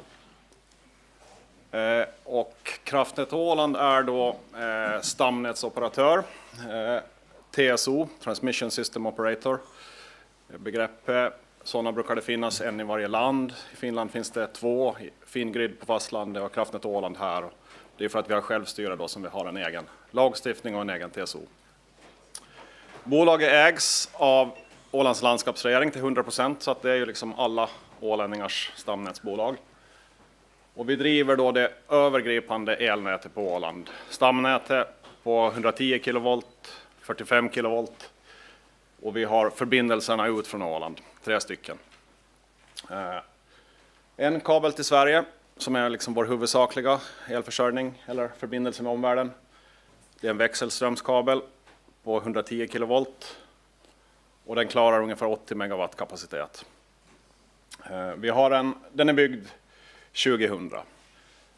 Sen har vi den här Finlandskabeln då, eller All-Link som den heter officiellt. Om man tittar i olika EU-beslut och sånt där så benämns den All-Link. Den är längre och därför måste man använda likström, så det är en HVDC-kabel. Och den har högre kapacitet, ungefär 100 megawatt. Kortvarigt kan vi faktiskt köra 125 megawatt på den, så att den är väl dimensionerad då för att försörja Åland. Sen har vi en äldre förbindelse genom skärgården till Gustavs då, som går via Sottunga, Kumlinge, Brände och till Gustavs. Och den kan vi försörja skärgården och östra Åland, men inte mycket mer än så. Vi har också 2 reservkraftanläggningar, gasturbiner.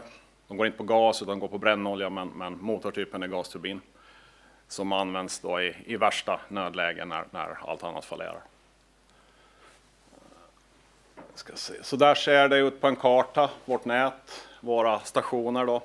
Ställverk, nätstationer runt om.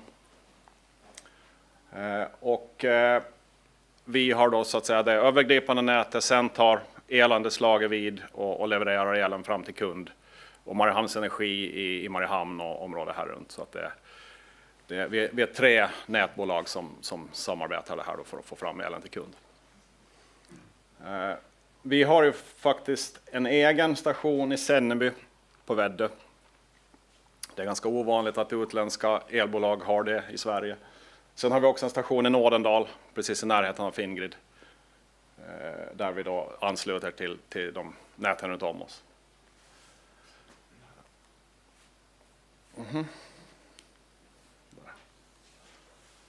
Lite om vår personal, vår bemanning. Vi är 14 personer idag.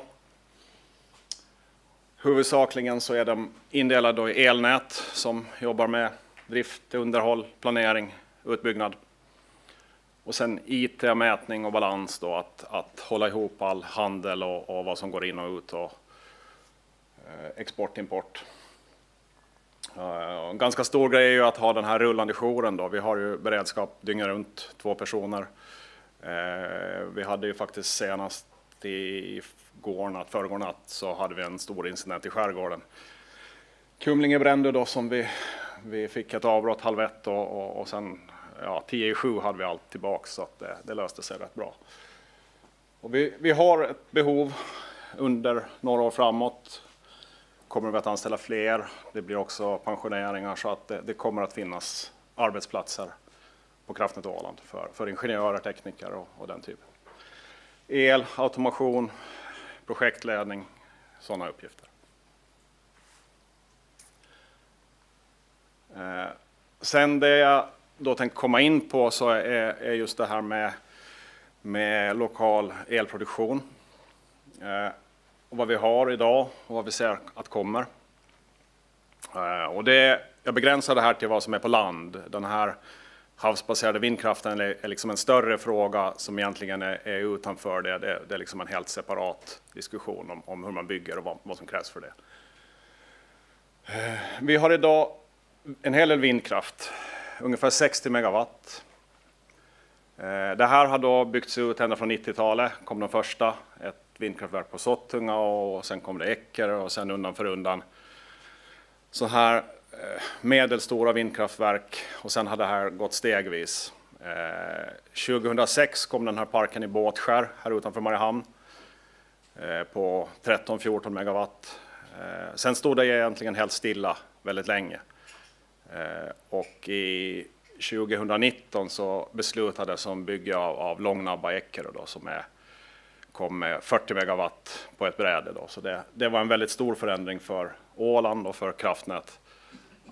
Från att vi i princip alltid har importerat el till Åland från Sverige så är vi idag exportör av el relativt många timmar per år. Någonstans 1000-2000 timmar per år så har vi överskott och export. Det här är ändå ganska få anläggningar, ungefär 30 vindkraftverk. Om man då jämför med sol så har vi en helt annan situation. Det där börjar någon gång efter 2010 med en ganska försiktig utbyggnad. Det var ganska dyrt med solceller, men i takt med att de blev billigare, tekniken blev bättre, så hade det tagit fart. 2015 var det fortfarande inte så många, men sen från 2019-2020 hade det gått fort. Och det är ganska intressant att se att när man har en tillväxttakt på mellan 50 och 100% per år, så det sista året har vi alltså fått en fördubbling av den installerade effekten som David nämnde. Så vi har idag ungefär 10 megawatt, men det där är en gammal siffra, 700, det är väl närmare 1000 eller kanske till och med över 1000. Alltså det här är ju jättevanligt, ni ser det överallt om ni åker runt. Det är bostäder, det är skolor, det är fabriker, alla möjliga, men det är ändå ganska små anläggningar. Det finns några större på Maxing, Trädgårdshallen, Svinringens deponi, men det är fortfarande några 100 kilowatt sådana effekter. Och den tillväxten fortsätter. Vi ser det är ganska mycket på gång i röre. Vi har lite bioenergi på Åland. Och det är här, några 100 meter bort, finns det en ångturbin i samband med fjärrvärmepannorna som ger ungefär 2 megawatt. Och den används då i första hand vintertid och gärna när det är lite högre elpriser för den. Man vill inte producera när elpriserna är väldigt låga. Sen har vi då lite reservkraft, gasturbiner, dieselgeneratorer, 40 megawatt som finns, men den används inte i löpande produktion. Det är heller inte lönsamt annat än under extremfall, utan det är som när det blir en riktigt besvärlig situation då, som man kan köra. 2 megawatt vindkraft är under installation. Det är i Berndt, den är säkert läst i tidningarna. Ett begagnat verk ställs upp på Torsholma. Det står redan, det är inte igång och det väntar på lite nätdragningar och sånt. Kommer under hösten. Någonstans där 2-3 megawatt solkraft är liksom under byggnad eller redan beslutat.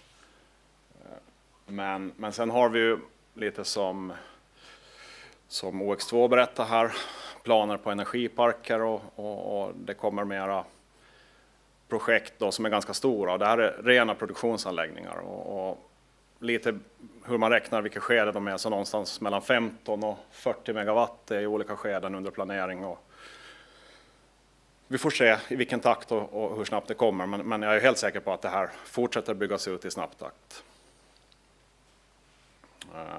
De här mindre anläggningarna som vi har idag så ansluts direkt till elandelslaget eller Mariehamns Energi. Större anläggningar måste anslutas till Kraftnät Åland för att det krävs ett starkare nät. Och idag har Kraftnät Åland inga solanläggningar direkt anslutna, utan det är när de här större parkerna kommer.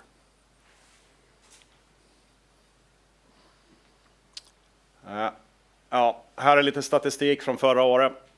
elen som matas in till Åland, var kommer den ifrån? Och det här har ju då förändrats ganska kraftigt. Ännu här så är vindkraften som är där till vänster knappt hälften. Det kommer det här året att vara ungefär 60% då, om man räknar på årsbas.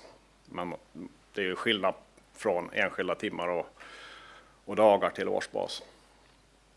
Importen från Sverige är här ännu det största, men det kommer alltså att minska här nu efter när den här långnabba har kommit igång. 2022 var den igång drygt halva året. 2023 är det första året som den är med ett helt år. Vi har lite bioenergi där uppe, grönt, lite ovanligt mycket därför att det var höga elpriser så den kördes mer än vanligt. Vi har lite det gula sol, den kommer att fördubblas mer än det här året. Så har vi lite import från Finland då, men det är en ganska liten del.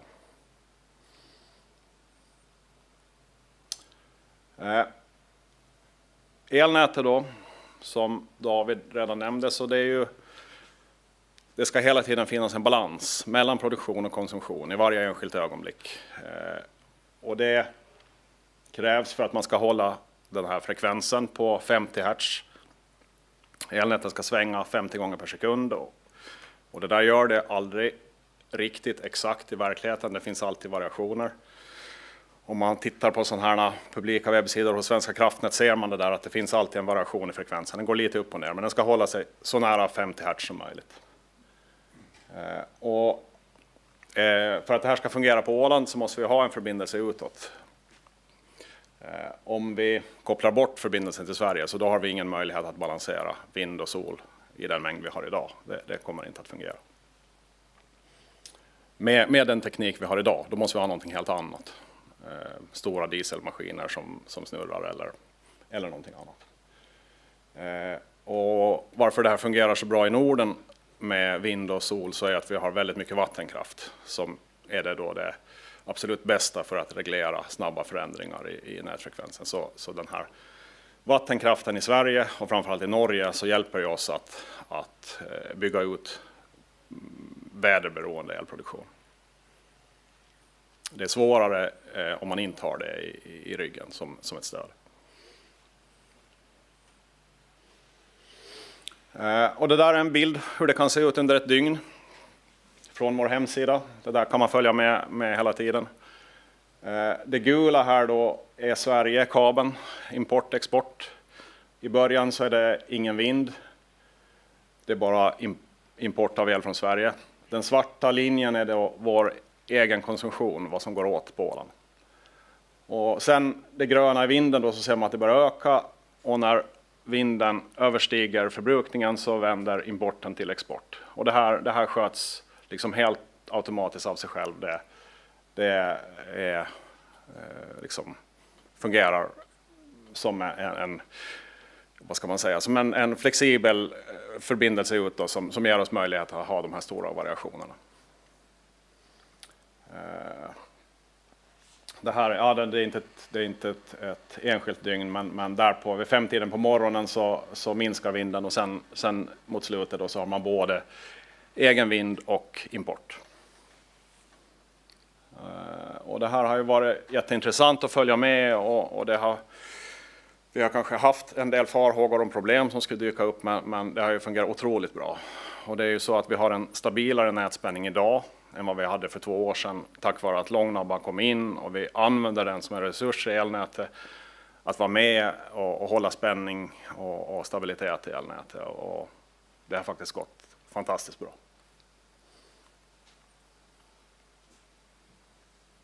Men det är inte problemfritt, det är när man gör stora förändringar. Lite av våra utgångspunkter då, så är det när vi nu en gång har ett elnät så är det smart att använda det så mycket som möjligt i båda riktningar. Har vi en kabel vi kan importera så kan vi också exportera på den. Så att vi har inte behövt göra några nya investeringar för att ta in den här produktionen. Men fortsätter vi så kommer vi en situation där vi inte klarar av att alla ögonblick liksom blir av med all el som produceras på Åland. Bygger vi ut solkraften 4-5 gånger till och vindkraften dubbleras, så då kanske vi inte kan med nuvarande förbindelser ut hantera allting. Idag ligger den här Finlandskabeln mest som en backup eller när vi gör olika tekniska arbeten, men den är inte liksom dagligen aktiv. Det utreder vi. Kan vi liksom parallellköra att när vi får ett överskott exporterar vi till Finland. Det där är nog inte särskilt lätt, för vi ligger ju i Sverige. Alltså Åland hör ju till Sverige på det sättet att vi hör till den svenska elmarknaden, SE3. Finland är ett annat elområde med andra priser, och hur hanterar man då prisskillnader när vi så att säga, vi kan inte äta kakan och ha den kvar. Det kan inte vara så att kunderna har ett pris och producenterna ett pris. Man måste bestämma sig. Antingen är man SE3 eller så är man i Finland. Så det där är komplicerat och det passar inte riktigt i alla regelverk, men vi ska säga det finns eventuellt öppningar att lösa det där. Det som ju används väldigt mycket när man har stor elproduktion från framförallt sol då i Kalifornien, Australien och andra ställen där man har byggt ut. Så det är att man spiller bort det man inte behöver. Och det är ett billigt och effektivt sätt att man klipper bort, man säger att den här anläggningen får producera bara 50% av sin kapacitet under de här timmarna. Och det där kallas för curtailment, det kan ni komma ihåg. Det kommer att bli väldigt mycket mer allmänt. Och liksom i och med att produktionen byggs ut mycket snabbare än vad man kan möta upp med lagring eller förändringar av elmarknaden eller något sånt, så är det här oundvikligt. Vi har ju redan nu negativa elpriser ibland, och det betyder att det är ett överskott. Det finns ingen som vill ha den här elen. Och då kan man ju tycka att det är lite dumt då att anläggningar producerar och de får inte betalt utan de måste betala, men de har inte liksom hängt med. De har inte riktigt anpassat sig till att det går så fort på marknaden. Det kommer de att göra, för ingen vill betala för att producera, men det här tar tid och marknaden hänger inte riktigt med.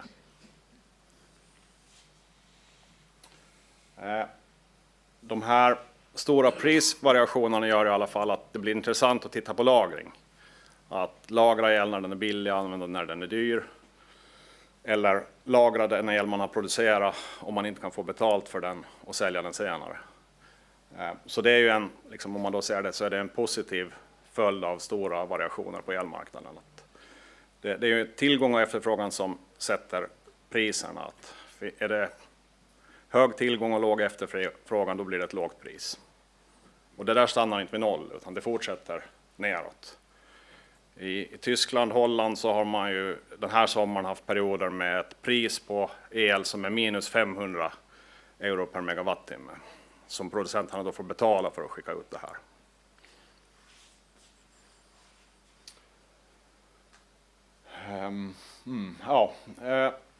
Det blir, som jag sa, det blir intressant att titta på lagring när elsystemen varierar mycket och när priserna varierar mycket. En liten sidogrej i det här är att vi jobbar med marknad för stödtjänster, som någon nämnde här tidigare. Det är en stor marknad i Sverige, den växer väldigt kraftigt, omsätter mycket pengar. Det är lönsamt att investera i batterier och sälja tjänster för att stabilisera elnätet. Tyvärr är vi inte där. Åland är inte med på den svenska marknaden, men vi förhandlar med svenska Kraftnät och framförallt om att det ska bli möjligt. Och det här var den sista med lite tekniska, ekonomiska grejer. Sol och moderna vindkraftverk har det gemensamt att de har ingen generator som är liksom direkt ansluten till elnätet. Det finns visserligen en generator i vindkraftverken, men det är en massa kraftelektronik inblandat emellan, så att det är en stor inverter som skickar ut elen på nätet. Och det där är bra på sätt att den är lätt att styra med en dator, den går att kontrollera, men den har ingen svängmassa. Den har ingenting som roterar och snurrar och liksom balanserar och stagar upp elnätet. Så har man väldigt mycket elproduktion från sån här konverterbaserad elproduktion, så får man eventuellt vissa problem. Så det där måste man tänka på, beakta och ha lösningar för. Man har heller inte samma kortslutningsström, vilket är viktigt om någonting händer i elnätet. Så behöver man ha kortslutningsström för att lösa ut skydd och slå ifrån och att säkringar och sånt ska lösa ut. Så att det där Man måste sätta in enheter i elnätet för att hålla svängmassa kortslutningsström. Idag har vi inget sådant behov på Åland, men det kan komma. Man kan också få problem med övertoner, att det inte är en snygg 50 Hz sinusvåg som kan ge störningar i elnätet från de här konverterna. Och sen en ekonomisk konsekvens som alla producerar sin egen el, så är att intäkterna för elnätbolagen sjunker. Men elnätbolagen finns ju kvar och elnäten finns kvar och ska investeras, drivas och underhållas. Så det kan ju betyda att andra avgifter måste höjas. Någon ska betala kalas i alla fall, att vi måste ha ett elnät som man får sin el från på vintern och på nätterna. Och det här är då tekniska och ekonomiska frågor som man kan lösa dem, men man kan inte strunta i dem, utan de ska hela tiden beaktas så att man är medveten om vad som händer när utvecklingen går framåt. Jag stannar där. Det var lite kompakt, den här borde ha tagit 30 minuter, jag vet inte hur mycket jag drar över. Du drog över en del, så vi måste lite tajta upp det, för vi har lovat oss själva att vi stannar 4:00. Så yes. Har ni frågor till Conny så får ni ännu ta dem i korridoren efter. Det passar bra. För nu ska vi bjuda in Robert Kjellberg och berätta om Mariehamns Energis strategier. Välkommen. Hur man kan fighta CO2-problematiken. Just det. Varsågod. Tack. Jaha, Robert Kjellberg heter jag och är vd för Mariehamns Energi. Och det har jag varit i 1 år nu. Så att det var 1 september firar jag 1 år på den här posten. Och jag tänkte prata lite grann om det här vägen mot koldioxidneutralitet och lite grann om det här med kompetenser och så vidare, hur vi jobbar med den frågan. Men först tänkte jag bara berätta lite grann om Mariehamns Energi, vilka är vi? Vi bedriver egentligen 3 stycken olika verksamheter. Den första är då fjärrvärme, där vi producerar och distribuerar då värme ut till ett antal kunder. Och sen har vi då elnätet i Mariehamn och neråt med öarna söder om Mariehamn. Och sen har vi också elhandel. Tittar man på nätet då, det ser ut så här, elnätet. Det som är utanför det gula strecket har David hand om, eller hur? Och tittar vi på fjärrvärmenätet så ser det ut på det här sättet. Där vi har liksom hjärtat, här kan man trycka på den här va. Där ligger hjärtat för vårat fjärrvärmenät. Där har vi en ackumulatortank där vi kan liksom värma upp vatten i som en stor termos och se till att spara till kallare dagar.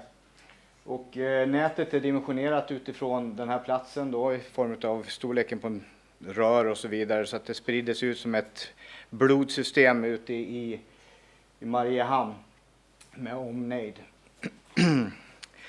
Om man nu tittar på hur det ser ut då, vägen till att bli koldioxidneutral då, så börjar ju det på något sätt med en vision. Visionen för vårt företag är att vi ska vara ett framtidens företag med fokus på hållbarhet. Och det här är en vision vi har de närmaste 5 åren framåt då. Och vad menar vi med det här? Jo, vi menar då att framtidens företag, det innebär att vi är kundfokuserade. Vi upplevs som ett bolag. Tidigare har det här varit en sammanslagning av flera bolag som ni kanske vet.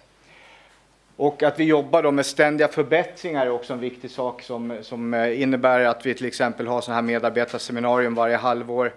Där varje anställd är med minst en VU-grupp då för att jobba med förbättringsarbeten på ett systematiskt sätt. Där man själv väljer ut vilka mål och resultat som man vill uppnå och sen så får alla liksom se det här då.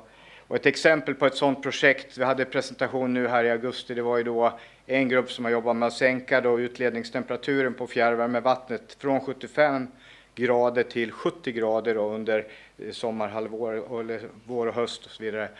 Och det gör ju att vi får enorma besparingar eftersom vi inte får så stora värmeförluster i nätet bland annat. Vilket jag tycker är ett fantastiskt resultat då för en grupp då som består av medarbetare på bolaget. Vi har också som mål att jobba med tydliga och digitaliserade processer och ligga i framkant vad det gäller ny teknik. Och att vi ska följa samhällets utveckling och se till att vara proaktiva och ta fram nya tjänster. Det här med hållbarheten då. Vi har sagt att vi ska vara koldioxidfria vad det gäller våra energikällor då, om 4-5 år. Och att vi ska bidra med att samhället vi verkar i, det vill säga både Mariehamn och Åland, blir mer hållbart. Och sen vill vi också ha ett bra arbetsklimat. Och om man tittar då på fjärrvärmeproduktionen över tiden då, så ser vi här hur den har utvecklats då på vänstra axeln där. Vi ser att vi ligger och toppar någonstans runt som mest 130 gigawattimmar per år. Och det här pendlar lite grann beroende på hur varmt det är under året. Och då ser ni också att den här gråa delen här är ju olja. Och den har ju då sjunkit efterhand som vi har ju då ett intressebolag som heter Mariehamns Bioenergi byggt 2 stycken biopannor. Och när vi börjar elda då med grot från åländska skogar, grenar och toppar som man maler ner till flis och så skickar in de här pannorna, så har vi fått ner oljeberoendet ganska mycket. Men det är fortfarande en liten bit kvar här och blir det riktigt kallt så behöver vi elda med toppbränsle. Och tittar man på det då i ett så kallat varaktighetsdiagram så säger det här oss då att här är alla årets timmar. Och här är då effekten. Och då ser ni att liksom det är några få timmar här som vi använder då upp mot en 47 megawatt. Och sen så då går det neråt. Och den större delen utav produktionen sker då med bioenergi. Som ni ser, det är ytan här, det blir ju energi då. Som ni känner till, ni som går på högskolan och vet att effekt gånger tid är energi. Vilket inte alla vet ute i samhället, vilket vi behöver utbilda. Då ser ni att oljebiten här är då ganska stor. Och idag så använder vi då sån här konventionell olja. Skulle vi byta till en mer fossilfri olja så skulle det kosta enorma pengar att göra det. Och därför så har vi för avsikt då att bygga en till biopanna då, som tar oss från de här 17, ja det är någonstans där, 17 megawatt. Och så upp 11 megawatt till, då hamnar vi på en 28 där uppe. Och så kapar vi den där delen här, så försvann den. Och då vart den grön och sen så har vi det som är kvar här uppe då. Det kan vi då byta ut till fossilfri olja. Det är planen.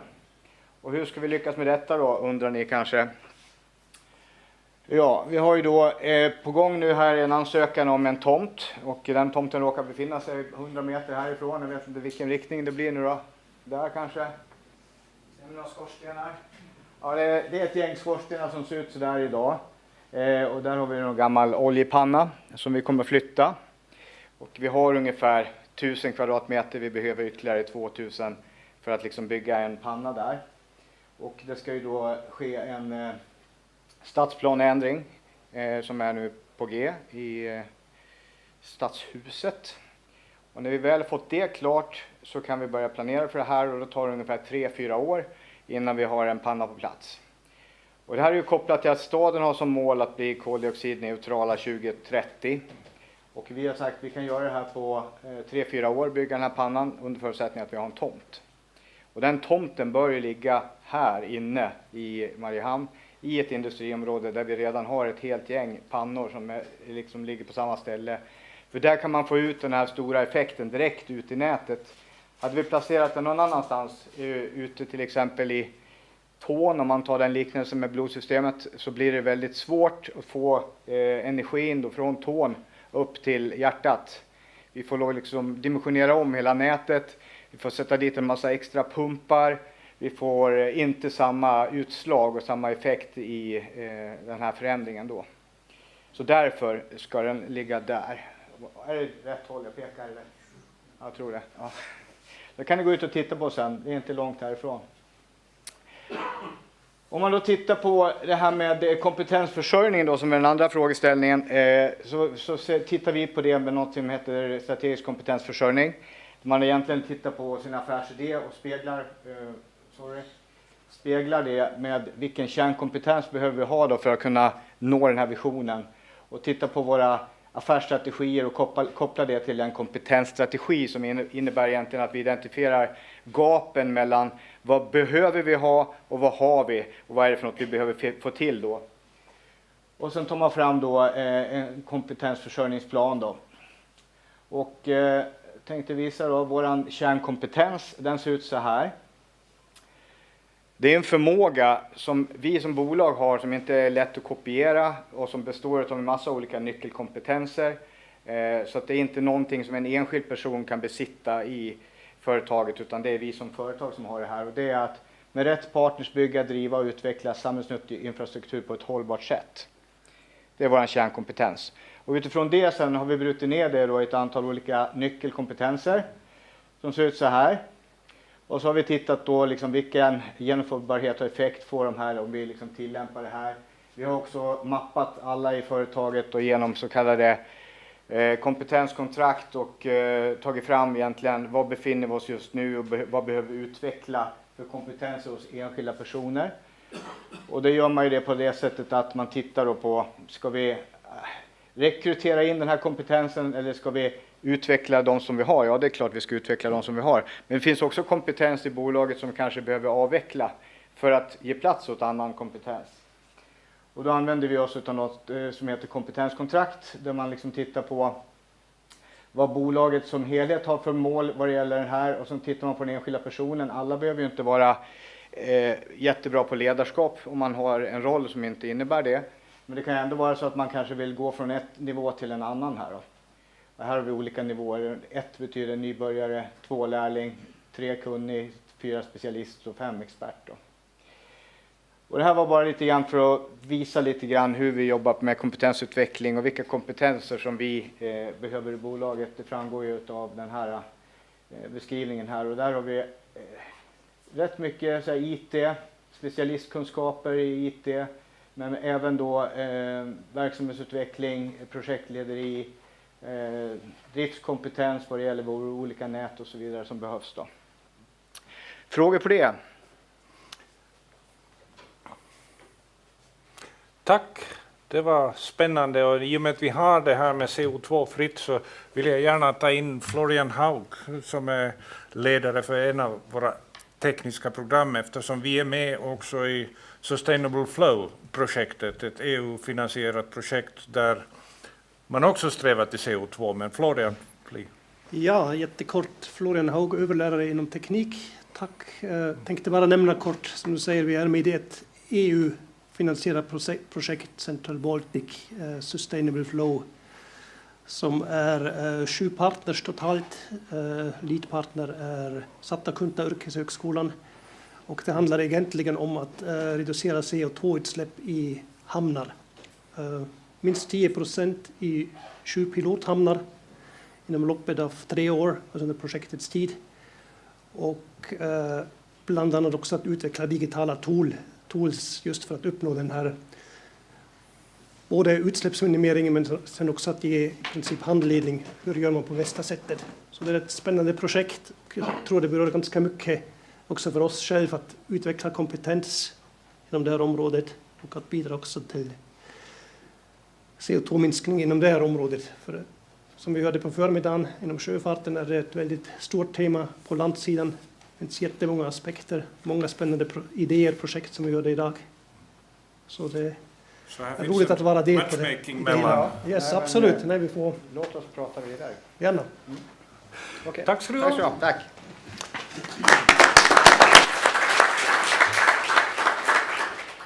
One to go. Ännu Patric, Törnros och solel.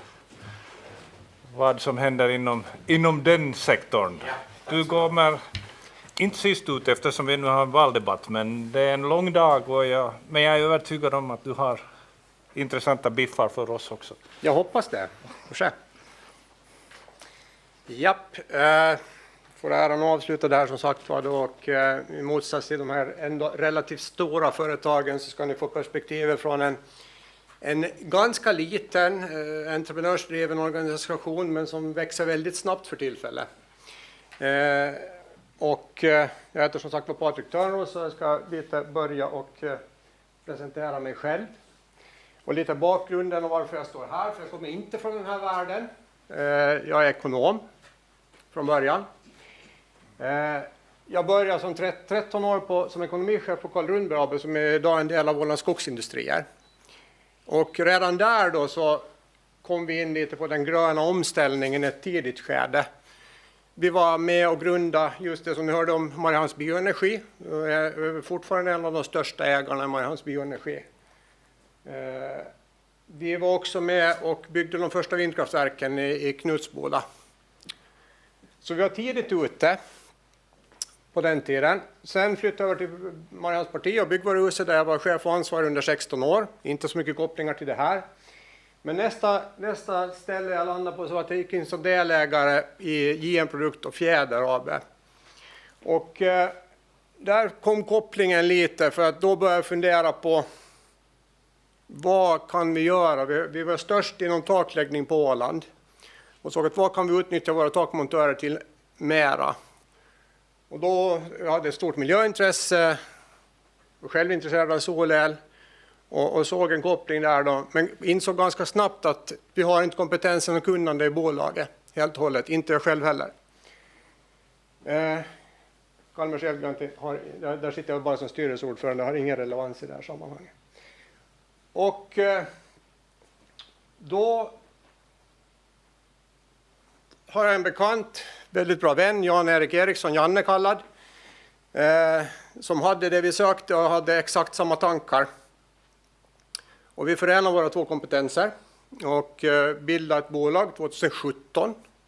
Vi ägnar hela vinterhalvåret före till att rigga och fundera hur kan vi göra det här effektivt och bra.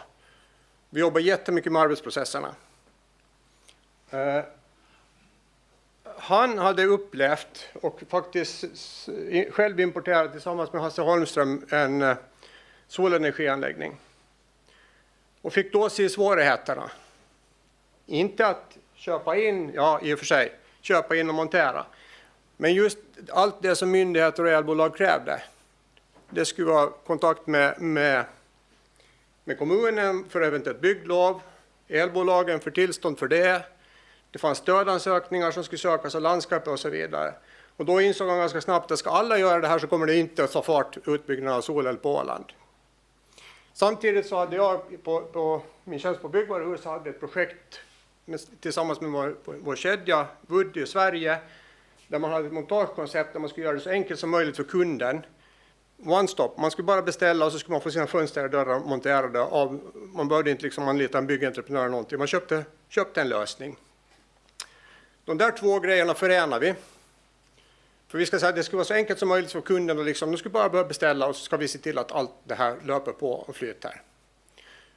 Och det här riggade vi och fick att fungera och det uppskattades väldigt mycket av både kunder och faktiskt myndigheterna också. Man var väldigt tacksam på landskapet att man visste att man fick det man behövde varje gång det kom in en stödansökan. 2017 i maj monterade vi första anläggningen på Zebrabil. Yes. Sen dess tog det duktig fart om vi säger så. Då jobbar vi då med Fjäder som underentreprenör på tak och så hade vi fristående elektriker. Vi jobbar med en väldigt slimmad organisation. Vilket har gjort att vi var lönsamma ända från början egentligen. Vi har lagt stor vikt vid kvalitet, både vad gäller liksom montagematerial där vi vill använda kända stora leverantörer där vi kunde lita på produkterna, men också på att montaget skulle utföras korrekt. Både vad gäller elsidan men framförallt också taksidan där det fanns mycket problem i Sverige ett tag med att elektriker gick genom tätskikt och så vidare och fick läckande tak som följd. Därför betonar vi mycket kvalitetsaspekten i det. Och vi jobbar mycket med de här digitala arbetsprocesserna, att det ska vara lätt att följa varje projekt för alla parter inblandade hela tiden.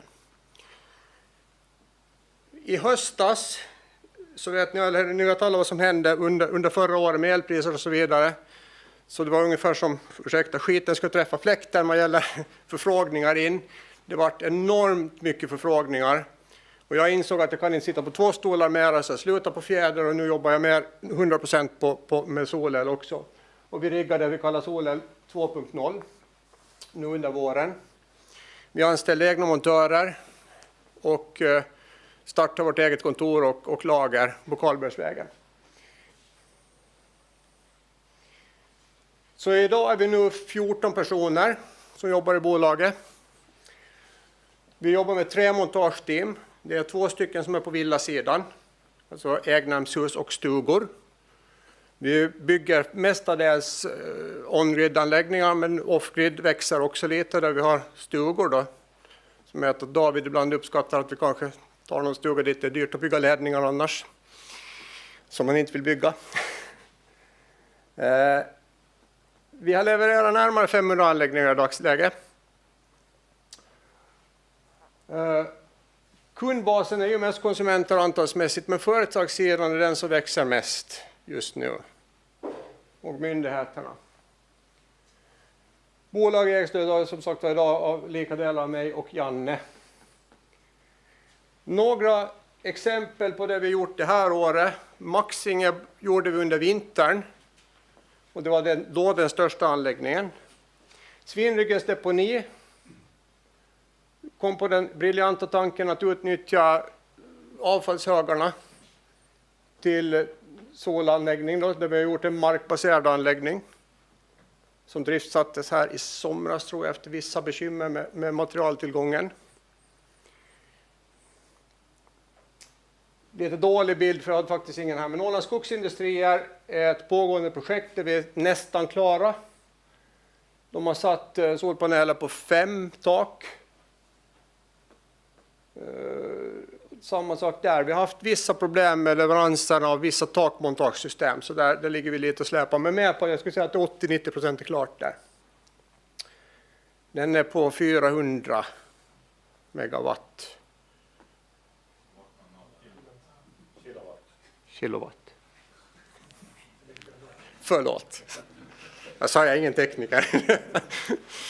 400 kilowatt. Ja, jag vet.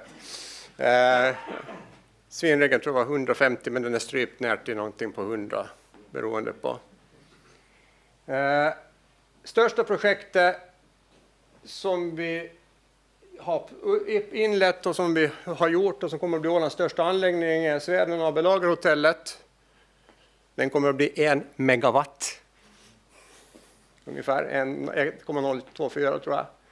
Består av 1880 paneler, någonting på 550 watt per styck. Så det är en riktigt stor anläggning och den kopplas väl direkt mot elanläggningsnätet tror jag. Där är vi ungefär halvvägs, den ska vara färdig här under hösten. Sen får vi göra lite annorlunda lösningar också. Det här räcker post- och tullhus där vi har ganska stora krav på oss från Fastighetsverket och museibyrån. Där varenda en detalj på taket måste vara svart, till och med fästen och rör och alltihopa. Så där fick killarna måla en hel del. Så vi får göra lite olika grejer.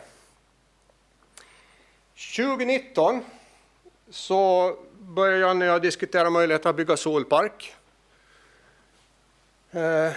Det här är mycket det som vi formulerade då. Vi visste om landskapsregeringens målsättning och vi var också diskussioner med både dem och till och med Flexens var inblandade i något skede. Då hade vi en möjlig placering ute vid Stallhagen. Den förföljs av olika orsaker. Och sen dess har vi tittat på lite olika andra lösningar vad vi skulle kunna göra. Bolagen rundar vi 2019 som sagt var.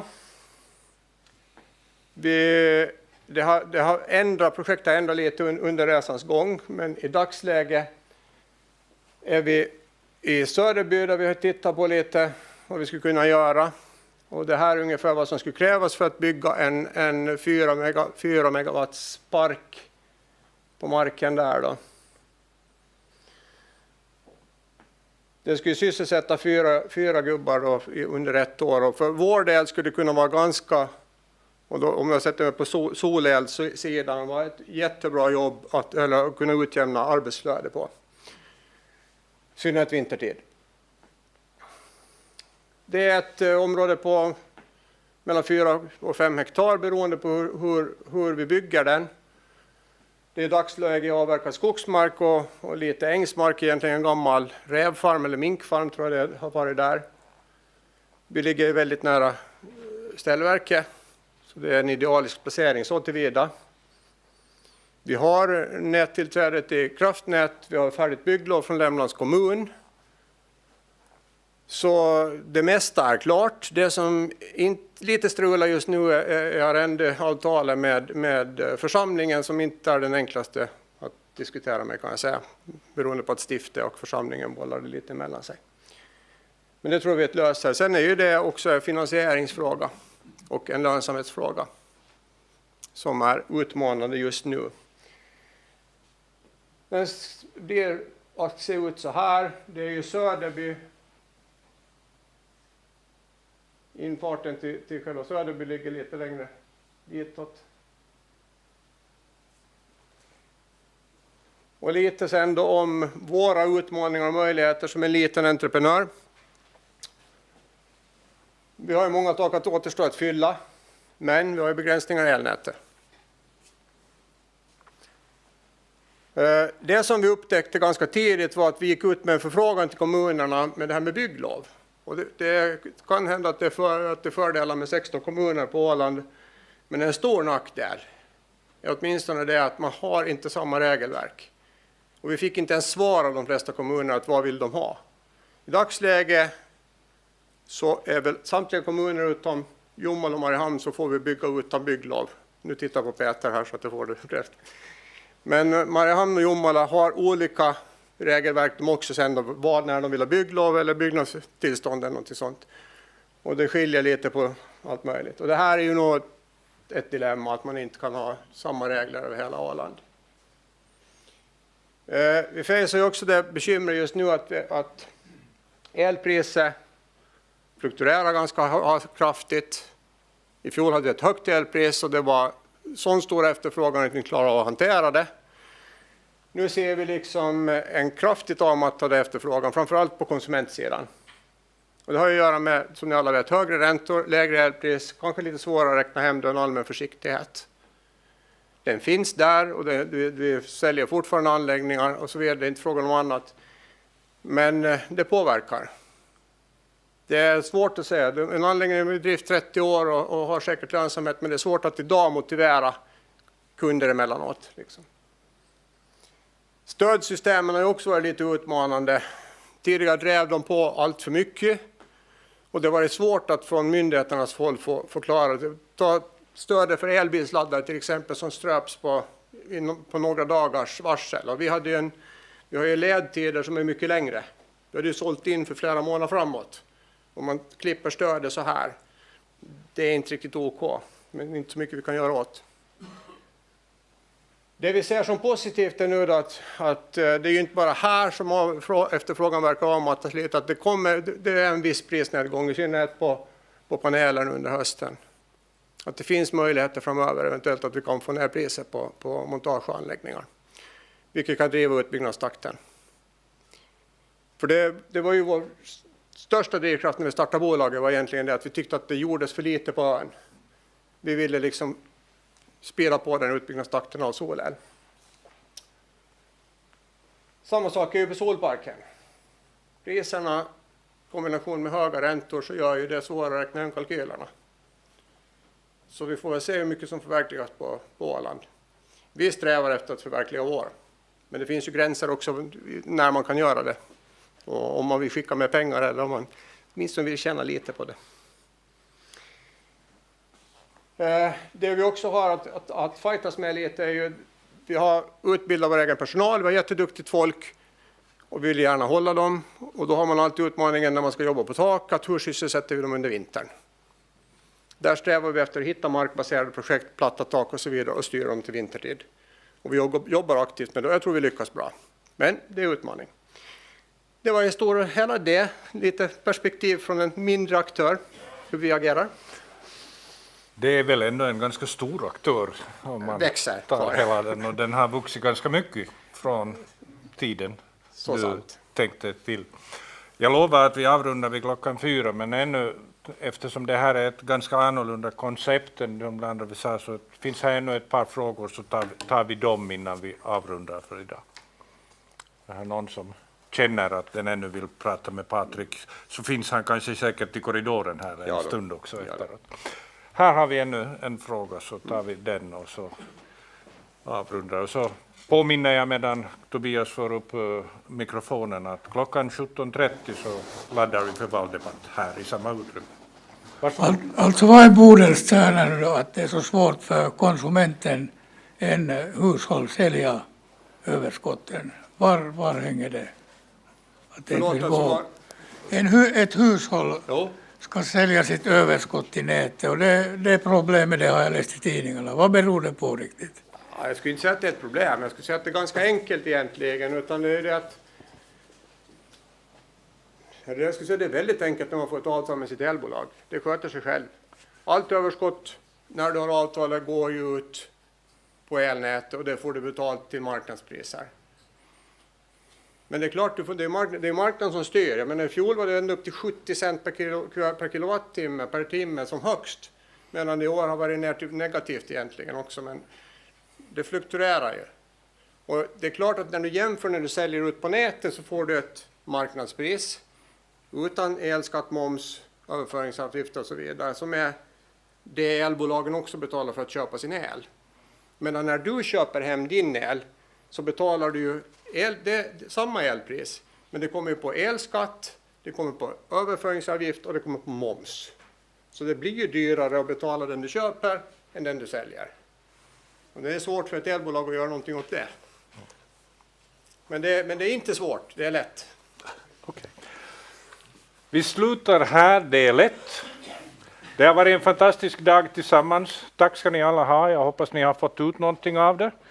Och från högskolans del, vi är faktiskt just nu igång med omvärldsanalys där vi ska skriva om våra utbildningar till en väldigt stor grad till kompetenser. Så tack för att ni har hjälpt oss i det arbetet, för det är det vi behöver. Och framförallt behöver vi dialogen med omvärlden, både de politiska beslutsfattarna men också företagen i sammanhanget. Så tack från vår sida as well.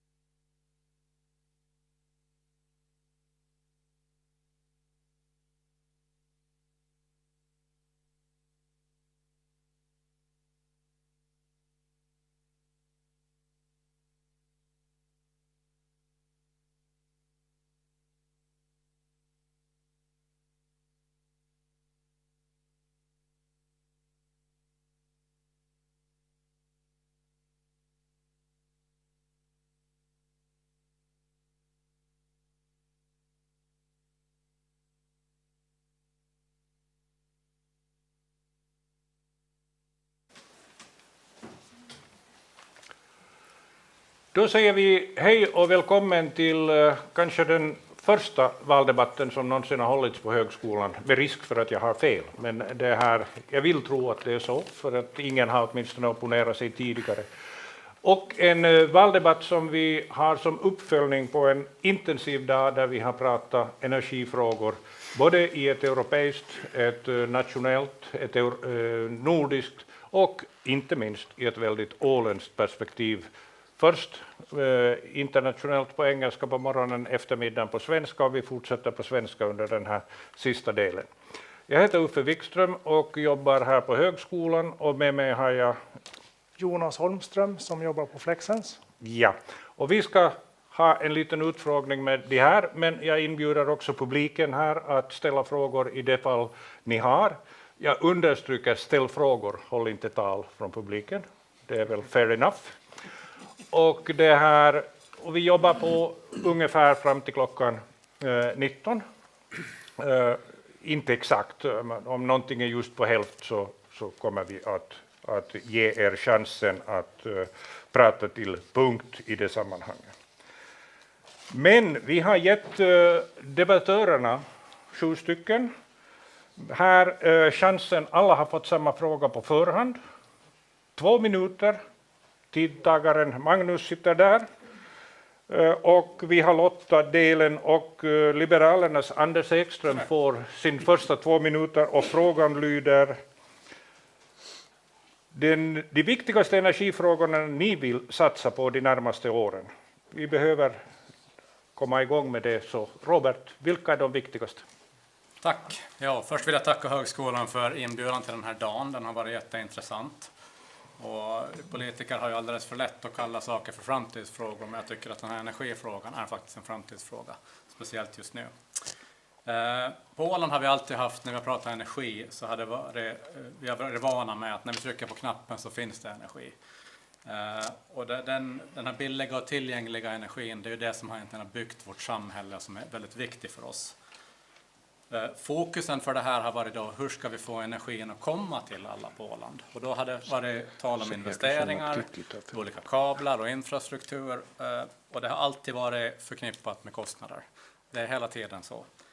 Nu då, så jag tänkte säga att vi står inför något historiskt, men jag hörde på Conny Rosenberg här idag som sa att vi har ju faktiskt energiproduktion redan.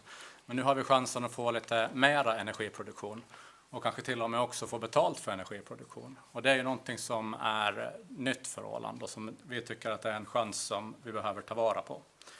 Så från liberalt håll då är vi positiva till vindkraften. Vi kommer att arbeta för att den byggs på Åland. Vi tror att de här intäkterna kan lyfta både glesbygderna och ge oss andra möjligheter att finansiera infrastruktur inom energisektorn. Givetvis så vill vi ju att avvecklingen ska vara finansierad och det där också. Det är inte bara att bygga, det finns regelverk som vi bör sätta upp för det.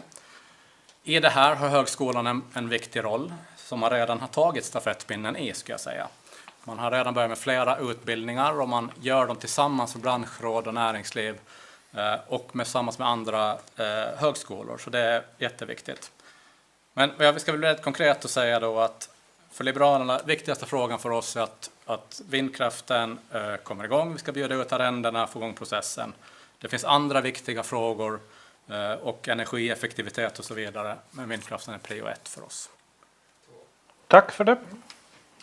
Och sen går vi till Kicki Blomqvist från Socialdemokraterna. Ja, men tack för ordet och tack för att vi har fått komma. Jättebra att ni ordnar valdebatt på högskolan, tycker jag. Fortsätt med det. Jag ställer upp för Socialdemokraterna i lagtinget och kommunalvalet, så jag pratar som socialdemokrat idag. Vi anser att Åland ska delta i den gröna omställningen. Där finns liksom ingen tvekan om det. Vi behöver minska vårt klimatavtryck och vi behöver minska våra koldioxidutsläpp. Och med tanke på att Åland har ett så bra läge med tillgång på vind och tillgång på soltimmar, så är det liksom självklart att satsa på solparker, havsvindkraft. Vi tror att åländsk ekonomi kommer att gynnas av den här gröna industrin på olika sätt som vi har pratat om idag. Men vi tycker också att produktionen av grön vätgas är intressant, och i synnerhet om man tänker på utveckling av gröna drivmedel för sjöfarten. Men förutom havsvindkraft och solparker så är biogas och biokol och cirkulär ekonomi också en del av en framtida energimixen för Åland. Om man tänker då på att miljön och klimatet kräver omställning nu, så ska varje steg Åland tar gå i rätt riktning. Alltså vi behöver framåt, men vi måste till att samhället blir vinnare också. Så vi behöver optimal utdelning ekonomiskt och socialt och miljömässigt. Att liksom hela tiden flera tankar i huvudet samtidigt. När det gäller lagtingets och den maktens bästa redskap så är det beslut och lagstiftning och en lite ekonomiska morötter kanske då. Så vi behöver ta beslut. Ta beslut om etablering av havsbaserad vindkraft. Ta beslut om solparker, infrastruktur, nya skärgårdar. Skärgårdsfärjor, förlåt, en skärgård har vi räcker väl. Vi behöver se till att myndigheterna har resurserna. Och vi behöver se till att ålänningarna är delaktiga. Vi behöver utbildning, fortbildning så att ålänningarna kan få jobb inom den här nya gröna sektorn. Och vi behöver energirådgivning för både företag och privatpersoner för att få den här omställningen på gång. Så jag skulle säga att vi lämnar den där fossila ekonomin och går in i den gröna ekonomin. Det var ganska så exakt. Förra tror jag var 1,59 och det här var 2,02. Tack. Mikael Selander, Ålands framtid. Ja, tack för ordet. Mikael Selander heter jag och jobbar för Ålands framtid som har funnits sedan början av 2000-talet och är mest kända för våran självstyrelsepolitik och vården svenska språket och sånt. Men nu kommer vi till miljön då och då har jag ett valprogram då som jag har med mig som vi har kommit överens om inom Ålands framtid. Och vi är helt överens om då att olja och gas är en begränsad resurs som kommer ta slut. När den tar slut vet vi inte, men det är ingenting att satsa på. Den är dyr. Samma sak med kärnkraften, den är också dyr. Det lönar sig inte att driva kärnkraftverk idag, därför så lägger Vattenfall ner sina kärnkraftverk i Sverige. Det finns inga pengar att tjäna på det heller. Då återstår ju då vind och vatten och sol och då har vi det här nya vindparken utanför på norra Åland då, som vi från Ålands framtid nyfiket vill titta på. Vad är det här för någonting? Vad kommer det innebära för Åland? Vad finns det för garantier för att den dagen om 25 år när de inte får stå kvar längre, vem tar bort dem? Vem betalar för det? Och sådana där saker, det är viktigt att vi får till pappers. Och sen också ekonomin, att pengarna från arrenden utav de här parkerna, det ska gå direkt in i det åländska samhället och användas till vård och omsorg och utbildning och sånt där. Så att Ålands framtid ställer sig positiv till satsningen, men med förstås vissa krav på garantier har vi innan vi så att säga slår klubban i bordet. I övrigt så håller jag väl med om det som man sa här. Sen finns det argument för om vi tittar nu på olja och gas till exempel. Norrmännen har ju börjat lägga ner sina kraftverk eller sina oljestationer ute till havs för det lönar sig inte. Och som jag sa, kärnkraften lönar sig inte heller. Bilindustrin ställer om till eldrift nästan varenda. Här klipper vi det. Ja, bilindustrin, där blir det bara elbilar i framtiden. Men Ålands framtid är för projektet med vissa begränsningar förstås. Ja, och så går vi till Åländsk Center, Robert Mansén. Tack så mycket och tack för en mycket intressant dag. Jag vill börja kanske med det viktigaste av allt, det är att politiken ska handla om långsiktighet i besluten. Det tror jag är det viktigaste av allt. Och politiken ska medverka till att skapa rätt förutsättningar. Och i det fallet då vill jag gärna göra en åsnebrygga till det här havsbaserad vindkraft och det samförståndsavtal som 6 partier står bakom, och däribland Centern står bakom. Vi vill ha möjligheten att ge förutsättningar för utvecklingen av havsbaserad vindkraft. I målsättningarna i vårt valprogram kan jag lyfta till exempel att motivera ålänningar att till energieffektiviseringar. Egna energieffektiviseringar, samarbeta över partigränserna ska vi göra för en effektiv energiomställning. Vi ska förstärka elnätet så att man kan ta emot den ökade elproduktionen som vi har hört om idag. Det kan handla om till exempel solel. Öka antalet laddningsstationer för elfordon, någonting som vi ligger efter med idag med tanke på den kraftiga utbyggnad som sker inom fordonen och framförallt eldrivna fordon. Och vi ska arbeta för förnybara drivmedel också inom kollektivtrafiken. Det är en skam egentligen att vi inte har flera elbussar på Åland där vi har goda förutsättningar för det hela. Så jag väljer att stoppa där faktiskt. Jag tycker att jag vill vara effektiv. Tack för det. En poäng hem för det. Moderat samling och Tony Salminen. Jo, tack, Tony Salminen. Det här Moderaterna så försöker ju alltid vara Ålands företagsvänligaste parti. Och det har ju blivit mer och mer så att det här med energiproduktion och så här blir mer och mer business i det. Det drivs av företag och det är på kommersiella villkor och så vidare. Och man kan säga att i det här sammanhanget så har vi ju väldigt goda förutsättningar på Åland tack vare självstyrelsen. Vi har en massa instrument i vår hand och skapa goda förutsättningar för de som vill vara aktörer och producera energi på Åland. Och till exempel det här med den här havsbaserade vindkraften, det är ju en jättefin möjlighet som vi har här på Åland. Det gäller egentligen att göra oss så attraktiva, så intressanta och få så goda förutsättningar för de här aktörerna att de är intresserade att välja Åland som investeringsplats och så här. Så där tycker jag att det här är som moderata tankesätt, att liksom tänka mycket på förutsättningar för företag och så här är en ganska viktig pusselbit i det här. Sen ska man också komma ihåg att energiförsörjningen på Åland är också viktigt för alla andra företag och för alla hushåll och så här. Så energiförsörjningen är viktig för välfärden och för välståndet och så här. Så det är en viktig grej att inte som bara fokusera på det här med ny havsbaserad vindkraft, utan vi måste också hålla igång det här befintliga elsystemet som vi har, som ger energi till Ålandsbanken, Optinova, alla företag alla dagar. Så att den biten måste vi hålla kvar. Sen tycker jag också det här med den här gröna omställningen ger en massa möjlighet för företag.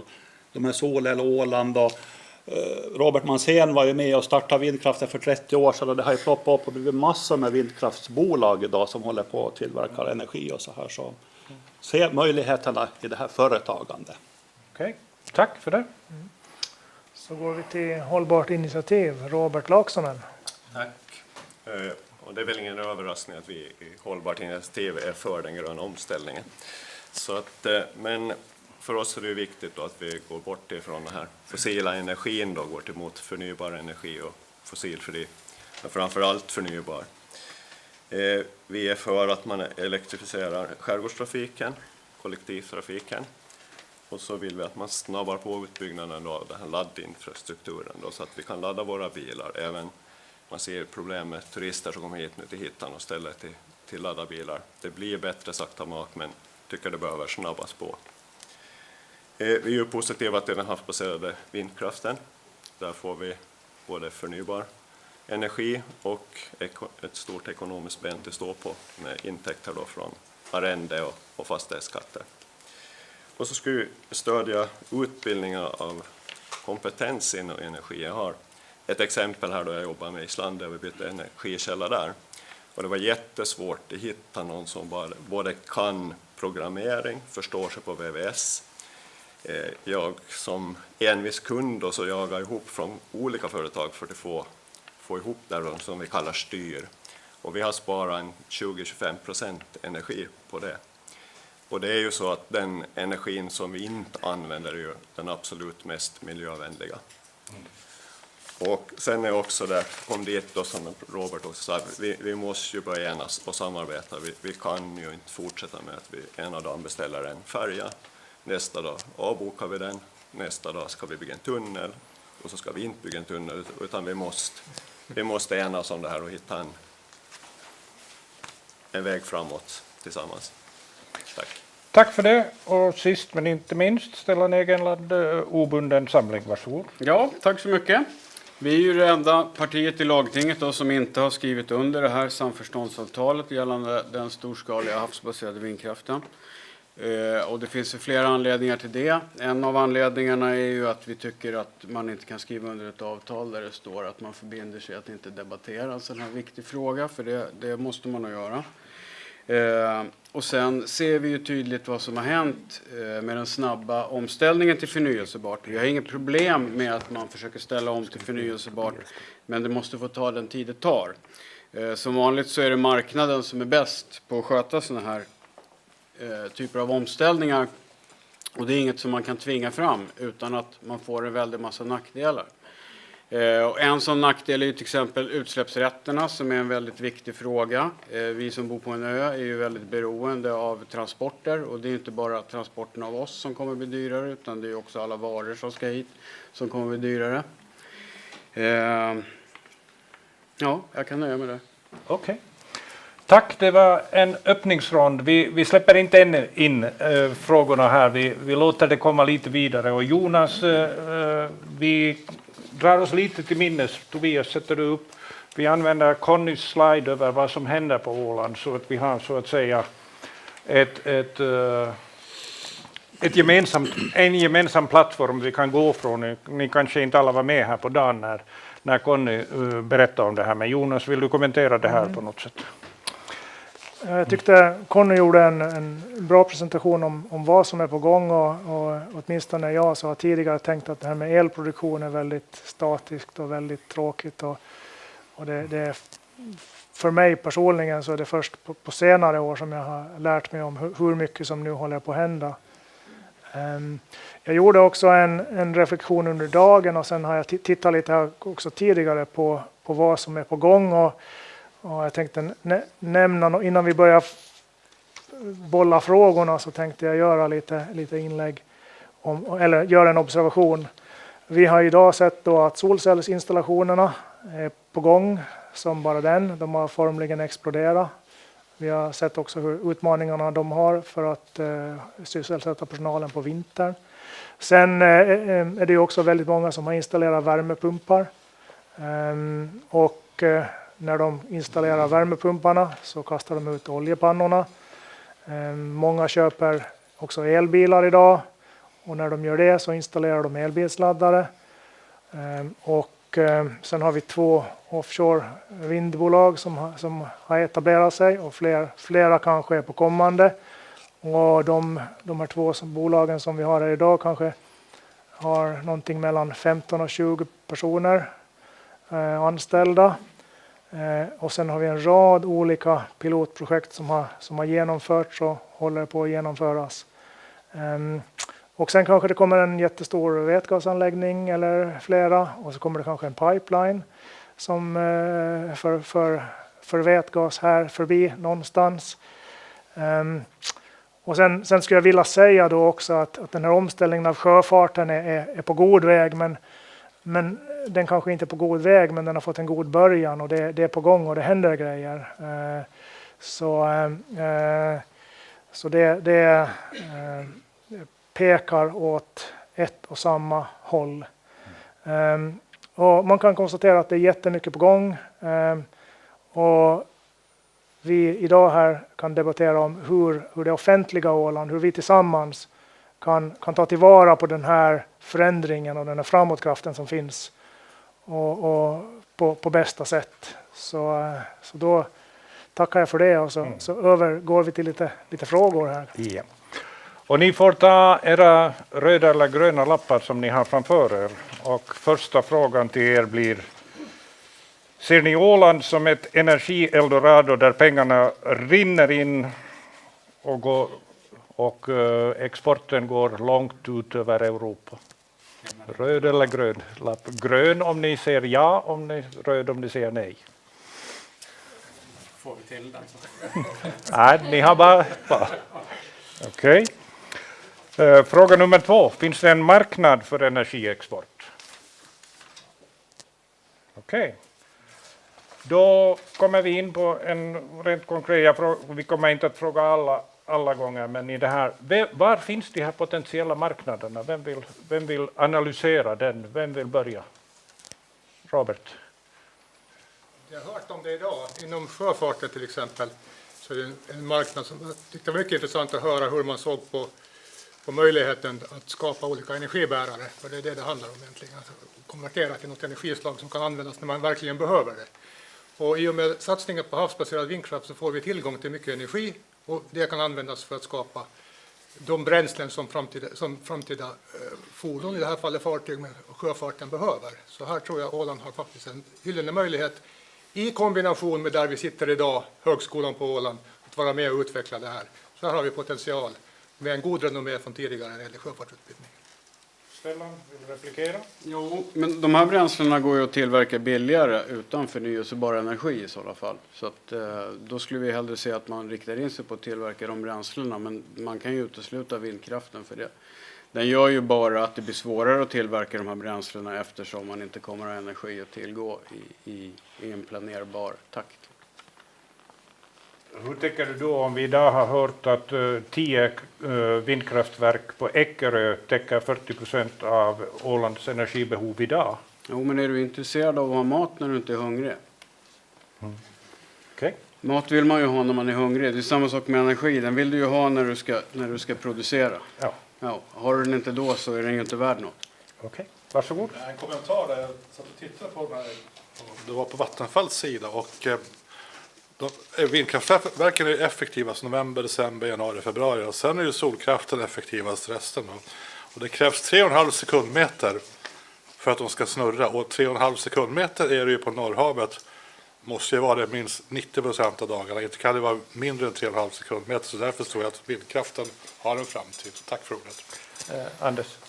Ja, det är klart att en sak som den här vindkraften har problem med generellt sett har varit just den här som vi pratar om idag när man inte får sälja el helt enkelt. Man får inte producera mer och det är just i den situationen som de har en gyllene tillfälle att producera annat som vi sen kan ha då. Så att, och sen den här vindkraften nu då, det här som är här nu och det som är planeringen, så det är ju ingenting som egentligen kommer att gå till Åland, alltså förutom indirekt då, utan den ska ju faktiskt kopplas upp direkt mot finska stamnätet. Okej. Jonas, du plockar någon. Ja, om nu de flesta satt upp den gröna lappen när vi hade frågan om intäkterna, om Åland skulle bli ett energi-eldorado och pengarna skulle rulla in. Så då kommer den här frågan upp då, hur ska vi fördela de här pengarna? Och nu finns det då några kommuner som är på norra Åland och som kommer att vara de kommuner som på vilkas vatten de här vindmöllorna byggs. Så hur ser ni att intäkterna ska fördelas? Ska de komma till just de kommunerna eller ska det finnas en annan fördelningsmekanism på Åland? Ja, vi har vindkraft ute i Eckerö och jag tror vi fick en fastighetsskatt för 2 år sedan 60 000 euro från de vindkraftverken som står där. Men det kan ju inte vara så att de här arrendeavgifterna går enbart till kommuner utan delar av dem borde de ju få som en så att säga, plåster på såren, men den största delen borde tillföra landskapet och till sjukvård, äldreomsorg och sådana saker. Tack. Tony, har inte sagt någonting än? Jag skulle säga, jag håller ganska mycket med om det, för om man tänker så här att Åland har ju redan idag ett sådant här omfördelningssystem. Vi har landskapsandelar och vi har system för det där. Kommer det in pengar till Åland på något nytt sätt till lite större omfattning så gör man justeringar i de här systemen som vi har så att alla på Åland kommer att få det lite bättre om vi får till mera pengar på Åland. Stellan och sen Kiki. Jo, men det är väl rimligt att kommunerna naturligtvis ska få fastighetsskatten för det här. Men det är väl rimligt att landskapet får arrendet. Kikis tankar? Ja, men jag tänker att alla har haft kloka tankar här, men det är ju inte bara havsbaserad vindkraft. Alltså de som elen, där är ju också allting runt omkring. Arbetsplatserna kommer ju att spridas över hela Åland, övernattningar kommer att spridas över hela Åland, företagande som tjänstesektorn som ska fylla det här kommer ju att sprida också inkomsterna. Så visst, fastighetsskatten mer eller mindre till kommunerna, men annars behöver det fördelas till hela Åland på något sätt. Robert, vinka. Ja, jag håller med samma där. Fastighetsskatten så ligger väl kommunen närmast, men arrende då till landskapet, och vi hoppas ju då att man använder mycket av de pengarna till den gröna omställningen då, till bygga ut elnät och byt färjorna då i skärgården och så vidare då. Och sen som Kikki precis sa då att det är ju ringar på vattnet runt omkring det hela då som skapar inkomster för hela samhället också. Som relativt ny, vad ska vi säga, ålänning så där mera på mer än halvtid och nästan heltid, så börjar jag fundera, behöver vi 7 partier eller behöver vi ett?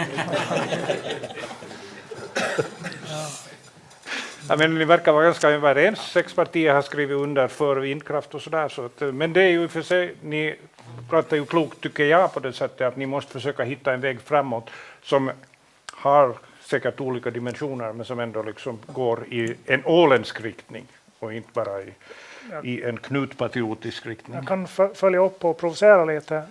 Tror ni att det finns en risk att det blir en uppdelning i ett rikt norra Åland och ett fattigt södra Åland? Och när man rekommenderar då, när de ska flytta till Åland att var ska du bosätta dig? Så ja, men bosätt dig i Geta, för där är den sociala servicen på toppnivå. Där har de allt de behöver.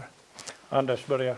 Jag skulle säga att jag tror inte det är en överhängande risk. Jag tror att det kommer att finnas en fördelning som är bra. Däremot det ska man ju komma ihåg också att redan idag så har ju vissa av de här kommunerna lite tufft att få ihop vardagen. Och nu kan ju plötsligt leda till att de får ihop vardagen. Det kan ju göra faktiskt att den kommunen blir attraktivare. Så det tror jag kan hända. Och det ser jag inga problem med heller. Utan det är väl bara bra att det blir på det sättet. Men jag tror just med den här som vi har diskuterat här att den fastighetsskatt som går till kommunen och resten som fördelas på något sätt inom landskapet som alla kan ta del av, det kommer att göra att vi kommer att alla kommer att känna att man får del av det här. Okej, Robert Mansén först. Ja, jag håller helt med också. Fastighetsskatten såklart. Det har ju kommunerna med mellan det övriga. Intäkterna och arrende borde gå till hela Åland så fördelas. Jag ser också intäkten i ett rikare näringsliv kring effekterna kring det här som är oerhört viktiga, och jag nästan vill uppmana ålänningarna i stort att vara med på tårna när tåget går så att säga. För egentligen har tåget redan börjat rulla i form av planering och så vidare, och det vet att det är ganska många ålänningar som jobbar med den här vindkraftsatsningen redan. Men var med i det här omställningen. Vi ser vad som händer kring till exempel batterifabriken i Skellefteå. Hur otroligt det ska skapa arbetskraft, men också utmaningar i det åländska samhället. Så att det berör samhället på många olika sätt. Stellan och sen var det Mikael. Ja, det blir ju, om man tänker på de här stora pengarna som vi tror att vi ska få in på det här, och då måste jag koppla upp till det som Micke sa då, att kärnkraften var ju mycket dyrare. Det beror ju på att man har manipulerat marknaden. Det är ju därför kärnkraften blev så att säga olönsam. Bland annat så körde man ju med det här med elcertifikat, och det tjänade ju vindkraften pengar på. De tjänade ju inte pengar enbart på att sälja elen som de producerade, utan de fick även en belöning i form av ett elcertifikat som alla som inte sålde så kallad förnyelsebar el var tvungna att köpa av dem. Så att man har ju utmanövrerat kärnkraften. Plus att det blir svårt för kärnkraften och att konkurrera när man har ett energislag som kommer så här. För att du kan inte bara dra ner ett kärnkraftverk, utan det är ju gjort för att gå full patte. Okej, Mikael? Jag tänkte tillbaka med fastighetsskatten på det här området. Om vi säger att vi fick 60 000 på Eckerö för 10 stycken snurror, så kommer det bli den fastighetsskatten ute i Norrhavet kommer att bli ganska stor, nästan enorm, om man följer de uträkningar som man ska göra.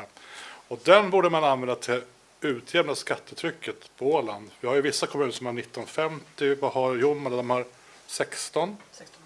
Och här skulle man kunna köra lite Robin Hood, att man jämnar ut lite till de fattiga kommunerna, får lite mer fastighetsskatt, så att vi har jämlikt över alla kommuner på Åland. Kan vi ha kvar våra 16 kommuner, man behöver inte flytta emellan bara för att tjäna pengar, utan man får liksom, det ska man kunna använda fastighetsskatten till. Tack för det. Nu kan jag inte låta bli att ta röda och gröna lappar. Ska vi ha 16 kommuner? Vad är grönt och vad är rätt? Frågan är, ska vi ha 16 kommuner? Då är det grönt för ja, 16, nej, röd.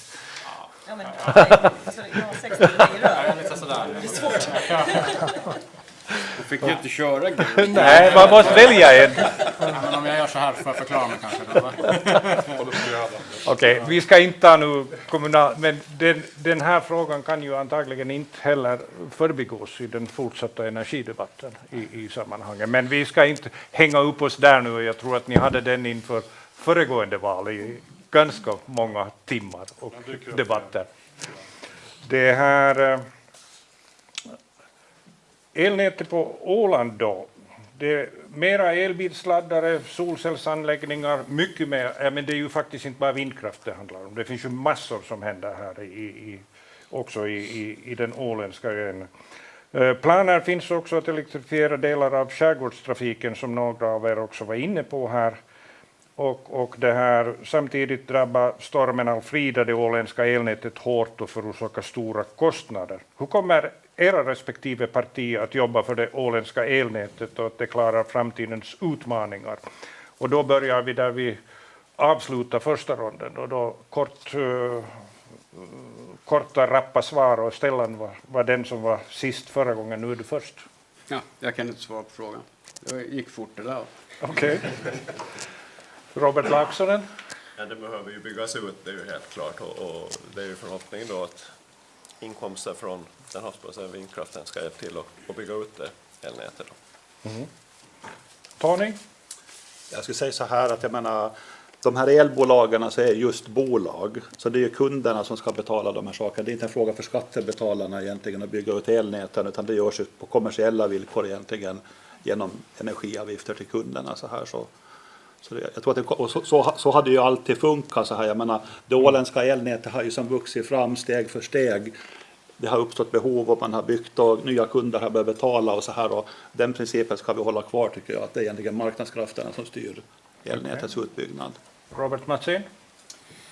Ja, jag tror att landskapet har nog en roll här att spela när det gäller just det överliggande spänningsnätet i form av att vi har anslutningar både till Finland och Sverige, och ska vi utöka den egna elproduktionen på Åland så är det nog viktigt att vi har just de här förbindelserna på plats. Och där har vi nog från landskapets sida en roll att spela. Det är ju också en energiomställning i form av att tidigare har konsumenten bara varit en konsument, nu är konsumenten också en producent. Och det ställer väldigt stora krav på nätet, och i och med att vi politiskt tar de besluten att vi ger stöd och vill ha den här utvecklingen, så bör vi också vara med och vara beredda på att ta delar av kostnaden för en infrastruktur som håller för framtiden. För att framtiden är elektrifierad. Mikael? Jo, när det gäller solceller och solenergi då, så om det hängs upp 10 stycken solcellsanläggningar på hus i Storby till exempel, så finns det bara kapacitet för x antal att returnera elen på nätet därför att ledningarna inte räcker till. Och då, det hindrar ju då den här solenergiutvecklingen, att den kan ju inte växa så som vi skulle vilja att det gjorde. Så det är klart att bygga ut elnätet och se till att det blir kraftfullare, det borde vara prio 1 som en framtidsfråga för kommande landskapsregeringar. Tack. Kiki? Ja, men jag tycker ju att infrastruktur är samhällets ansvar. Det kan inte vara så att elkostnaderna ska bli högre för den enskilda konsumenten för att vi satsar på grön energi. Det kan inte vara skillnad på den låginkomsttagaren och höginkomsttagaren huruvida man har råd att tända lampan på kvällen. Det talades idag när man sa att hamnarna måste ha laddinfrastruktur för 2030 för att försörja sjöfarten. Och då var det någon som nämnde att det är som vägar, att det kan, man behöver delta i infrastrukturkostnaderna från samhällets sida. Anders? Yes, nej, men det skulle inte vilja falla tillbaka på det som David Karlsson nämnde idag, att det är också frågan om vad vill vi ha, att allt går ju att bygga för, men att med en 50-års horisont så behöver vi titta efter först då, vad är det vi behöver ha. Och det är lite svårt att säga det här ikväll exakt vad som ska vara, men vi har ju Kraftnät Åland som har koll på det här, vi har elanläggningslagen med och Margareta Energi som har långsiktiga investeringsplaner, de ska vi ju följa. Men det är ju också så, tycker jag, att man måste vara klart för sig att alla de här sakerna vi pratar om så behöver ju kompenseras för att, jag menar, ska vi ha elhybrider i skärgården så behöver det byggas uppkopplingar dit. För gemene ålänning så är det så att kablarna mot Sverige och Finland ska funka. När vi tänder lampan på kvällen så ska det då ska det lysa. Det är det vi vill ha. Och det är samhällets ansvar att se till att det gör det. Medan kollegan Jonas funderar på följande fråga så ska jag nu säga till publiken, lyft på armen, handen, de av er som vill ställa en fråga, men jag låter Jonas gå först och så har Rauli, Uffe och där, de tre åtminstone tar vi sen efter. En kort fråga bara. Landskapsregeringen äger ju 100% av Kraftnät Åland, och landskapsregeringen har under flera år eller många år gått in och kapitaliserat upp, det vill säga överfört pengar till Kraftnät Åland. Är det här någon variabel som man kunde spela med, antingen sänka den summan eller höja den summan för att liksom den vägen påverka liksom summan på fakturan på elräkningen? Är det någon som har någon åsikt om det? Ja. Ja, alltså jag tyckte att det var bra när man började göra det här, för att det hängde ju ihop med att det varit lite höga överföringskostnader, tyckte med mitt förra jobb då på det. Och det här är ju ett sätt att göra det på. Och är det så nu att vi ska få igång den här intäkterna från vindkraften då, om vi ska nu sälja skinnen innan björnen är skjuten så att säga, så då skulle det kunna vara ett sätt att faktiskt också få ner den faktiska elfakturan hos både konsumenter, alltså både privatpersoner och företag. Så att jag skulle tycka att det skulle vara ett bra sätt att titta på just den här överföringsdelen. Även titta framåt mot investeringar och kunna styra det till det. Så att, ja. Ja, jag håller med faktiskt där att det är nog en sak som egentligen gynnar alla ålänningar om man får ner nätkostnaderna framför allt. Men det ska ju såklart sättas i paritet, att är den satsningen liksom, det har att göra med vilka lån man har och vilka räntor, kostnader för det och så vidare, hur man finansierar det. Det ska man också väga mot andra investeringar som behöver göras. Så att det beror lite på. Ränteläge ska man nästan våga säga här. Okej. En Tony och Mikael, och sen går vi till publiken. Okay. Man måste komma ihåg det också, att just när landskapet tar sina pengar och sätter in i Kraftnät Åland så blir det mindre pengar till någonting annat. Som det finns inte en oändlig kassa. Så till exempel om man tänker som vad händer i förlängningen, sätter landskapet 10 miljoner till Kraftnät Åland så kanske de har 10 miljoner mindre till något annat, till exempel till landskapsandelar till kommunerna, och då måste kommunerna höja skatten och så ska ålänningar betala ju som den vägen istället. Att Åland är ett kommunicerande kärl vad det gäller pengar. Så att den här frågan är lite svårare än vad det framställs hos vissa. Nej, kort bara så finns det anledning att bygga ut de här näten, precis som ni säger här, och hur det ska finansieras. Ja, det finns många poster som landskapsregeringen kan kapa 5, 6, 10 miljoner per år om man slår ihop dem. För det här borde ju vara prio 1 där. Okej, tack. Då tror jag vi gör på det sättet att vi hade nu 3 begärda frågor därifrån. Vi tar alla frågor på en gång och memorerar dem, och där har vi ännu en 4:e. Rauli först. Ja, jag tänkte ställa direkta frågor till vissa partier, och Robert Mansen, Center, får börja. Jordbruket är ju ganska energikrävande och går idag bara med fossila bränslen. Hur ser ut gröna omställningen i jordbruket? Grön omställning i jordbruket, tack. Sen ger du där till kvinnan där, för du är nära till hands med mikrofonen, så varsågod. Ja, okej.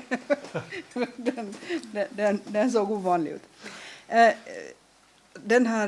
Jag har 2 frågor egentligen. Dels en till ledamoten Egeland som säger att det här samförståndsavtalet skulle vara någon slags munkavle. Jag förstår inte hur den uppfattningen har kommit till, eftersom det ju var ett avtal om att man skulle sakligt och i samförstånd gå vidare med den här processen. Och sen undrar jag varför obunden samling under hela den här mandatperioden inte en enda gång, om man är så mot havsbaserad vindkraft, inte en enda gång har sagt nej till ett enda beslut som har fattats i den frågan. Utan man har varit hela vägen varit med på tåget. Sen till resten av panelen. Man måste ju utgå ifrån att ska det bli någonting av havsbaserad vindkraft, ska det bli laddinfrastruktur i hamnarna, ska det bli andra satsningar, så måste samhället ta en del av kostnaderna, och man måste göra det ganska långsiktigt. Så är ni beredda sen, om och när ni sitter i regeringsställning, att faktiskt göra de investeringarna? Tack, vi klipper där, sen var det uppe följande fråga. Sen hade vi ännu en. Okej.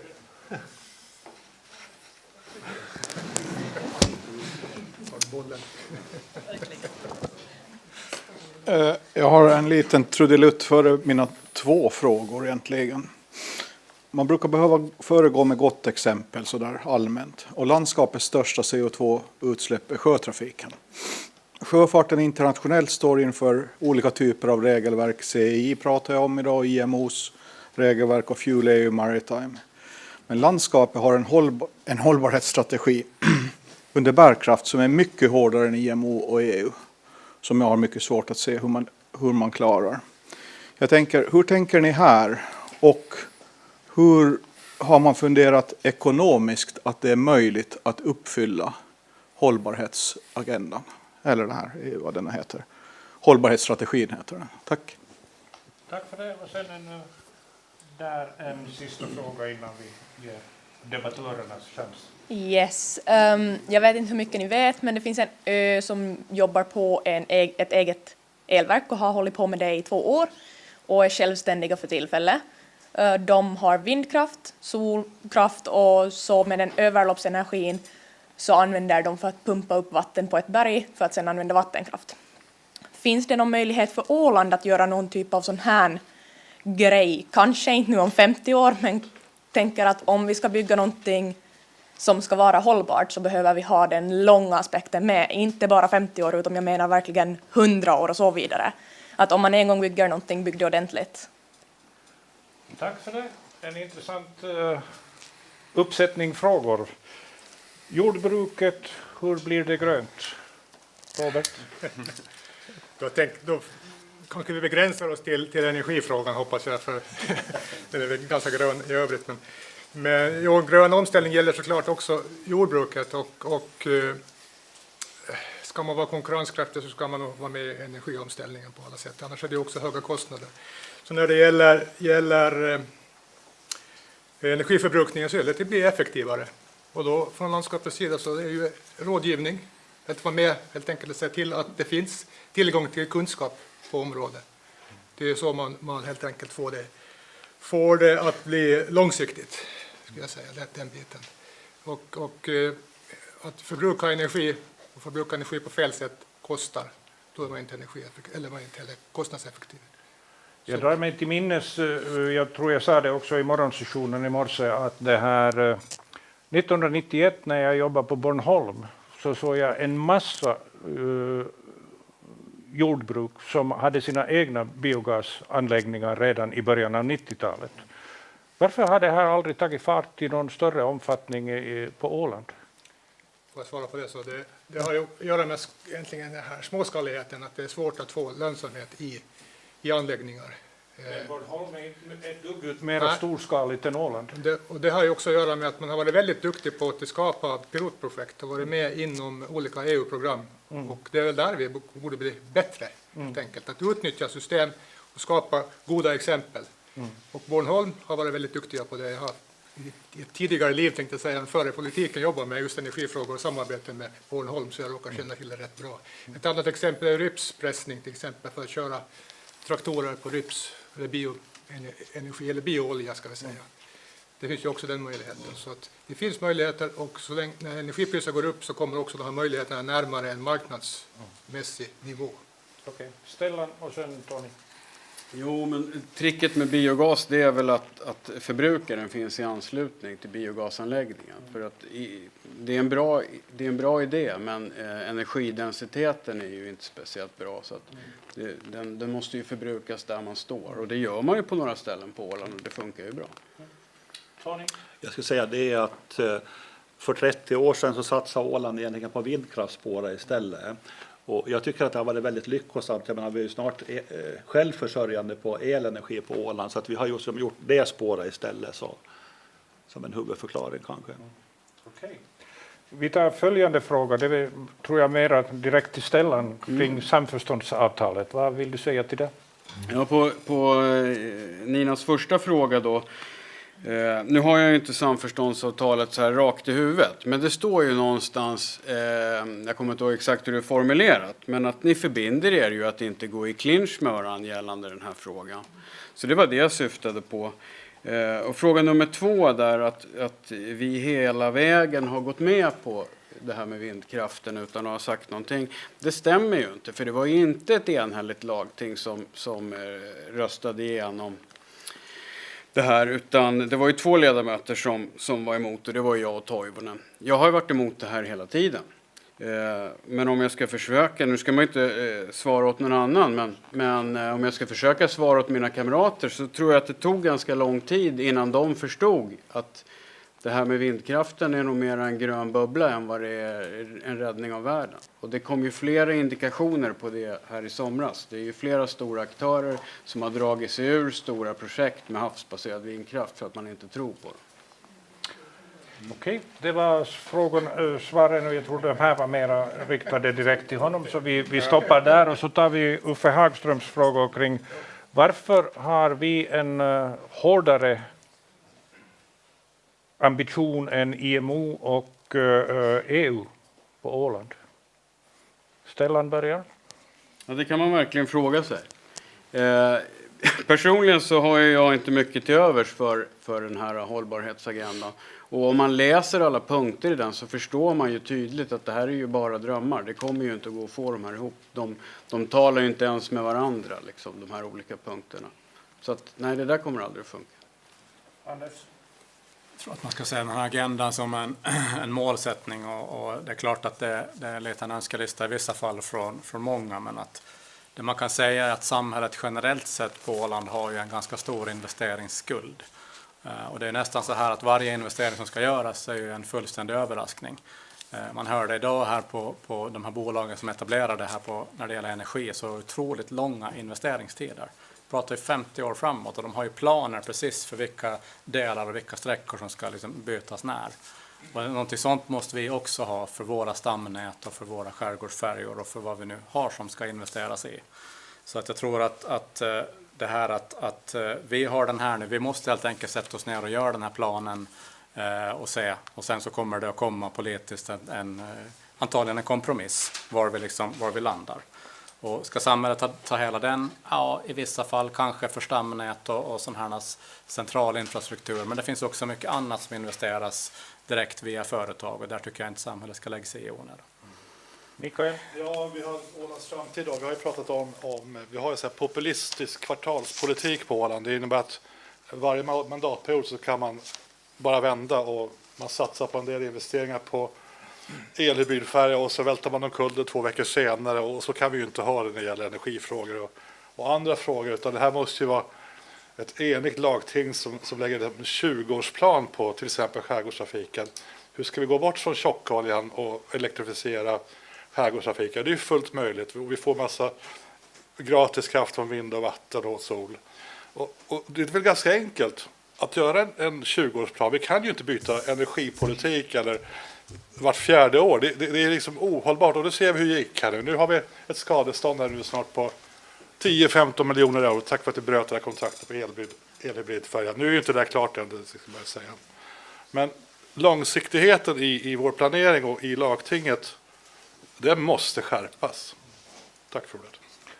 Det här är ju en gemensam grej. Jag vet att om vi går lite utanför men som tangerar det här. Sverige har ju länge kört 12-årsplaner för sin transportpolitik till exempel. Oberoende av regering som har funnits så att Finland tog som för första gången ett transportpolitikbeslut som går över en period förra gången. Före det hade kunnat byta vid varje regeringsbyte, men det kan det inte längre i Finland heller, även om det kommer att vara nyansskillnader. Så att jag tror att det här långsiktigheten, oberoende vilken infallsvinkel ni har, så tror jag att långsiktighet måste bli, speciellt i energifrågor, en central. Uffe Hagström var inne på det här att ska hans verksamhet fungera så kan det inte vara hårdare än vad IMO och EU säger. Röd eller grön, kan ni ha en hårdare lagstiftning än det var IMO eller EU kräver? Röd för att ni inte kan ha en och kan ni ha så då är det grön. Okej? Så det betyder att Kikki och Robert tycker att ni kan ha ett hårdare tufft. Kikki, varför kan ni köra en hårdare linje? Ja, nu var jag inte med och diskuterade de här målen så jag pratar ju lite det här utan att veta tanken bakom där. Men jag tänker att det är okej att ha mål som är hårdare. Jag förstår utmaningen för näringslivet därför att de försöker ställa om och det är kostnader. Men vi ser ju också vilken otrolig takt det är när det sätter fart. Liksom. Så ställer man inga krav så händer det långsammare. Mm.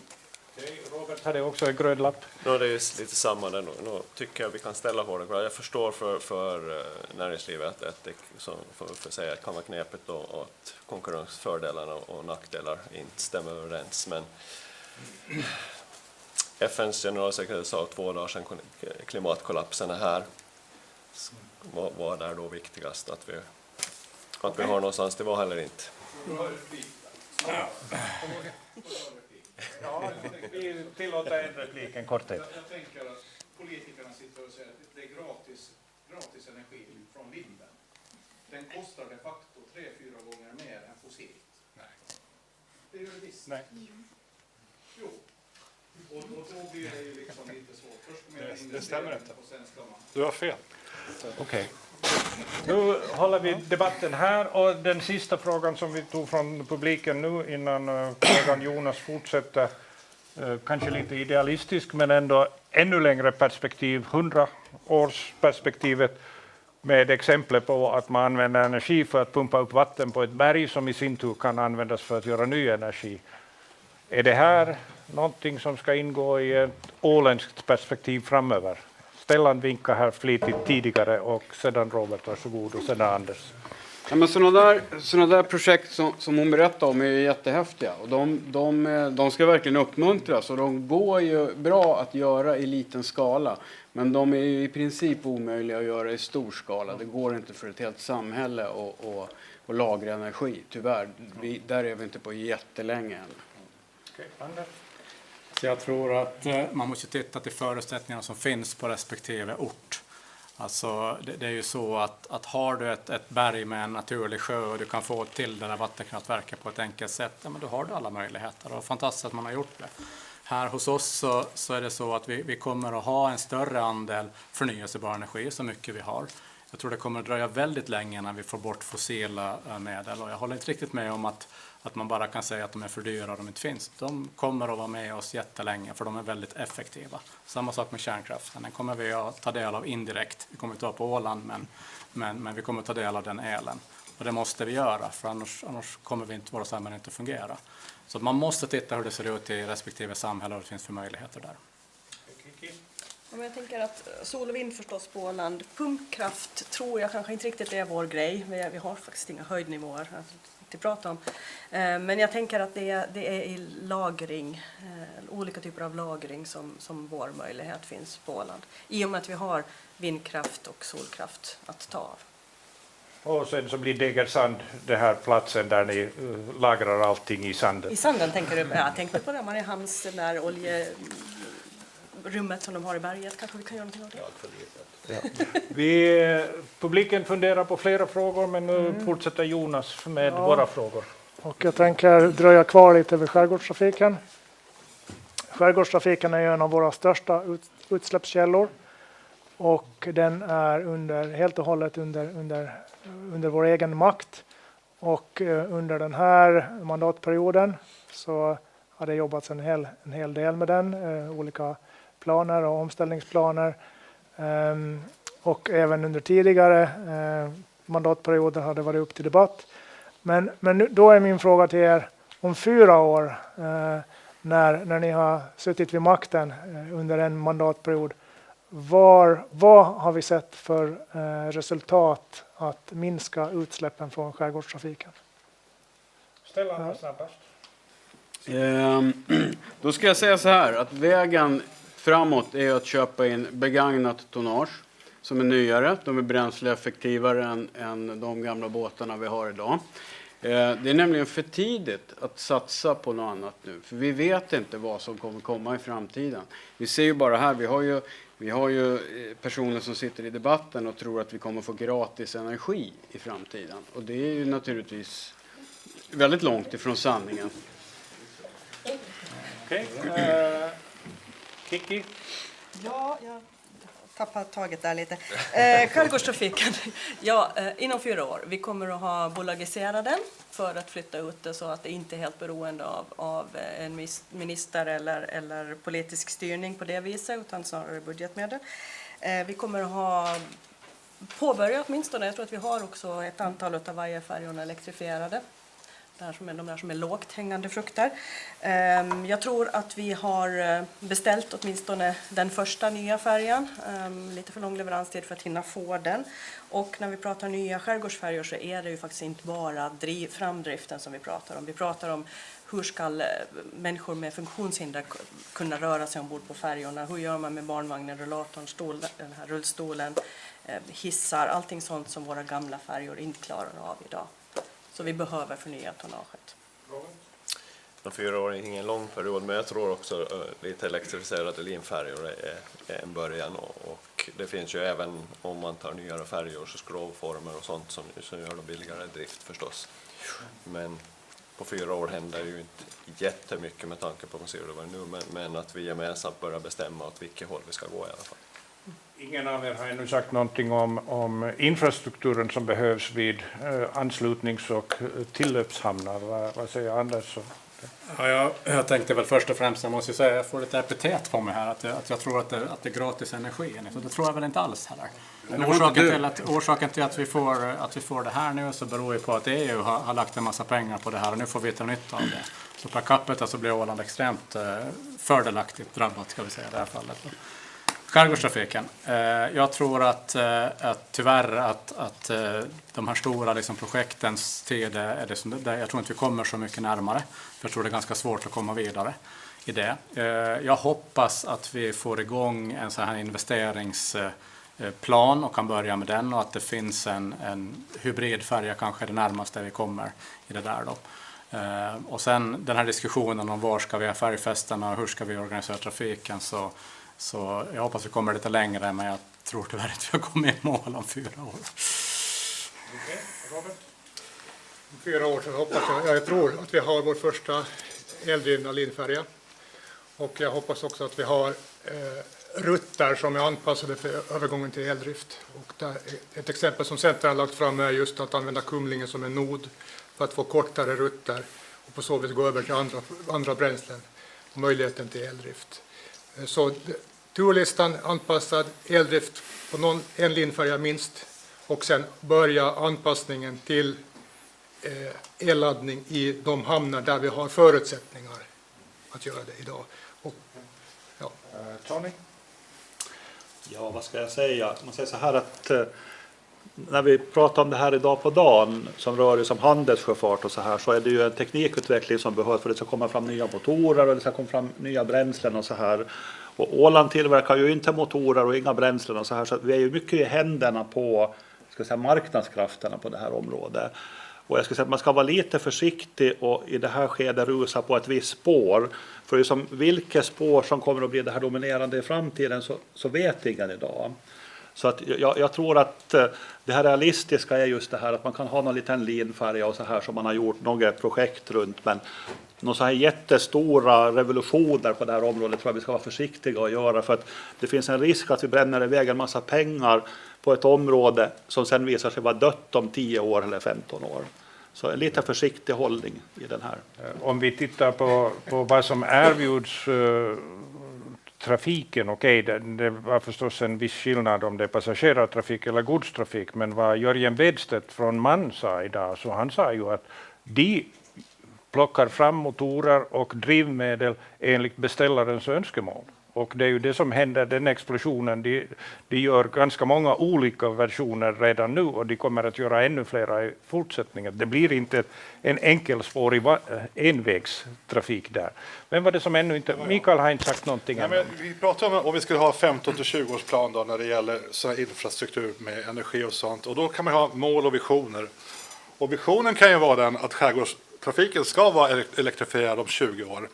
Men första målsättningen i den här planen då, det borde ju kunna vara att man 1 eller 2 linjer blir en i taget och ser sakta bak. Man investerar i någonting som får payback ganska fort därför att elpriset är ju billigare än oljepriset. Så där kommer man ju räkna ut då hur långt det tar innan vi får payback på den första linjen. Titta på den, gå vidare och sen har man en vision då med korta steg på målsättningarna. Och sen vill jag ju då säga, apropå gratis energi från vindkraften, det är ju inte gratis förstås, men det är bra mycket billigare än allt annat.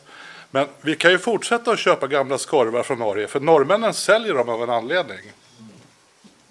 det är tjockolja och det är skorstenar och det är 30 bilar och det sitter en person i. Så, men vi ska fortsätta att köpa de här gamla skorvarna. Det tycker inte jag. Det är inget hållbart. Tack. Okej. Tack för den. Då tittar jag ut i publiken och vi har några, här har vi en fråga och så har vi 2 frågor, 3, här en fjärde och där tar vi stopp för den. Och medan det så det här tänkte jag, eftersom det här ändå är ett båtsamhälle, så medan ni funderar på era frågor så ska vi ännu ta en kort. Behövs det också för fritidsbåtarna? Ska Kärringsund och Enklinge och Seglinge och det också ha laddningsstationer för e-båtar? Eckerö har det redan. Ja, de kommer så. Det är marknadsstyrka. När det kommer så behövs det. Just med bilar. Det är ingenting som politikerna i det här fallet ska besluta om, utan det där är ju marknadsanpassning helt enkelt. Men är det någonting som ni ska stödja? Ska ni inspirera och stödja så att säga gästhamnarna för att de ska så att säga utveckla den här grejen så att det också blir en attraktiv turismmöjlighet? Rött eller grönt? Ska ni ja eller nej? Alltså när marknaden kommer med det här och det behövs. Liksom, frågan är, det är lite som med bilar nu som vi var inne på tidigare. Då kom det ju ett läge när vi har mycket turister som kommer hit med elbilar och det är svårt att få laddare. I det läget kan det ju vara idé faktiskt att göra en insats för det. Vi ska ju inte börja nu sätta en massa båtladdare och så kommer det inga båtar. Men kommer det plötsligt då att vi har en sommar att det är 100 båtar här och inga laddare, då kanske vi måste göra någonting där också. Så liksom... då får ni konfiskera båtarna här för de kommer ju aldrig tillbaka till Sverige med. Ja, men jag tänker att hur länge tar det förrän vi börjar få turister hit med elmotorer? Jag tänker att det kanske är lokalbefolkningen vi behöver se till att kan ladda först. Ja. Okej, då går vi ut här och börjar med dig. Yes, och Peppi heter jag då. Jag märkte att ingen hörde mitt namn, men ja. Hur tänker ni kring miljövänligheten när det ska bli en massa förnyelser och så här? Om man förnyar någonting så då ska man ju slänga bort det gamla skrotet och ofta så funkar gamla skrotet fortfarande. Och så som någon gång har sagt att den miljövänligaste bilen är den du kör just nu. Att byta inte den nyaste Teslan bara för att det är miljövänligare än den som du köpte 2013. Så hur tänker ni kring att liksom rulla på med det? Sen hade vi följande, Tobias går runt där med mikrofonen så att också de som följer oss på stream vet vad som händer. Jo, jag hade en sån här fundering. För det första så är det någon som är intresserad av det här samförståndsavtalet så har jag det här i telefonen. Ingen har sagt att ingen kan debattera, det stämmer inte Stellan. Så är någon intresserad så har jag det här. Vi har en klimatlag redan, EUs klimatlag som är ganska så sträng. Och Åland kommer att få fullt sjå att uppfylla det. Det som jag tycker att är så trist i den här debatten, och jag skulle vilja höra era synpunkter, varför energifrågan har blivit så polariserad. Antingen så är man pro vindkraft eller så är man pro kärnkraft och det finns ingenting däremellan. Man strider så stopporna ryker. Och det där tycker jag är helt dysfunktionellt. Och det är ju så, vi har inte olja mera. Det kommer att vara flera alternativ. Det kommer inte vara ett enda alternativ. Varför har energidebatten blivit så polariserad? Vad är era analyser? Tack för det. Vi tar ett par frågor till här. Jo tack. Häftig mikrofon det här. Nej, jag tänkte bara det är mycket fina löften här om nya färjor och en ny elhybridfärja kostar ju som mellan 40 och 50 miljoner euro i dagsläget. En 40 personbilars, 50 personbilars färja. Så det ska vara väldigt intressant också att höra hur det här allt ska finansieras när man lovar bort ganska stor andel av skattebetalarnas pengar. Tack. Tack. Och så var det Rauli och sen en Uffe och sen stoppar vi. Nej, förlåt, du hade jag någon. Jag tänkte ställa det här till Tony, men alla kan svara på det här. Utsläppsrättigheter på sjötrafiken som EU kommer nu med. Och man har ju sagt att Åland ska ha det här ö-undantaget och det har man fått läsa i Ålands tidning att det är det bästa därför att det finns inte teknik och kraft ännu idag. Men det är ju inte sant. Till och med Viking Line är redan med på rutten Åbo-Stockholm med det här nya. Och då frågar jag att varför man vill ha det här undantag. Man kommer ju hänga efter och om man väntar så blir det dyrare i längden. De som är först så bär skörden. Tack. Och så var det här framme på andra raden. Och sedan ännu Uffe som sista fråga. Ja, det är kanske en jättemycket fråga, men jag tänker bara lite här att alla säger att ni ska vänta med skärgårdsfärjorna för att ni inte vet vad som är modernt om 10 år. Eller 20. Men en sak som definitivt inte är modernt om 10-20 år, det är ju brännolja eller diesel. Det är väl ganska självklart. Allting är väl, eller inte allt är väl bättre än det, men de mesta alternativen just nu är bättre. Och någonting som vi här på högskolan pratar mycket om, att ingenting blir gjort om man inte vågar testa. Och om man inte vågar göra fel. Det kanske inte blir perfekt från början, men troligtvis bättre. Och man kommer i alla fall fram till någonting. Tack för det. Åsikt, vi måste våga ta risker, våga satsa. Skickar du till Uffe där ännu så tar vi hans fråga och sen tar vi stopp. En replik på det där. Man misslyckas nog ibland. Vi har misslyckats med många projekt. Men det var inte det jag tänkte säga. Jag tänkte att intressant att politiker här sitter och tror, eller det kanske är så. Jag visste inte att landskapstrafiken gick med tjockolja. Och i det fallet man kör på tjockolja så antar jag att man kör med open loop. Och det finns ett parti också som säger att man är rädd om vattnet. Och jag tycker med den här vattenlagstiftningen, varför tar man inga hänsyn till det och försöker förbjuda skrubbersanvändning i våra nära vatten här? Tack. Tack för det. Det var en bunt med frågor. Miljövänligheten var det först. Vem vill säga någonting om hur miljövänliga är vi på Åland? Och borde vi vara? Anders och sen Stellan. Ja, jag vet inte riktigt om jag håller med om liksom att den miljövänligaste bilen är den nuvarande. Det beror lite på hur gammal den är, tror jag, och hur mycket man kör. Men jag tror att det är viktigt att Åland har Finlands äldsta bilpark, och jag tror att det är viktigt att vi moderniserar oss här. Så att jag tror att det finns utrymme för att modernisera på många delar av samhället faktiskt.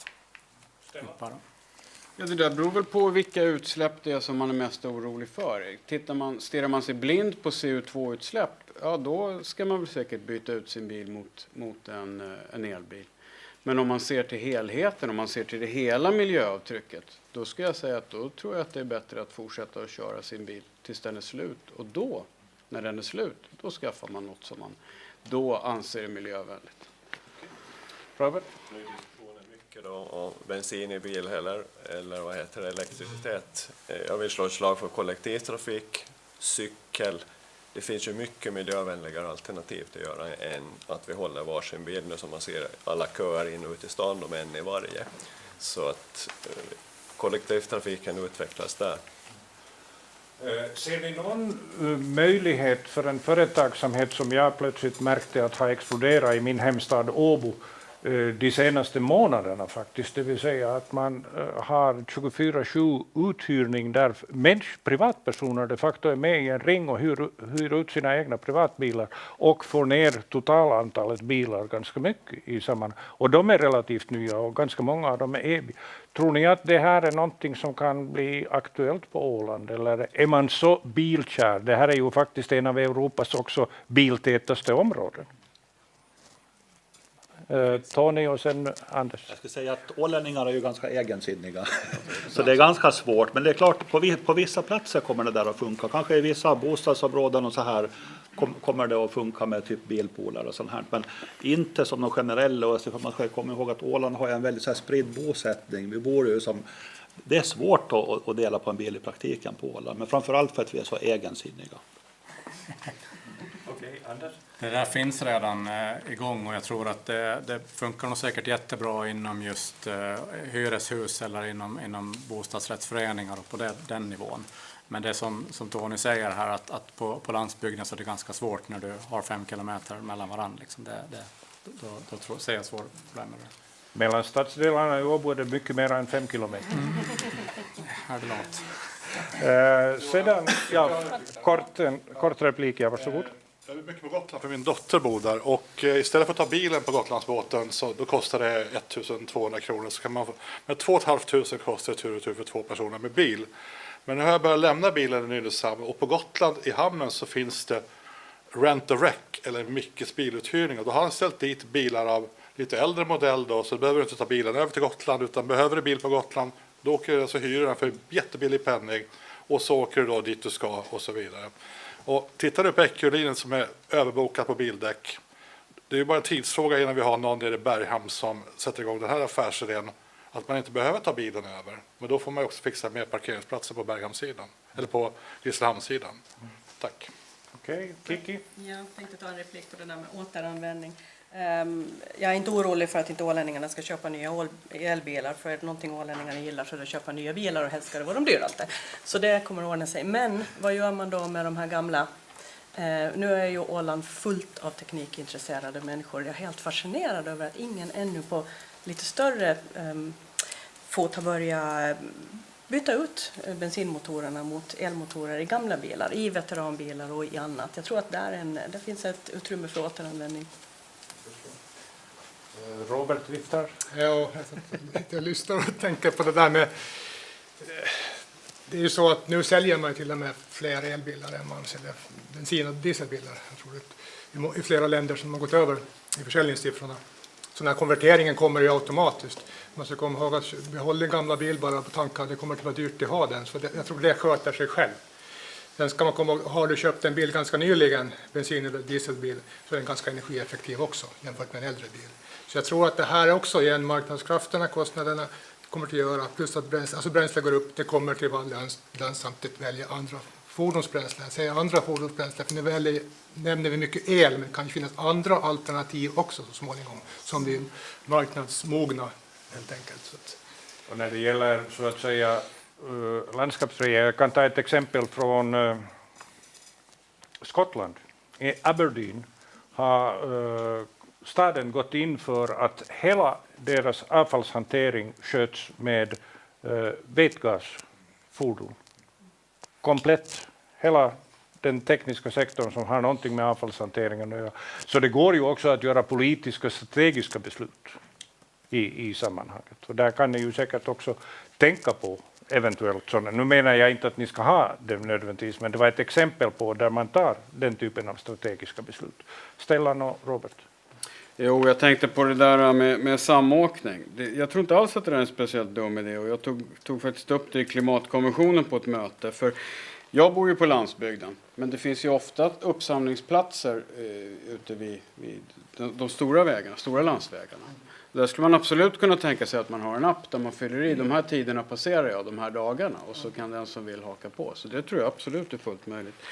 Sen när vi pratar om så kallad retrofitting av gamla bilar och sätta elmotorer, så det är ganska dyrt att göra det till att börja med. Och sen är de flesta som är intresserade av veteranbilar, de är ute efter motorn. Liksom. Det är ju ljuden. Det var hemskt. Det är roligt att trycka på gasen, jag lovar. Okej, Robert, och sen tar vi följande. Jo, just tanke på politiskt strategiska beslut och med tanke på bilpooler, så där skulle jag kanske också vilja uppmana, nu landskapet och kommunerna är ju stora arbetsgivare, och att införa bilpooler mera. Vi har exempel på OHS där man införde bilpooler för att minska antalet bilar, istället använda en bilpool. Så skulle alla enheter i princip ha en egen bil och så vidare. Men det går faktiskt att skapa system som gör att man blir effektivare, gå över till bilpooler. Och då kan man samtidigt använda sig av till exempel elbilar. Och då blir många att använda elbil och känna på att man provar en ny teknik som man kanske inte annars har valt att göra. Gör man det på arbetsplatsen, sänker man tröskeln för att nästa bil man köper kanske är en elbil. Sedan hade vi frågan om varför strider man om energin. Jag tänker nu redan förbereda er att sista ronden är hur ska ni komma överens, så jag flyttar den frågan till att bli den sista frågan. Tänk på det medan vi pratar om de andra grejerna. Utsläppsrättigheterna var frågan om, och det här, ska vi ha ett EU-undantag? Jag tror att Rauli riktar till och med frågan till mig. Jag tycker så här, man måste tänka så här, jag menar, Åland är en ö och öar har ett särskilt behov av transporter, sjötransporter, så det här möjligheten till öundantag som EU har infört är ganska naturligt, för att vi måste ju som föra varor och människor hit och så härifrån och så. Och sen när man tänker så att det här undantaget, det är bara ju som en möjlighet att slippa betala de här extra bränsleskatterna som det faktiskt är en 6-7 år fram i tiden. 6-7 år. Och genom att vi får det här ö-undantaget så slipper till exempel Viking Line betala en massa miljoner extra i skatt. Och då har de pengar kvar till att göra de här nödvändiga investeringarna i ny teknik som de måste göra. Och det måste också landskapsregeringen göra. Så när landskapet slipper betala miljoner till EU i form av den här koldioxidskatten, då har vi pengarna kvar och har bättre möjlighet att köpa de här nya motorerna, nya färjorna och den här nya tekniken som behövs. Så att undantaget är jättebra för Åland. Är ni alla överens om det? Inte helt. Inte helt, okej. Vad är den där halva delen? Jag förstår tanken och det är ju lite så, men det förlänger ju bara tiden tills vi gör det som vi måste. Kiki har samma åsikt. Ja, men ungefär så, ja. Och jag tänker att vi har ju andra rederier som inte får undantaget som ska fixa det här ändå. Okej, Mikael? Nej, jag tänker på Eckerlin har ju redan i planen att de ska beställa en elfärja som ska laddas både i Grisslehamn och Berghamn. Det har de lagt på bordet för x antal veckor så att det kommer att komma. Och man laddar ju pengar nu för att ha råd att köpa den på olika sätt. Men nu går tillbaka till skärgårdstrafiken där vi köper gamla norska fartyg som drivs av diesel eller inte tjockolja då. Men nu köper vi nya sådana och vad ska vi göra om 6 år då, när vi ska betala skatt för dem där? Om vi då inte har mött upp med de här energieffektiva nya båtarna så får vi betala fullt ut för de här skatterna som kommer om 6 år som Tony precis sa. Tack. Okej. Då tar jag en röd eller grön fråga och hänvisande till mannen här framme som frågar: vågar ni satsa? Vågar ni ta risker? Grön för ja, röd för nej. I energibeslut överlag. Vågar ni ta risker? Eller måste ni vila på hanen i 10 år och vänta vad som sen blev? Okej. Linjen håller. 6-1. Får man kommentera den där frågan? Du får kommentera. Jo. Alltså, nej, jag tycker nog att det är klokt att vänta med nya bränslen. När jag bodde i Stockholm så började helt plötsligt alla bussar gå på rapsolja, har jag för mig det var. Det försvann efter ett par år. För att det var ju cancerframkallande så in i helsike. E85 var ju ett annat bränsle som man försökte med i Sverige. Det var ju inte heller någon hit. Liksom. Så att, nej, jag tror att det är klokt att lugna ner sig lite. Det är också så att en dieselmotor går ju faktiskt att köra på väldigt många bränslen. Det är ju inte bara fossilt som det går att mata den med. Och sen Christian hade en fråga om hur vi ska betala investeringarna i skärgårdstrafiken. Ja, det tror jag Christian riktar lite mot mig eftersom jag påstod att han har köpt in gamla skorvar för Norge som går på tjockolja. Och ja, men det är precis som vi pratar om. Vi har en projektplan, mål och vision på att vi ska elektrifiera skärgårdstrafiken. Och Christian berättade nyss att det kostar 40-50 miljoner att köpa en ny sån båt. Och det stämmer säkert, det har en bra koll på. Ja, de pengarna ska ju då tas någonstans ifrån. Ja, då får man också beräkna på vad är skillnaden i driftkostnader, Christian, på den här oljan för 6-7 miljoner per år är så skärgårdstrafiken där, mot att man tar och laddar med el. Och hur snabb är payback-tiden på den nya färjan innan den blir lönsam? Är det 5 år, 10 år eller 15 år? Men någonstans måste det bli lönsam. Tack. Uteblivna kostnader är väl också vinster, så att säga. Okej, förlåt.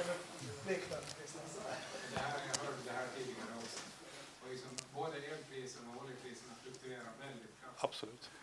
Så det är väldigt svårt att säga det här. Men vi får vi de där pengarna. Vi får inte igen pengarna på att köpa nytt. Det är billigt att köra gammalt. Så är det är rederierna också. Därför vi har 100 år gamla färjor som fortfarande lastar och kör omkring. Så att det är ekonomiskt lönsamt.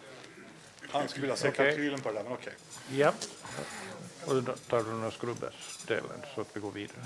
Ulf, du hade en kommentar om scrubbers och jag förstår att den var riktad till någon, men... Okej. Ja. Jag tycker det är lite konstigt att man tillåter det i båda former. Och jag tycker att vår egen lagstiftning på det, vi borde ha satt in det i den här, vad den heter, vattenplanen som finns. Men det finns inte ett ord om det. Okay. Jag kan Ska vi tillåta skrubbers? Jag tycker att du har en poäng i det du säger. Man borde göra så. Jobbar ni för det under nästa period? Och vi får rätt kompisar. Ja, men säg så. Ja, det är klart att man gör det så här. Att, men sen ska man måste ju vara ärlig med alla sådana här saker. Alla människor är för en jättefin miljö och så här. Men sen är det alltid så att det kostar ju pengar. Och sen måste politiker göra en avvägning alltid så här. Och jag menar det måste ju vara ärliga och berätta. Så det är alltid avvägningar som måste göras. Men om ni har en politik som tillåter skrubbas i sammanhanget, så kan det ju vara att ni tvingar de som har gått längre i miljödelarna att backa och göra sämre val än vad de redan har gjort. Är det rimligt? Nej, det är inte rimligt. Okej, tack. Hade du någon fortsättning? Det här, tillbaka till utbildning och tillbaka till kompetenser. Flera åländska företag idag på eftermiddagen, men också Ulf Hagström och Jorgen Vedstet och det tidigare på dagen, berättar om vad det behövs för kompetenser. Och det här kommer ju inte att rulla ens i småskaligt om inte här finns människor som kan, vill och har ett intresse av att flytta hit. Hur sörjer vi för att det finns plats för de här människorna, att de kan bo här, att de medföljare kan ha ett jobb, att det finns dagisplatser, skolplatser etc. och sånt. För utan den resursen så kommer ju mycket av det här att stanna upp av sig själv. Så hur sköter ni kompetensförsörjningen? Hur gör ni Åland attraktivt i det nya energilandskapet? Tony först, sen Mikael.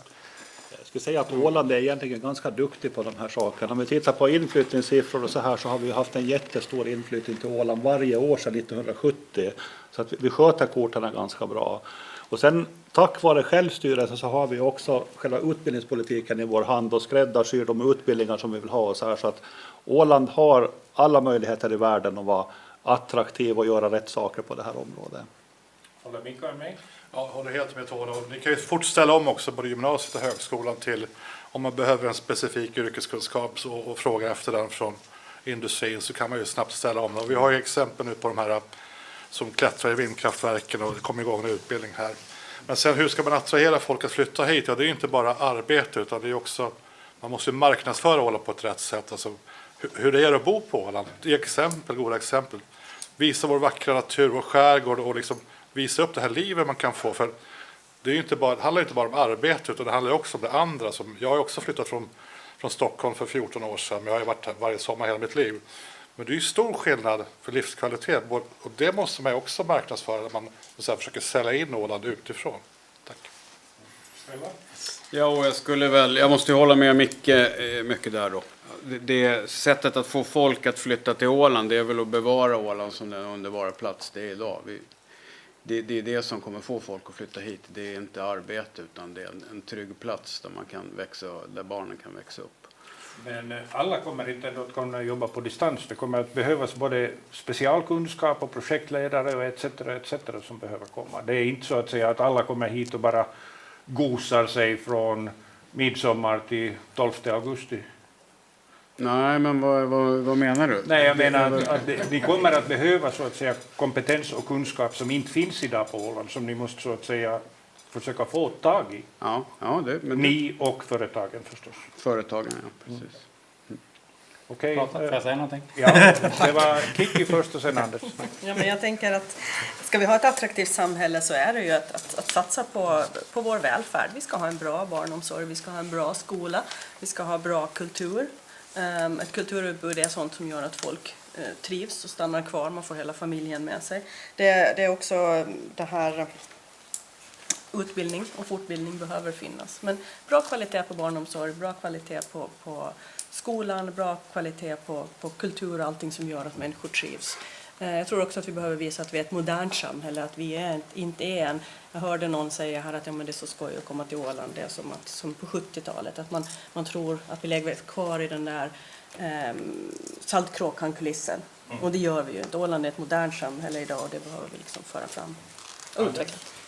Jag tror att nyckeln till det här så är det två saker. Att vi behöver ha liksom intressanta företag här som har attraktiva arbetsplatser. Det är det som lockar hit folk. Och sen behöver vi också ha goda transporter.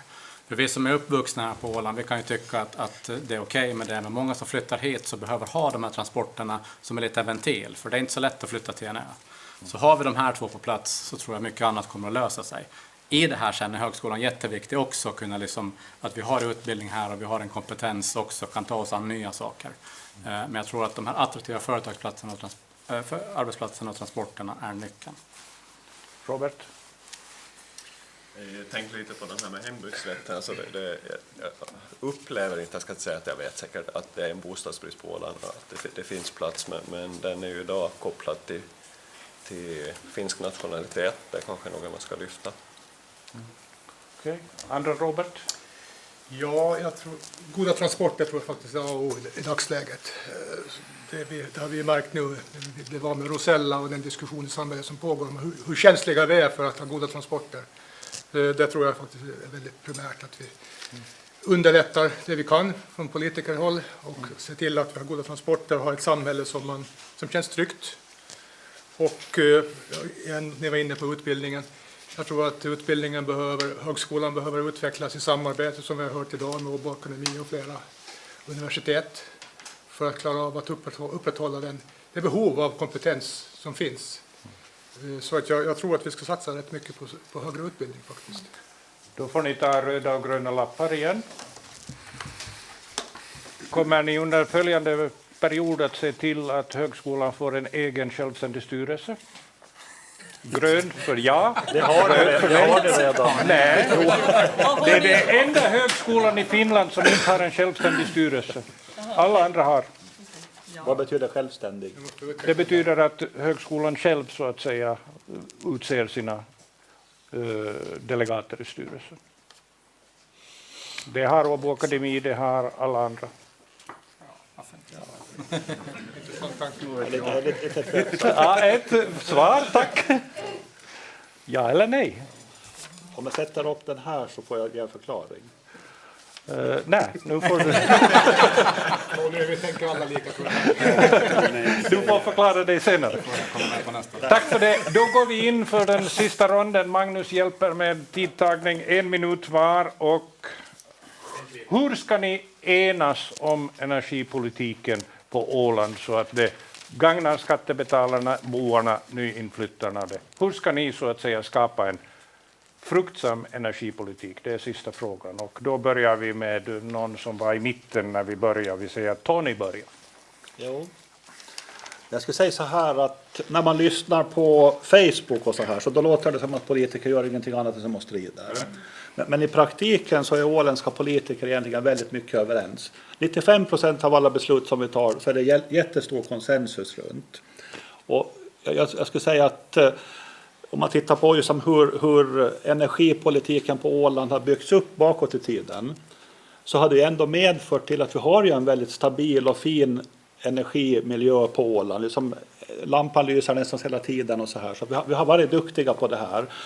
Och sen det framstår till exempel så som att nu är alla vi hitåt överens och som ställan är det här som svarta fåre som är emot allting.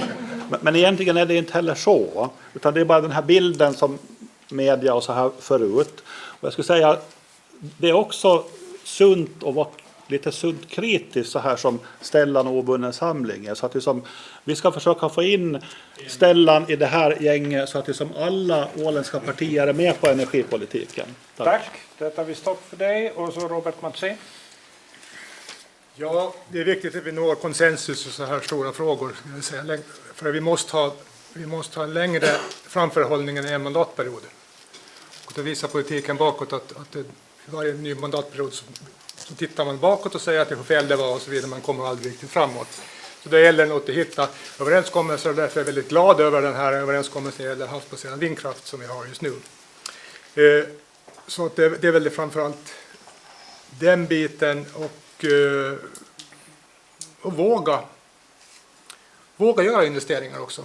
Och det här har ju nämnts inom skärgårdstrafiken. Och måste se det långsiktigt det också. Att det är en hög investering men det är också en dyr driftskostnad. Så där tror jag, om man inte gör det, så man ser det över tid och våga göra investeringar. Mikael? Ja, jag skrev här förut och det får vara slut med den här populistiska kvartalspolitiken som vi har sett i lagtinget de senaste mandatperioderna.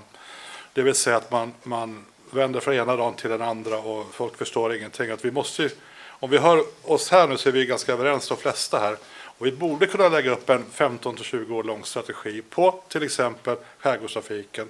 Kan vara OS, behöver det renoveras, behöver det byggas om. Det här kan man ju då klubba på 15-20 år, så har man det klart.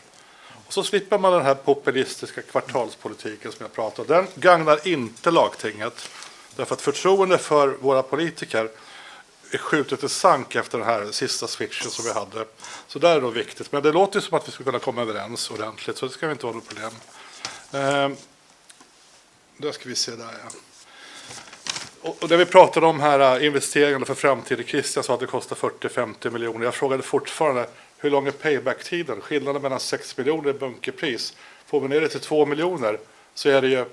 Hur lång tid tar det då att få hem dem där? Det tar 20 år, så är vi hemma. Pang. Tack. Den frågan lämnar vi där och den blir i luften. Robert? Ja, som vi redan hört så är vi ju väldigt eniga här, i synnerhet energifrågan. Sen har vi kanske lite andra tankar och andra frågor. Men energifrågan tror jag faktiskt att vi kommer till kunna lägga en långsiktig plan där vi är så pass många överens att den fortgår efter 4 år. Stefan, hur blir vi överens? Jo, men jag vill svara Katrin där då. Och jag tror att en stor anledning till den här polariseringen som blir i alla frågor nu för tiden, det är nog kanske att man debatterar lite ohederligt. Man kanske inte är så noga med fakta. Och nu verkar det onekligen vara så att jag själv har varit ohederlig. För att enligt både Nina och Katrin så stod det ju inte så där. Så att då får jag ta på mig det jag också naturligtvis. Men det tror jag är en stor anledning. Man måste nog vara lite mer saklig. Mindre känslor och mera sak. Tack. Och Anders? Yes. Nej, men jag tror att vi behöver nog vara... Energipolitik så är det kanske inte så mycket egentligen politik, utan det är lite ingenjörsmässiga frågor i min värld. Och jag tror att vi behöver ganska ense om problembilden. Att sen då vilken typ av bränsle vi ska ha och sådana saker, det kommer att ändra över tiden. Men jag tror att alla måste vara ense om att det behöver göras investeringar. Vi behöver ta fram en investeringsplan och vi behöver ha en långsiktig investeringsplan. Är vi ense om det och utifrån den faktan så tror jag att vi har kommit långt. Och Kiki? Jag är lite inne på Anders linje att först enas om vårt problem och sen enas om målet. Behöver också se varandras goda argument, och jag vet att de finns liksom överallt. Vi behöver inte alltid se de värsta argumenten. Sen tänker jag att om vi samsas då om den minsta gemensamma nämnaren, vad kan vi alla klara? Och sen tar vi det lite till. Sen utmanar vi lite till och så tar vi till majoritetsbeslut på det så att vi faktiskt får det hända. Och de här långsiktiga avtalen då, överenskommelserna som håller över en mandatperiod, absolut. Tack. Då vänder jag mig både till publiken och till de som eventuellt och förhoppningsvis finns med på streamen och konstaterar att vi har gått ett par minuter över utstakad tid. Tack till er alla som var med och tack till debattörerna. Jag har ännu feelingen av att det nog inte skulle behöva 7 partier, men det får väl vara min privata reflektion. Det var kul att göra det här tillsammans. Jag också säger välkommen på lite mingel och förfriskningar och lite tilltugg där i studentavdelningen där vi också åt lunch tidigare på dagen. För er där på streamen så får ni bara så att säga, vi kan skicka några bilder om ni vill ha en snitt eller någonting sånt. Så jag hoppas det här var starten på ett ytterligare förbättrat samarbete med politikerna, men också lika mycket med företagen i framtiden. Och hör av er när ni vill ha hjälp av oss om vi kan. Vi hör av oss till er. Tack för ikväll och vi ses där inne på kökssidan.